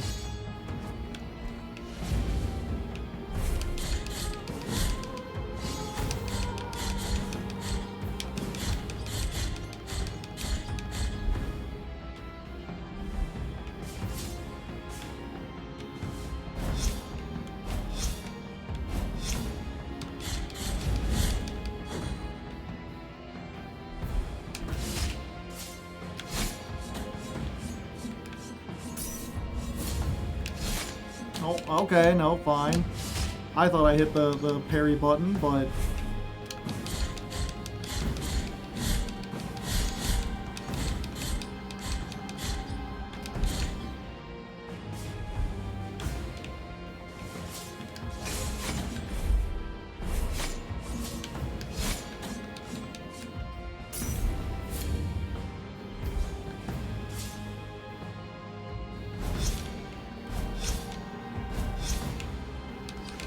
Oh, not close enough.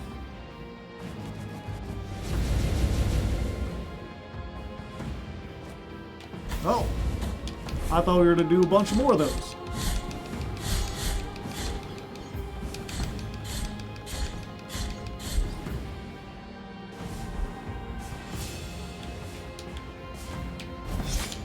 Yeah, I had to jump over those things.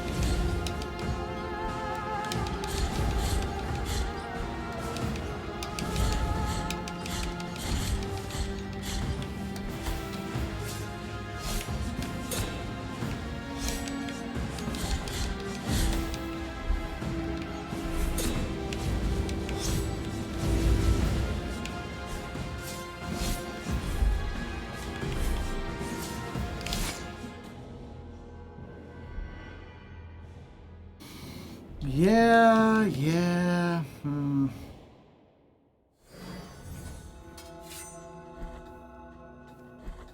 can always get her down to about that point, and then it just becomes really difficult to get in for any amount of hits when I have to dodge the little balls flying everywhere.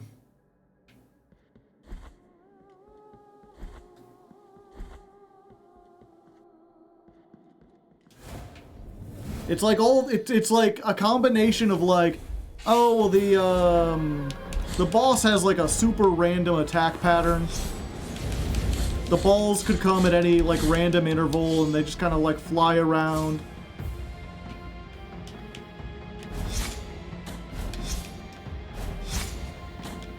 But it's also got this element of like, it's almost like you're fighting like an extra enemy.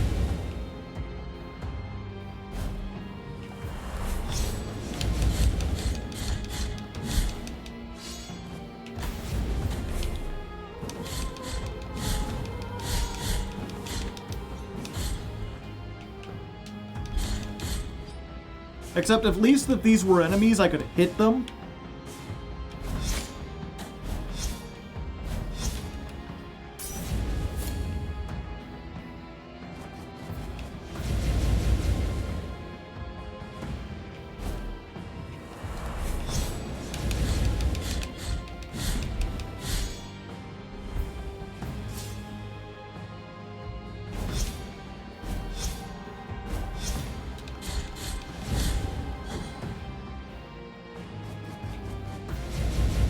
Okay, stand in the right place. Dodge.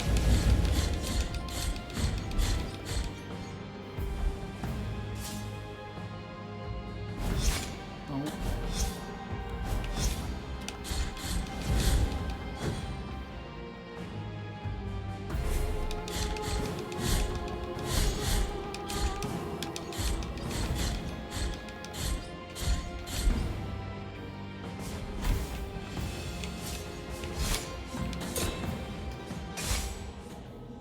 Oh, okay. I thought I could parried that.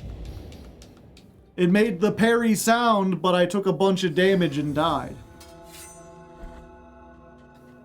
Weird. Unusual, to be certain.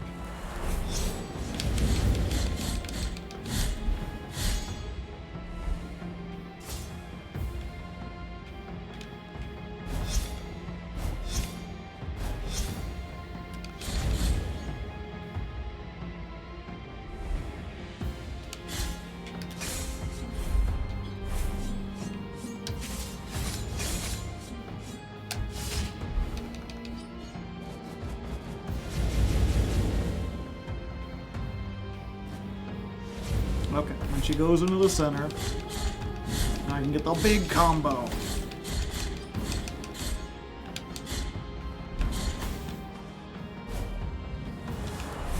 Yeah, and whether or not I can dodge that depends entirely on the lingering fireballs.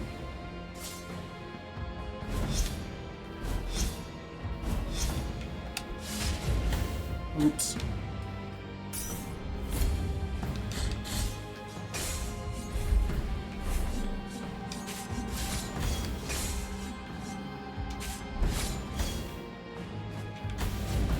Ow.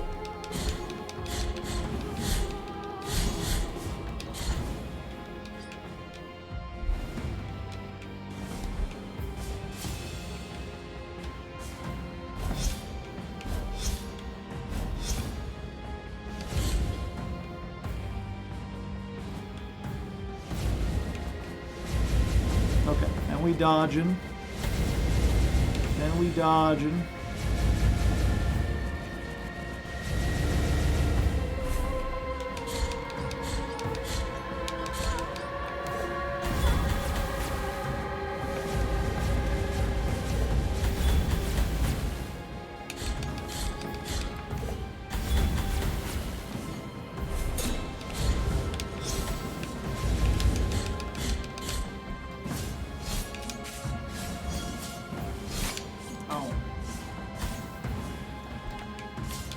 And I'm dead. And I'm dead. There's no room to heal when the bombs are coming your way.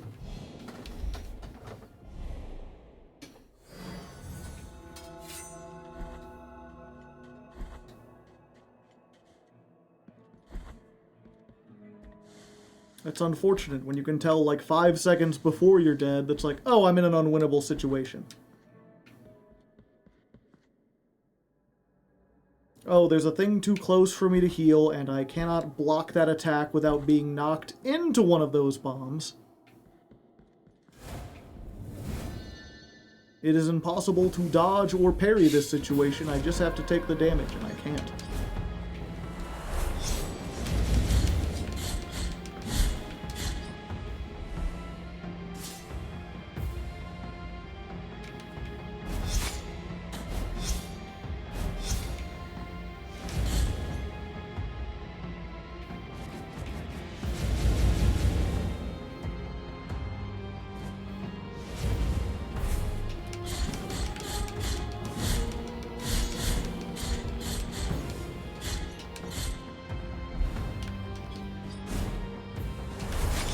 Oh, it's that.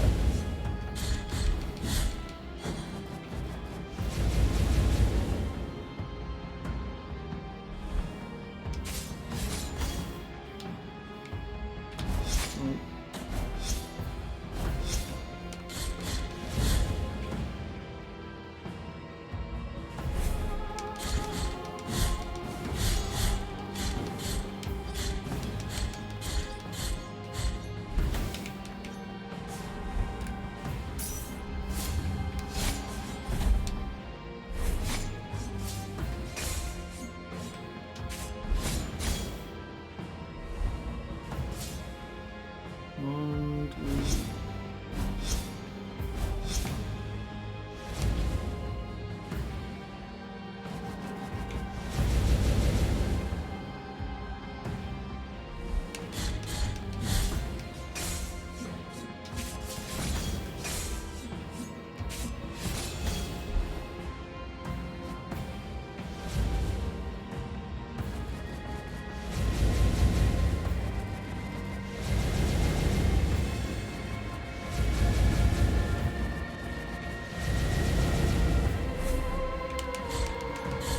Oh, already? Already?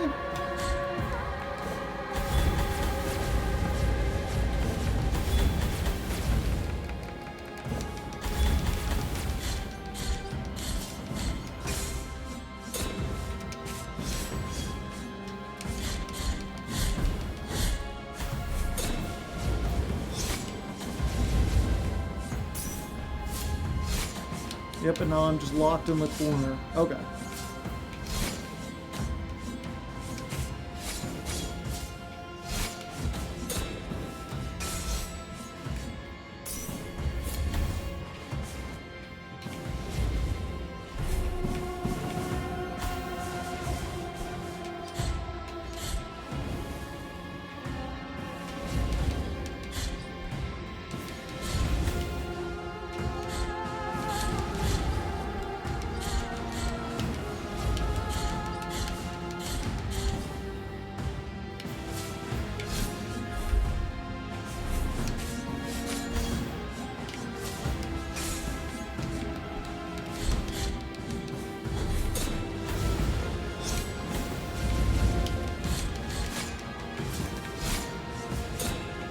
Oh, I did it.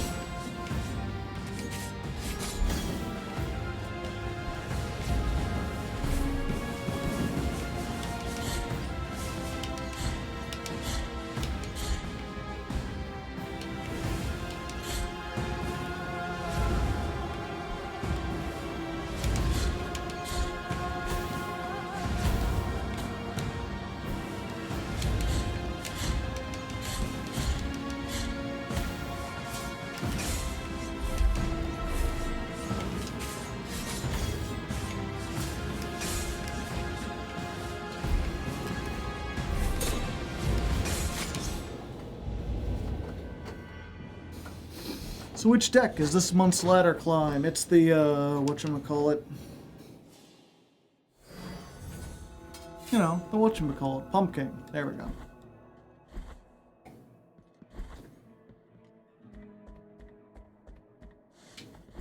the King of Ghosts.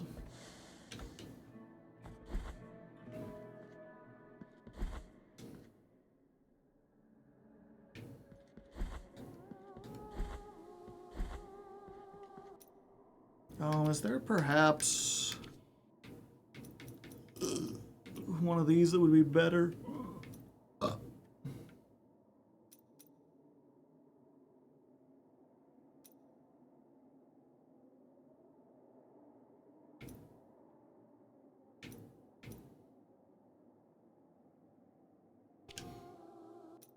Sure, why not?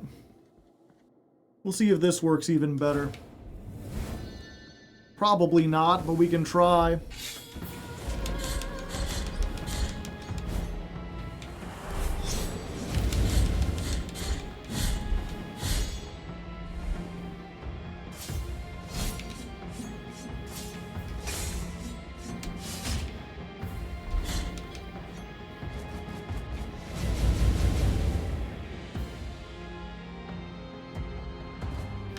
Move.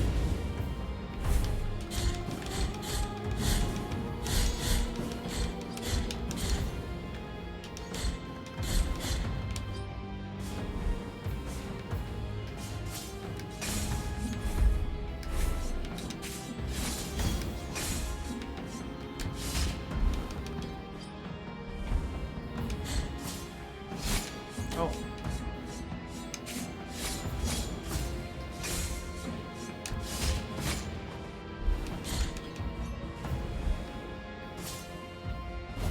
Oh, fast this time.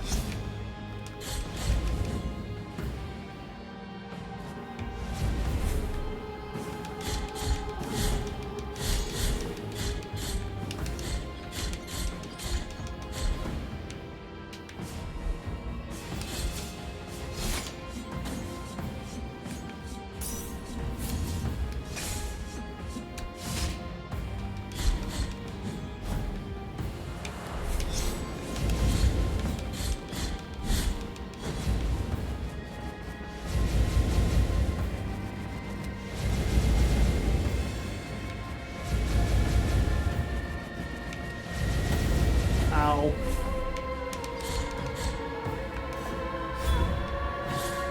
Oh, that seems to have done significant damage. Oh, she needs to be closer for it.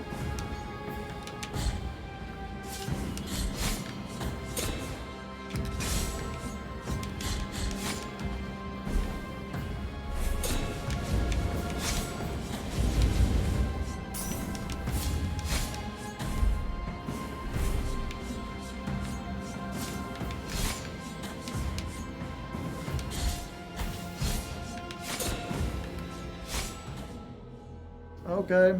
Okay.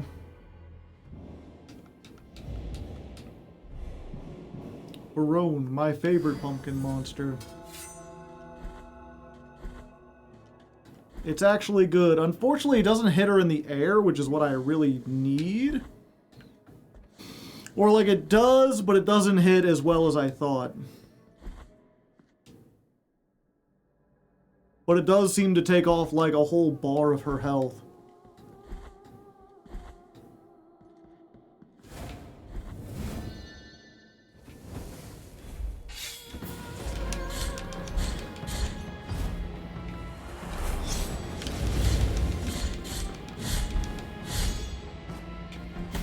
Ow.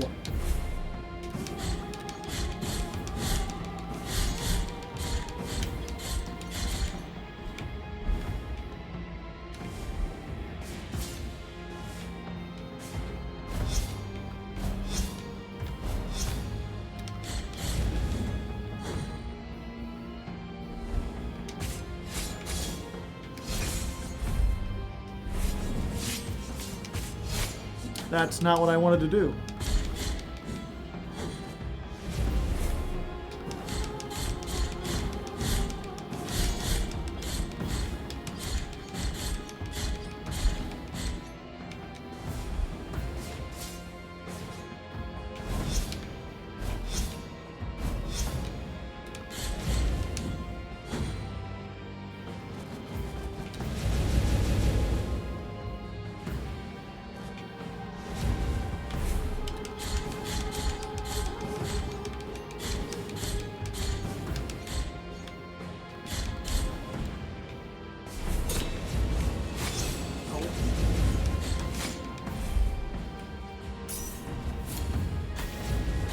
Oh, okay.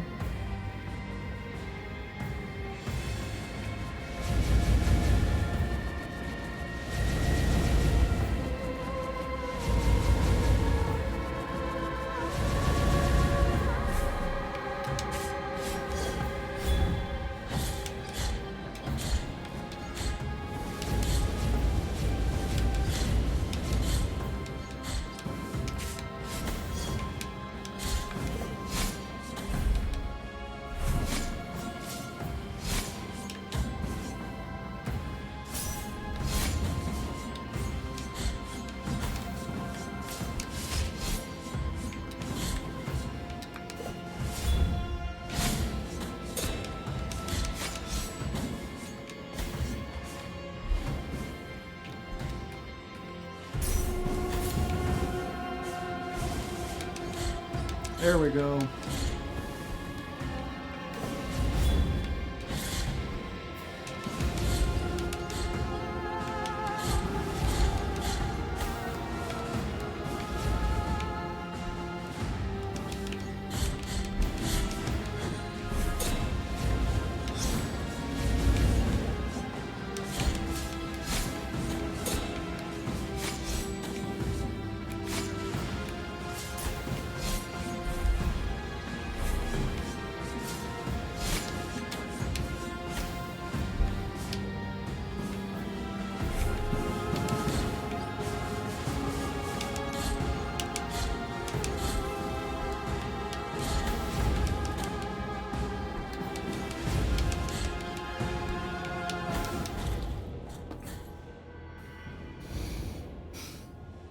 You're doing a pretty good boss. Yeah, I mean, we're already 35 minutes late.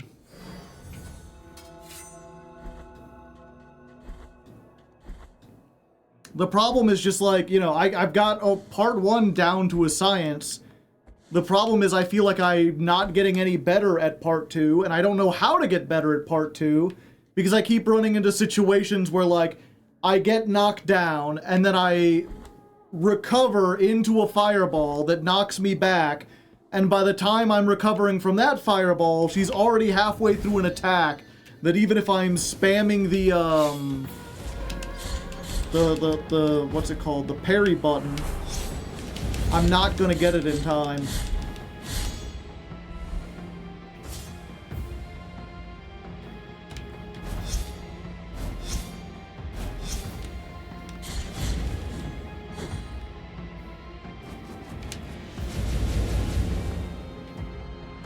Like, it feels like a lot of luck.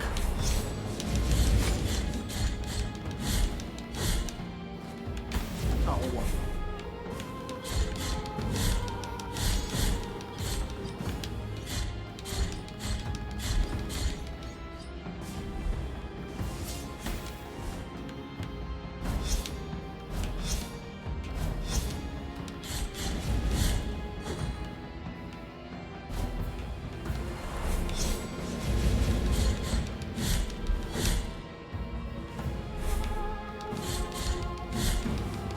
She didn't do the fireballs in the center this time. Yeah, like, how do I hide from this?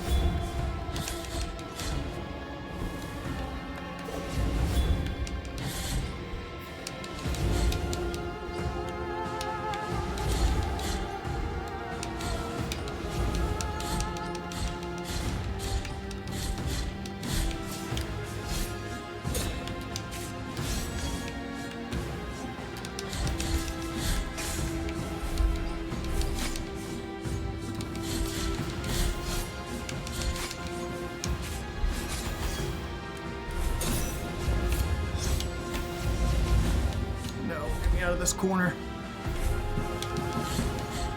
Gotcha, bitch. Oh, I got lucky. No, no, no, move out of the way. Okay. Oh, I can't move. New aspect available in the main menu. Chantress of the Dead.